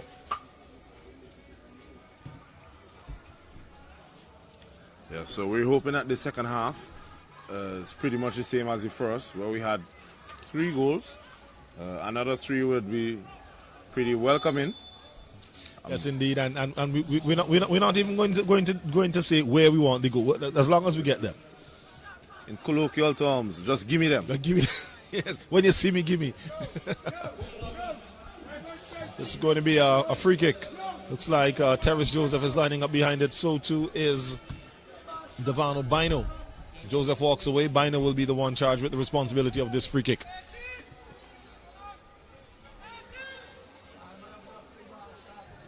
Najima Bergen was the one taking the free kicks and corners in the first half, but he has gone up to try to be on the receiving end of this one. Several of his kicks went far and wide of the goal. Here's your kick, and this one goes low and wide to the left of goal. It's a goal kick for Awesome FC.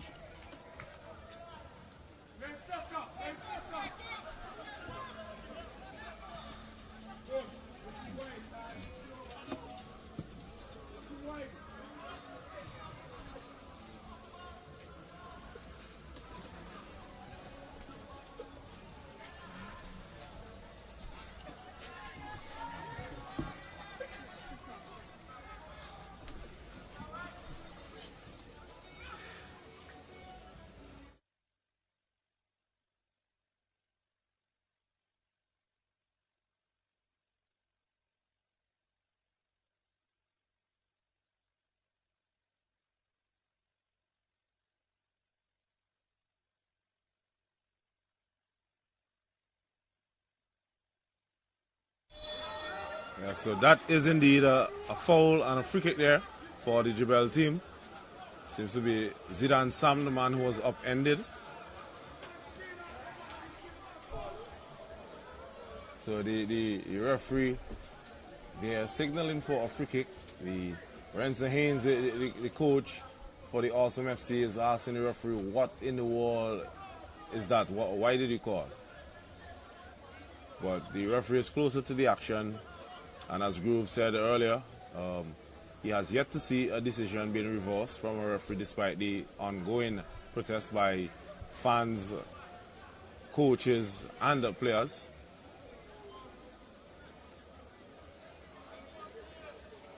JEBELLE will be hoping that they can make use of these free kicks, similar to what the Awesome FC team did. If they do have someone in the caliber of Zamora Mofford, then they shall truly be something to reckon. Here's the Souza standing over it. He runs over this one. Sellers Cupid takes it, drills it. The big boot there of Mr. Zamora Mofford denies him. He shuts the door.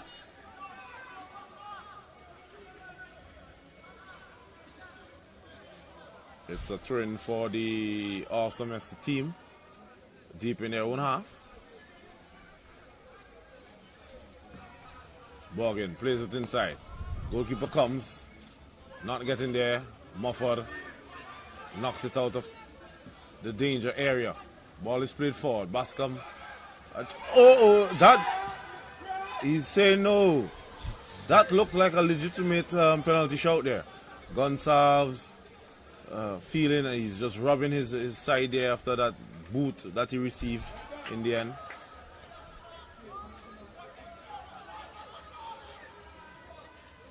So Mofford is just saying his apologies there to Gonsalves.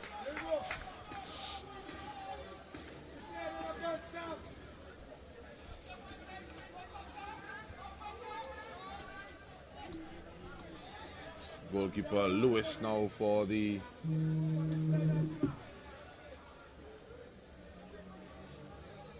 JEBELLE team.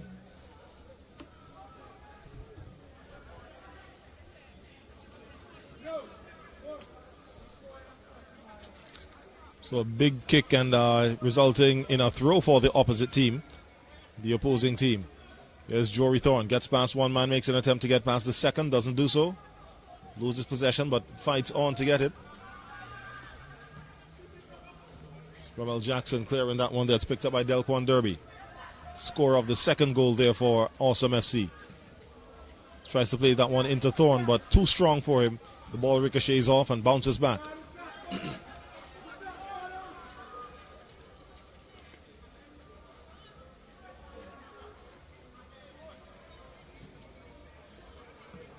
Ball swung in on the other side. Trezine D'Souza with it. Terrace Joseph. Joseph into Bino. Bino forward to Gonzalez.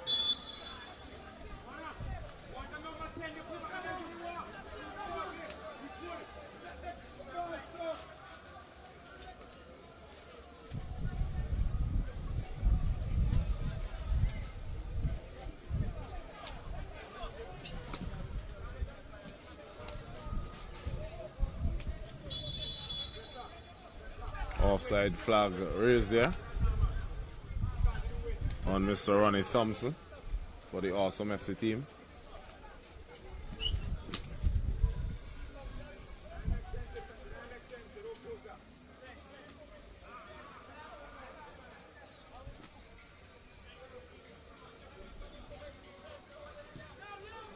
So the free kick is taken. Sweet Bergen. Bergen is coming forward, plays in Terrace Joseph.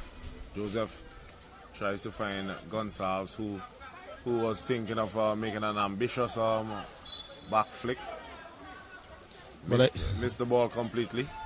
But it might have been for the best, because I think he was anticipating that Joseph would have continued his run. But Joseph stopped just after kicking that ball. So even if Gonzalez did make contact with it, he would have played the ball just into empty space, which would have been picked up by Awesome FC, because the next nearest player, I think, would have been Zidane Sam, who was still a bit of a ways away from the ball. There's Grant. Grant does well to get away from Mr. Thorne. Bergen to Joseph. Joseph loses possession. Thompson now with it. He's going to run the ball forward, trying to find Thorne. Thorne is, a collision there. So, Renzo Haynes, the coach of the Awesome FC team, is asking the referee for a card, and he obliged, possibly due to the Christmas coming up. Give him a gift? Yes, an early Christmas gift. Free kick was taken too quickly there for the referee. And that was a pretty soft call there from my vantage point. I think so indeed, because although he might have made contact as from behind, I don't think it was intentional. There was definitely no ill will towards it. I think that the angles just got crossed, and he was just too close to Thorne. And Thorne, of course, once he felt that touch from behind, was going to go down no matter what. But there's the free kick, whipped in, picked up by Jebelle's defense. That's Joseph with it, but plays that one just a little bit too strong.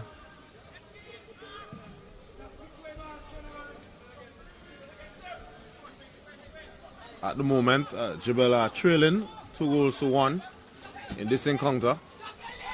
Jaffer Antoine turning his man inside out, placing a delicious ball there to Thompson. But there was Sellers Cupid trying to get around, trying to defend it. He only succeeds in giving up a corner kick, as we have a light drizzle coming down and the wind has picked up a bit. Hopefully our little tent here is strong enough to withstand it.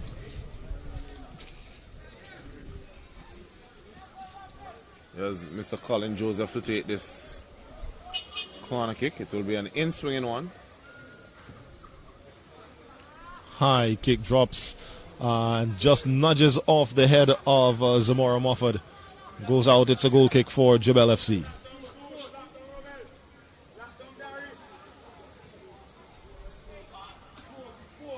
So we have the other Joseph brother set to check into the match. Terrison Joseph, a.k.a. Figo, is set to enter in a bit.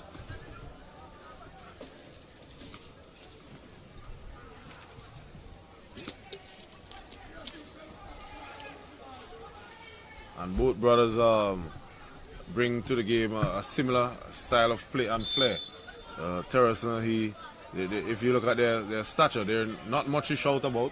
They're basically flyweight, but the skill set that they possess, they're very good with the ball at their feet. They can run at defenders, and they love to dribble, and they can shoot pretty well also. So that's Mr. D'Souza.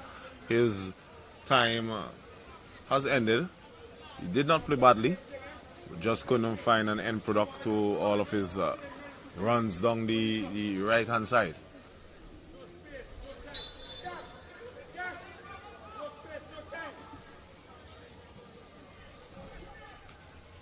So the kick taken there, the ball now with Bergen. Bergen plays it inside, he finds Cupid.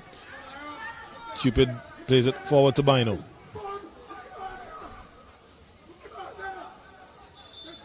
So immediately Terrison Joseph is fouled by Mr. Joseph. Free kick is taken quickly. Jebelle, they need to score to at least swing the game back in their favor. And to at least secure a point. Ball is played across, a chance for a shot. Terrison Joseph. Oh, he had way too much time. Terrence Joseph, he had way too much time on that ball to sky that shot. He should have at least made the goalkeeper walk from there. He was just on the edge of the 18. Would he have been better taking that shot first time? As we see the replay comes up, he takes a touch to settle. I probably think so, but then of course he also had the option of having Kamal Griffith just out on his right. So what in my opinion, what he could have done is probably instead of taking that shot, hold the ball just long enough to pull the defenders to him, then play the ball out to the right to give Griffith that chance to probably get it with a little space there on the right. But nonetheless, he tried that shot. It went over the goal, and the goal kick there just taken. Yes. Also, sometimes we as commentators we tend to say what we want them to do, but in the game, having played the game, in a split second, you have to make that decision. And sometimes what we see out here from our vantage point in the commentary box, it may seem as if he had more time, but being out there in the field, it's really a snap like that, and defenders will waste no time in closing you out. And of course, we have the benefit of the replay, so there's a shot, low shot. It was hit with some venom, but not enough to trouble Clinton Kelly in goal. He was hoping that maybe he would have parried it, and the on-rushing forwards there would have at least snatched onto it. But it's still Jebelle 1, Awesome FC 2. This can possibly be termed as an upset if the result holds. And the referee in the thick of action once more.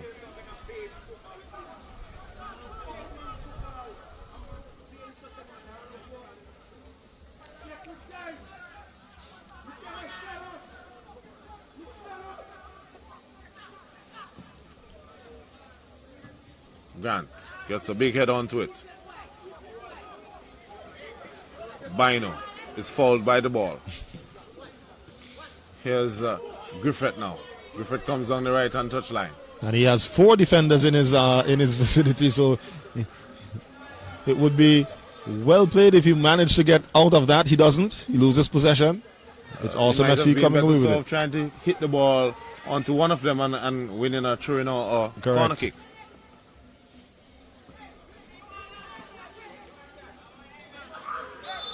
Strong challenge there by Delquan Derby on Bino.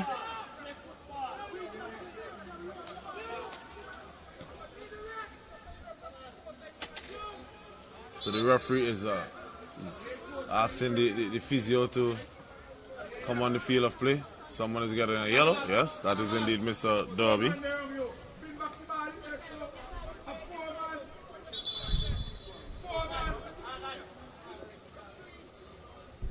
So the physio signaling for the stretcher team to come on to render assistance to Bino.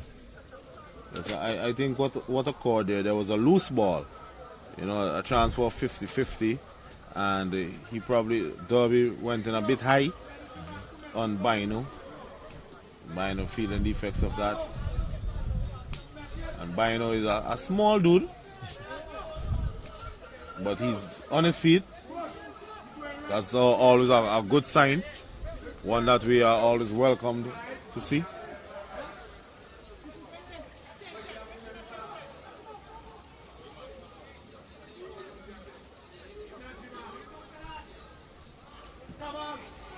So the free kick is now taken. Here's Borgen. Borgen releases a delightful ball down the line, and it's offside. Zidane Sam, with the pace of him, he should not be being called offside like that.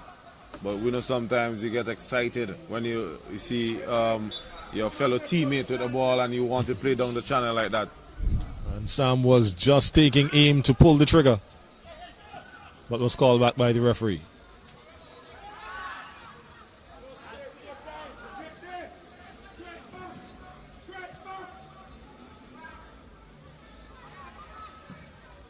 So Derby releases Mr. Thorn. Thorn is fouled there by Bergen. Much to the dismay of Salah Cupid and Iriel Matthias.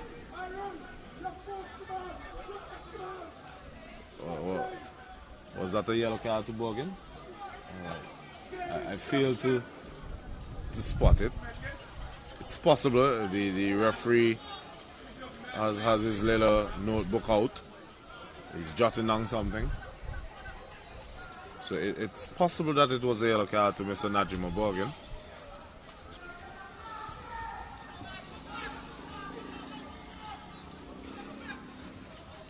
It's a free kick for the Awesome FC team. Colin Joseph takes. Header there by Declan Derby. Now here's Christian Gonzalez. Tries to find Griffith. The ball falls to the feet of Terrace Joseph, who tries to give it to Gonzalez, but the defense there for the Awesome FC team are holding strong. Have you ever had an instance where I don't know if you happen to have burglar bars on your windows? But if you had an instance where you probably was a window where there was a burglar bar and you're trying to throw something through the window and you hit the burglar bar, but try to aim for the burglar bar and it will go straight through the window. That is what happened there. There was acres of space for the ball to be played into. He made an attempt to try to get it up there for Kamal Griffith, but space on either side of the defender, but the ball only went straight to the defender. I mean, thankfully for the defender. Thankfully for the defender, yes. Because we could very well be now wrapping up the celebration of another goal for JEBELLE FC. But nonetheless, it's still 2-1 as we're about to see a goal kick to be taken by Clinton Kelly.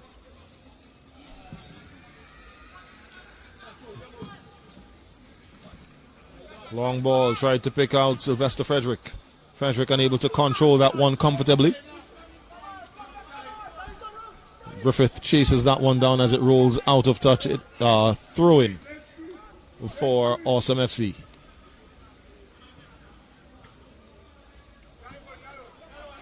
Here's Bino. Bino does well to keep it in touch.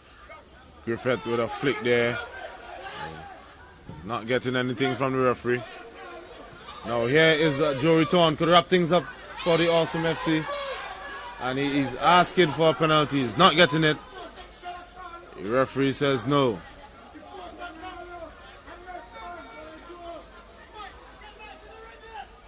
The player is off the field. Griffith is off the field.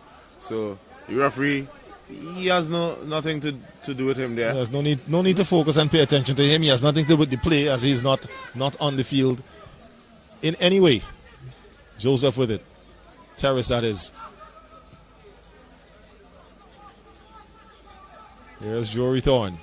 He has Najima Bergen along with Matthias. Matthias doing well to shield the ball from Thorne. And wins a free kick for his efforts. Fires with the ball up. He finds it on Sam. Sam inside to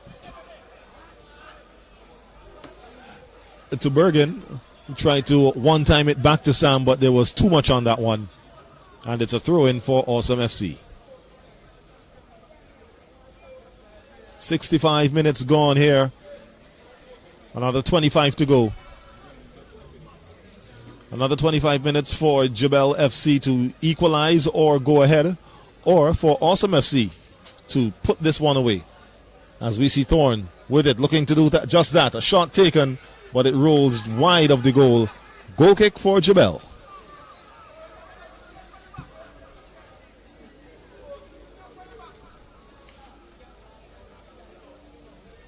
So we see a change being lined up here by the Awesome FC team. Seems to be a defensive one. Naga, as he is affectionately known, that's Glenford Ashton. We call him Naga. He is a very good defender, very good in the air, strong on the ball also, and a very good tackler as well. He will be bringing his expertise to the back line for this Awesome FC team. And it seems as though he is going to be replacing Bertus Dixon here in the 67th minute. As we see, it looks like Dixon is who is down. Dixon probably saw his number was going to be wrong. Yes. So he gleefully, laid on the turf. So confirming that changes. Mr. Glenford Ashton in, Bertus Dixon out for Awesome FC.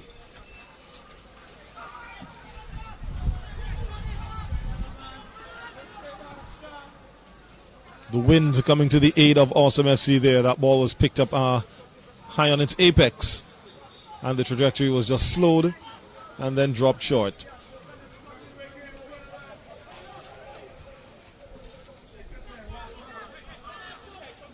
Bino plays the ball across to Grant. It's Grant back to Bino. He finds Bergen.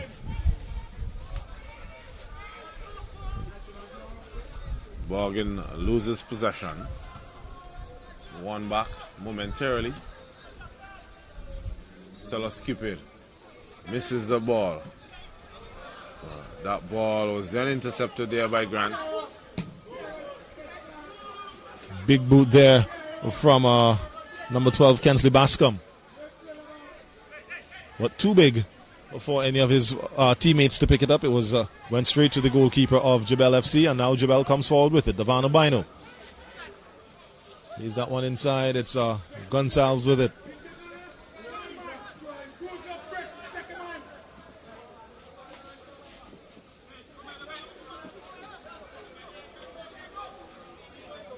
Bino still with it. Bino to Griffith, but he's unable to keep it on the field of play. He just rolls out of touch. It's going to be a throw-in. Throw quickly taken. Ronnie Thompson. Wide kicks, looking to find Jory Thorne, whose footing betrays him. He slips down, loses possession. It's now with Zidane Sam. Sam with the ball inside to find Bergen. Bergen to Bino. Bino spreads it wide. Lamont Grant with it. Terrace Joseph. He has Grant. Sorry, not Grant. That was Griffith to his right, but he decided to go left instead.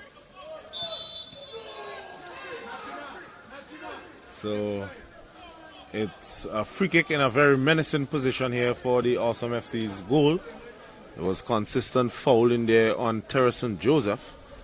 The referee allowed play to continue, but those guys, the defenders there, kept nibbling away at Joseph's feet. In the end, it's a free kick now for the JEBELLE team in a very enticing position here for the left foot of Mr. Najima Bergen. Or the right foot of Terrace Joseph, but probably Najima Bergen, as we heard Coach Morgan, Chester Morgan, shouting to Bergen, saying left foot. So we'll see what materializes here.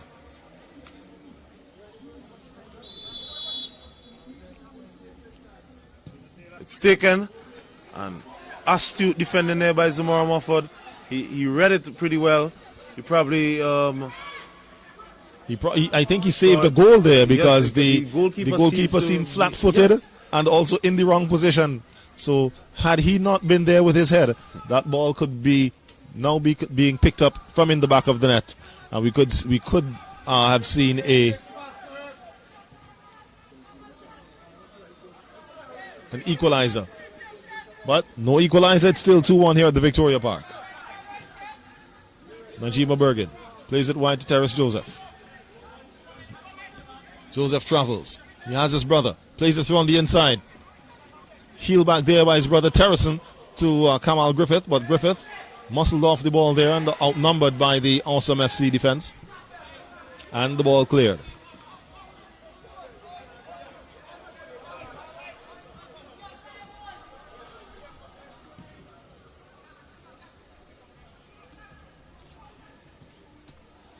Here's Gonzalez. He tried to play it cheekily around the corner there, tried to evade the on-rushing goalkeeper and also beyond the defender, but it went wide of the target. As we see, the ball was picked up initially there by Zidane Sam, who played in Mr. Gonzalez. But Gonzalez, he's just going to get his angle sorted out. And we now see a change being made here by the Jebelle team. We have the number 23 in, that's Mikael Williams. He replaces Kamal Griffith. As we see, it looks like Jory Thorne on the far side is down holding his right ankle. Referee running across to check on the severity of the injury. Yes, with just under 19 minutes left to play in this clash, the Jebelle team, they are trailing 2-1.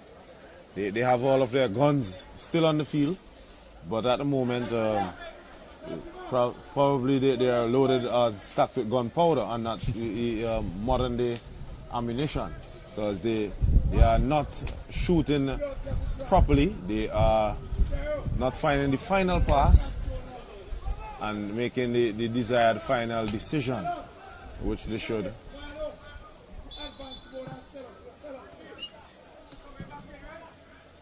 Strong goal kick there by Mr. Moffat.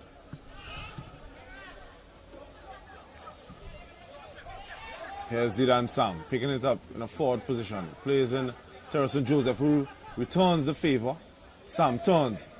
Would be looking to unleash, but the defenders are closing the door immediately.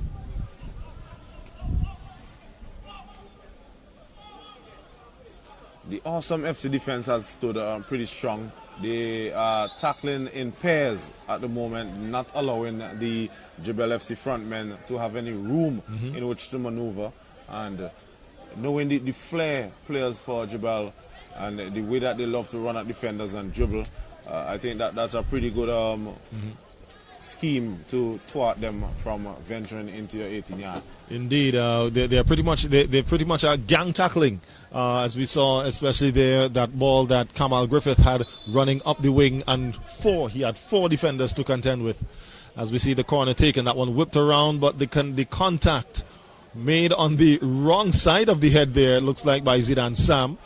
So instead of getting the ball into the back of the net, he instead heads it out of touch for a goal kick.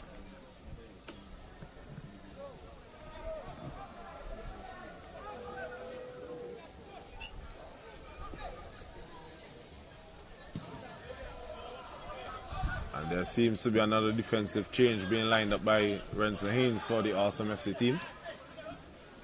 So to check into the match is Mr. Dominic Smart.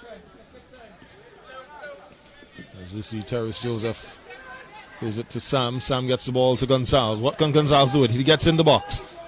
His footing betrays him. He slips. As he was trying to sweep that ball, he had Terrace Joseph. As Gonzalez was looking as if he was on ice for a moment there. Probably figure skating. Yes, he had Terrace Joseph in the middle, and then just on the outside of him was Najima Bergen, but unable to make the contact that was required. Here's Grant. Grant is being fouled there by Frederick.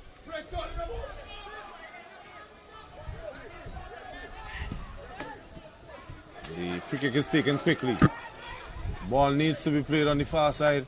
In the end, Zidane Sam is crowded out as the locksmith men there. They're making sure that there is no opening whatsoever for the JEBELLE FC team. Borgen plays it over the top. A lovely ball there to Zidane Sam, who cannot control and is quickly bombarded there by Mr. Zamora Mofford.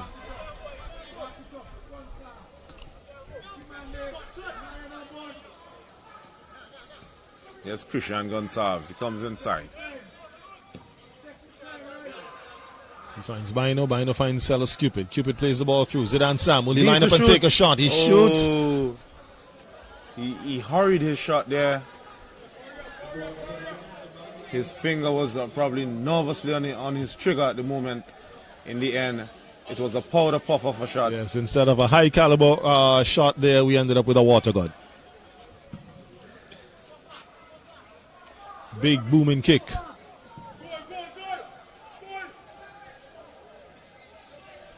From one end to the other. Collected by the goalkeeper. And now it's JEBELLE FC with Terrace and Joseph. Plays that one inside with an attempt to find Zidane Sam, but only finds Romel Jackson.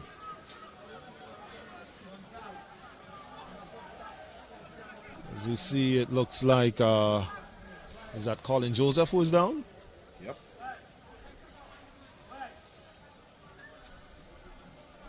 Joseph has definitely been in the wars today. He has been kicked, he has been shoved, pushed, name it, he has received it. As we see the substitution being made there, number 7 in the person of Dominic Smart, yes, on to replace number 9, Jory Thorne. So that's a defensive substitution there by the Awesome FC team. Well, actually, it seems like it might be like for like, because Smart has gone to the centre forward position. In the back or in the midfield, but he has now gone to put his body in the centre forward spot. Yes, well, he's playing in the defense of JEBELLE, so I guess. Yeah, so they're probably going to utilize his threat up front. He's a very strong player. He can hold up the ball pretty well. Here's Grant. Avoids the oncoming player, Devano Bino. Bino to Joseph. Joseph gets the ball around. Sam plays it first time. And Terrace and Joseph, he should have scored there. He was left unmarked. I think that he had more time than he thought, because he could have controlled and released a shot with his right foot. With Terrace Joseph starting the attack to Zidane Sam out wide. Sam with an enticing first time cross. And Terrace and Joseph with his hand in his head, failing to find the back of the net. Well picked up there by Irel Matthias, heading that one out of touch. Throw in for Awesome FC.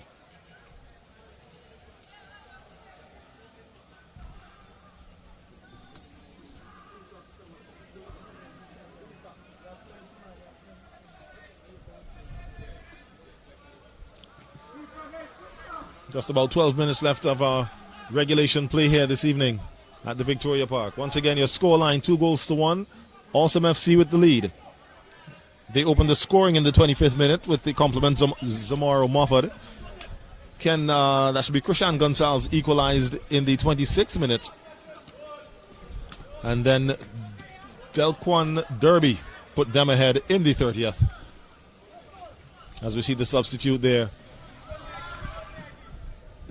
trying to dance through the JEBELLE defense. And Groove, I'm not sure if you noticed, but the Awesome FC team have deployed Mr. Jaffel Antoine to stick on to Mr. Terrace Joseph like a leech. He's not giving him an inch of space in which to breathe. We know what Terrace Joseph can bring to the team. And every time that Joseph has the ball, Antoine is on to him like his roll-on. So as a good man-marking tactic deployed there by the Awesome FC team. And knowing Jaffel Antoine for a good number of years, he is a youngster despite his small build. He has a very strong tackle in him, and he does not shy away from it at all. So now here's Grant. Grant plays in Sam. Sam tries to get away from Bascom. And once more we see the double team of defenders there on a JEBELLE attacker.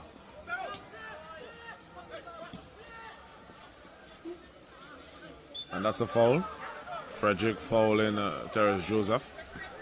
I think what JEBELLE needs to do is move the ball a bit more quicker than they are in order to, because if you make quick short passes, then it's harder for the defensive team to get onto you. The most that they can do is foul you. Of course, you hold the ball too long and it gives them a time to be able to catch up to you and insert themselves into the play.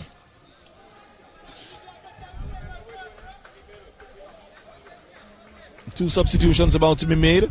Ronaldo Charles is on, and he is going to be replacing Delquan Derby. And Sylvester Frederick is also making his way out, and he will be replaced by Herschel Bergen. Yes, so we have relatives on either side. Herschel Bergen and Najima Bergen, they will be doing battle. And on Friday, I think it was Arrington Bergen, the father of Herschel, he was saying, son, to this Saturday, Saturday clash, Najima and Herschel. And now we're seeing it as they are both on the field. And I was right in my early assessment before the game started. I told Herschel's father, I said he will only be playing for 10 minutes, and rightly said he came on the 80th minute of play. So I guess I'm a bit of a prophet there. And here he is.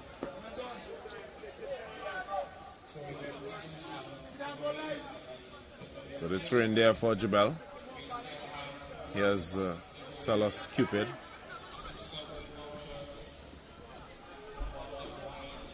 At the moment, it's Awesome FC with another victory in their pockets at the moment, but they still have another 9 minutes or so in which to defend it, along with additional time. Here's Bino.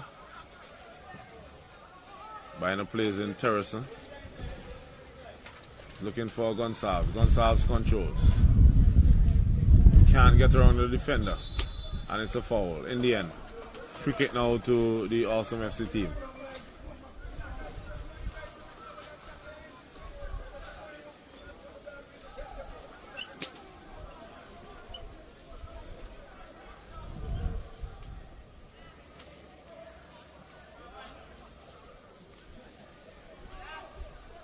So here's Cupid for JEBELLE.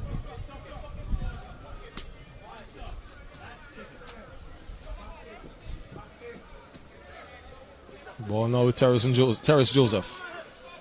He has Bergen to deal with. Finds Bino inside. Bino finds Grant.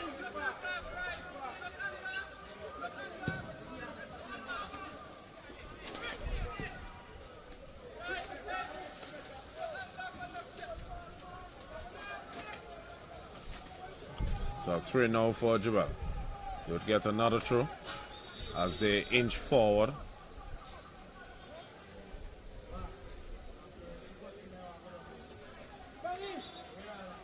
So we have a change lined up for JEBELLE.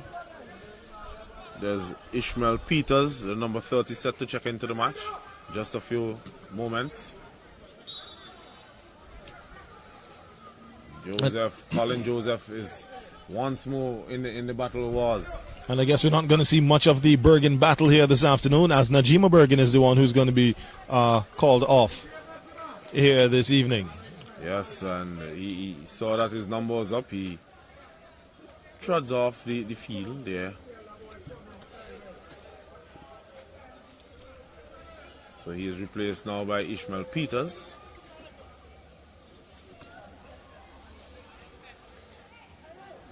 At the moment, time is not on the side of JEBELLE. Indeed. It's about 5.5 minutes left for them to find an equalizing goal. Along with, I would probably assume, maybe 2 to 3 minutes of extra time, but we'll wait for the fourth official to give the official signal as the free kick is taken. Celis Cupid with it.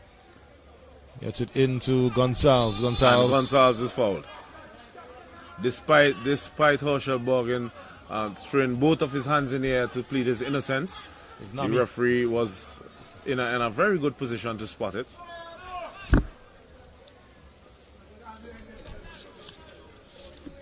And this free kick is going to be taken just outside of the 18-yard area. With 5 minutes or so to play, this could be a clear chance for them to try to equalize here this evening. Yes, and with the departure of Mr. Najima Borgin, this would be a prime position for his left foot to whip it into that far corner. But he is no longer in action. We have Bino and Joseph here. Terrace and Joseph takes it. Hits the top of the wall. Easily defended in the end there by Jebelle. Here's Charles. Switch as well. It's a good switch there to Thompson. Thompson cuts inside. Tries to play in smart. In the end, there's no trouble for the Jebelle defense.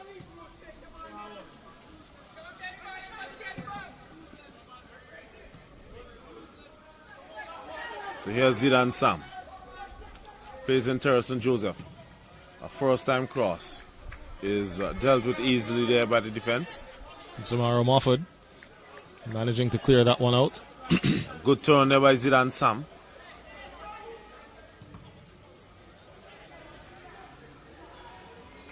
So it will be a throw to Awesome, and they would try their best to milk the clock as the time is ebbing away.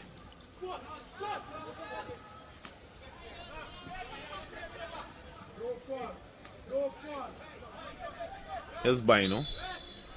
Bino is confronted there by Smart. Free kick is taken quickly as Jebelle, they are trailing 2-1. So everything for them would be in hyper speed.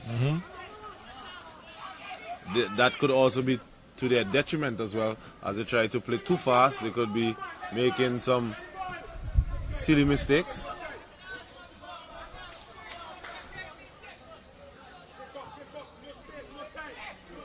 So here's Terrace Joseph.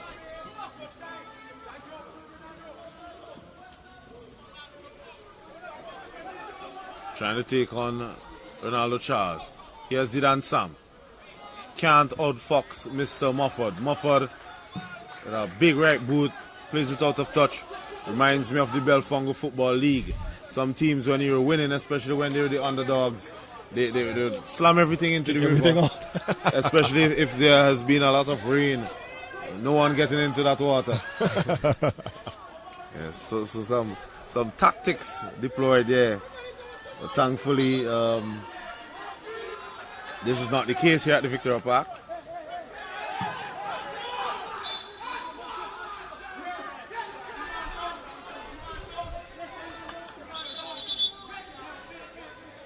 So some medical attention here to be issued to Zamaro Mofford, who has been a pillar of a rock for the Awesome FC team. He scored the opening goal for them, and he has been putting his body on the line in defense.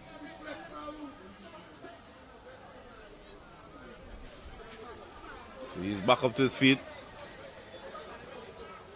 He tried a little trick there. He knew that once he receives medical attention, he has to come off to the side in order to go back on.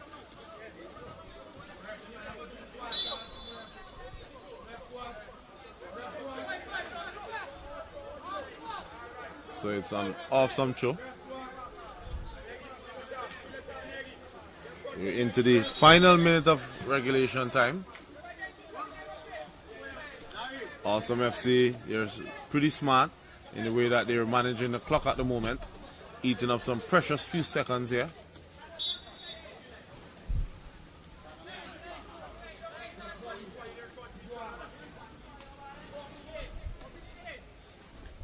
Bascom takes it. It's a throw for Jebelle.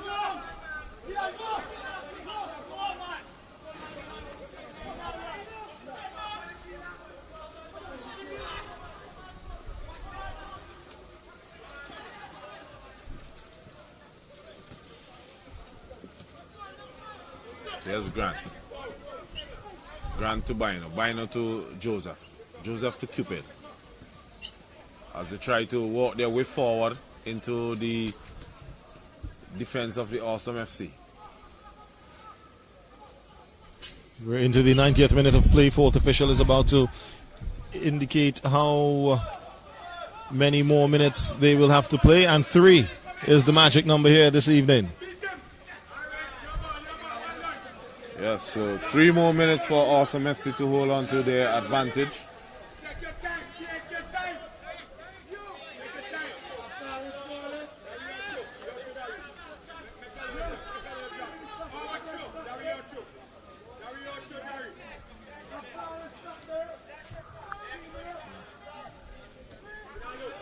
So Awesome FC make their way forward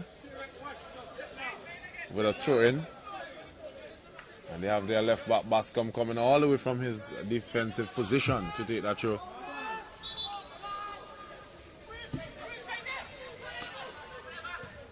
So the throw is taken quickly. And it's a corner kick for Awesome after that heavy pass back there. And that's what the Awesome FC team would want. Yes, of course. I think fatigue starting to set in on the JEBELLE. Fatigue and a bit of frustration getting on the better of the JEBELLE team. That pass there by Terrace Joseph. And you can see the way that Awesome FC, they have there's one person in the box at the moment for them. The majority of their players are sitting back. A shot is taken. It's a well shot there by Thompson.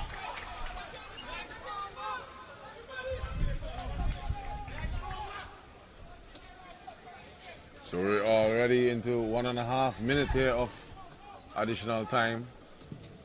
Jamel Lewis with a big kick downfield. Strong tackle there by Ronaldo Charles on Christian Gonsalves.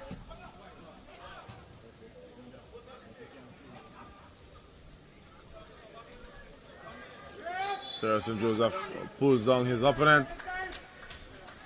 So the battle of the Josephs. At the moment, Colin Joseph is the man who is in the ascendancy. His team, they are currently winning.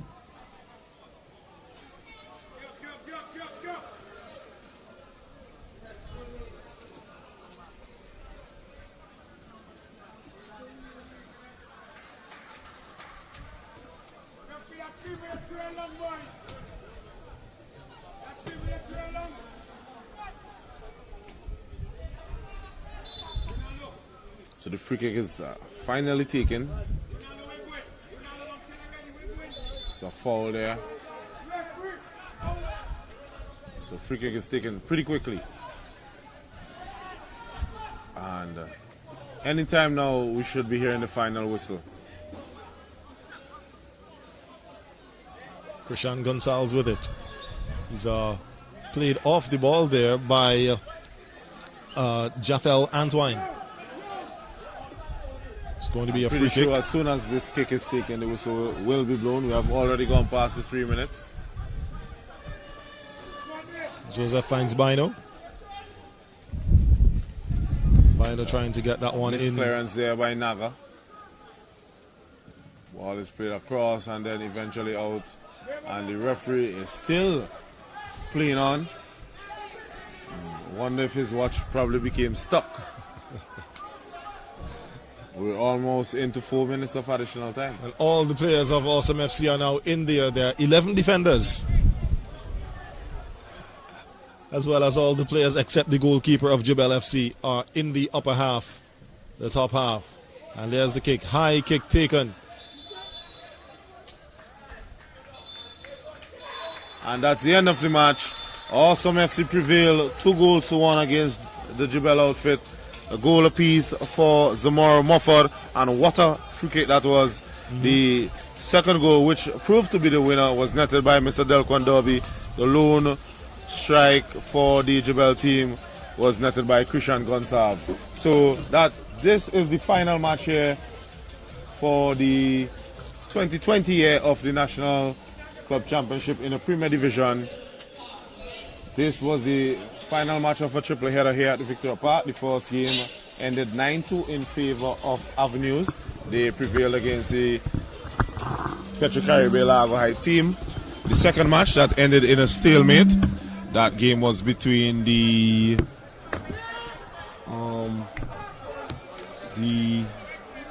I'm trying to remember exactly. That's LAYOU and Sandhill, sorry, yes. So LAYOU and Sandhill, they ended in a stalemate. And this game, which possibly could be proved to be an upset, with Awesome FC prevailing 2-1 against the JEBELLE team.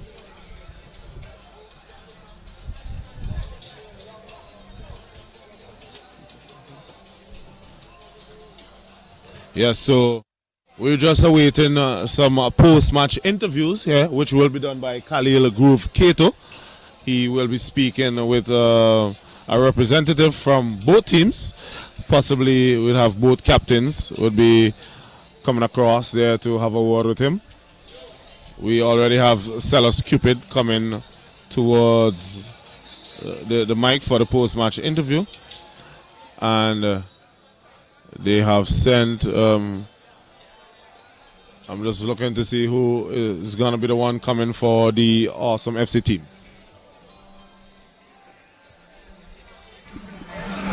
And we're here now with Sellers Cupid of JEBELLE FC here this evening. I know you wore the captain's armband in a I'm not sure if you are on captain's duty this evening. Coming out on the short end of the stick here this evening, tell us a little bit about that game in your opinion. Well, we had the majority of the ball, just didn't put our chances. We were too slow on the counter attack. We waited too late. We're too late to impose ourselves on the game. We are better than this. So, just gonna go back to the training ground and see how it goes. All right, we noticed that some substitutions were made in an attempt to try to pick up the game. Also, tell us a little bit about the play of your number 10 there, Terrace Joseph, who seemed to be more or less a ball dog in the middle of the field there. He's a magician. Just give him the ball anywhere and he'll produce magic. That's all, he's a magician. All right, then, well, hard luck on your loss today. I know that, as you say, you're going back to the drawing board. It's going to be a break for the football season, so you all have a little bit of time to put things in place, yes? Yeah, for sure, for sure. All right, then, well, thanks a lot, Sellers, all right? Sellers Cupid there of JEBELLE FC, the losing team here this afternoon in this encounter. And we're about to bring in the captain of the victorious Awesome FC. All right, Skipper, remind me of the name again, all the names. Romel Jackson, all right, there we go. I was thinking another one. All right, congratulations first off on your win here this evening. On paper, some might have thought that Awesome FC might have been the underdogs in this game. What was the driving force behind the way you guys played your game this evening? Well, as the coach said before we go on, we just have to play with one unity and just go on and give our all, because they feel that they're going to come out and beat us today, but we don't have to show them we have a heart just like them, and we come out to play football as well. All right, so as you go forward now from this victory, what would be the next step for Awesome in their preparations as the football competition continues in January? Well, yeah, we just have to continue training hard and keep focused despite the break, and just come out in January when we start and continue from where we left off. All right, then. Thanks a lot and congratulations to you once again. Thank you. All right. So that brings us to the end of football action here at the Victoria Park this evening, ladies and gentlemen. It also brings us to the end of the first half of play in the 2020-2021 National Club Championships of the SVG Football Federation.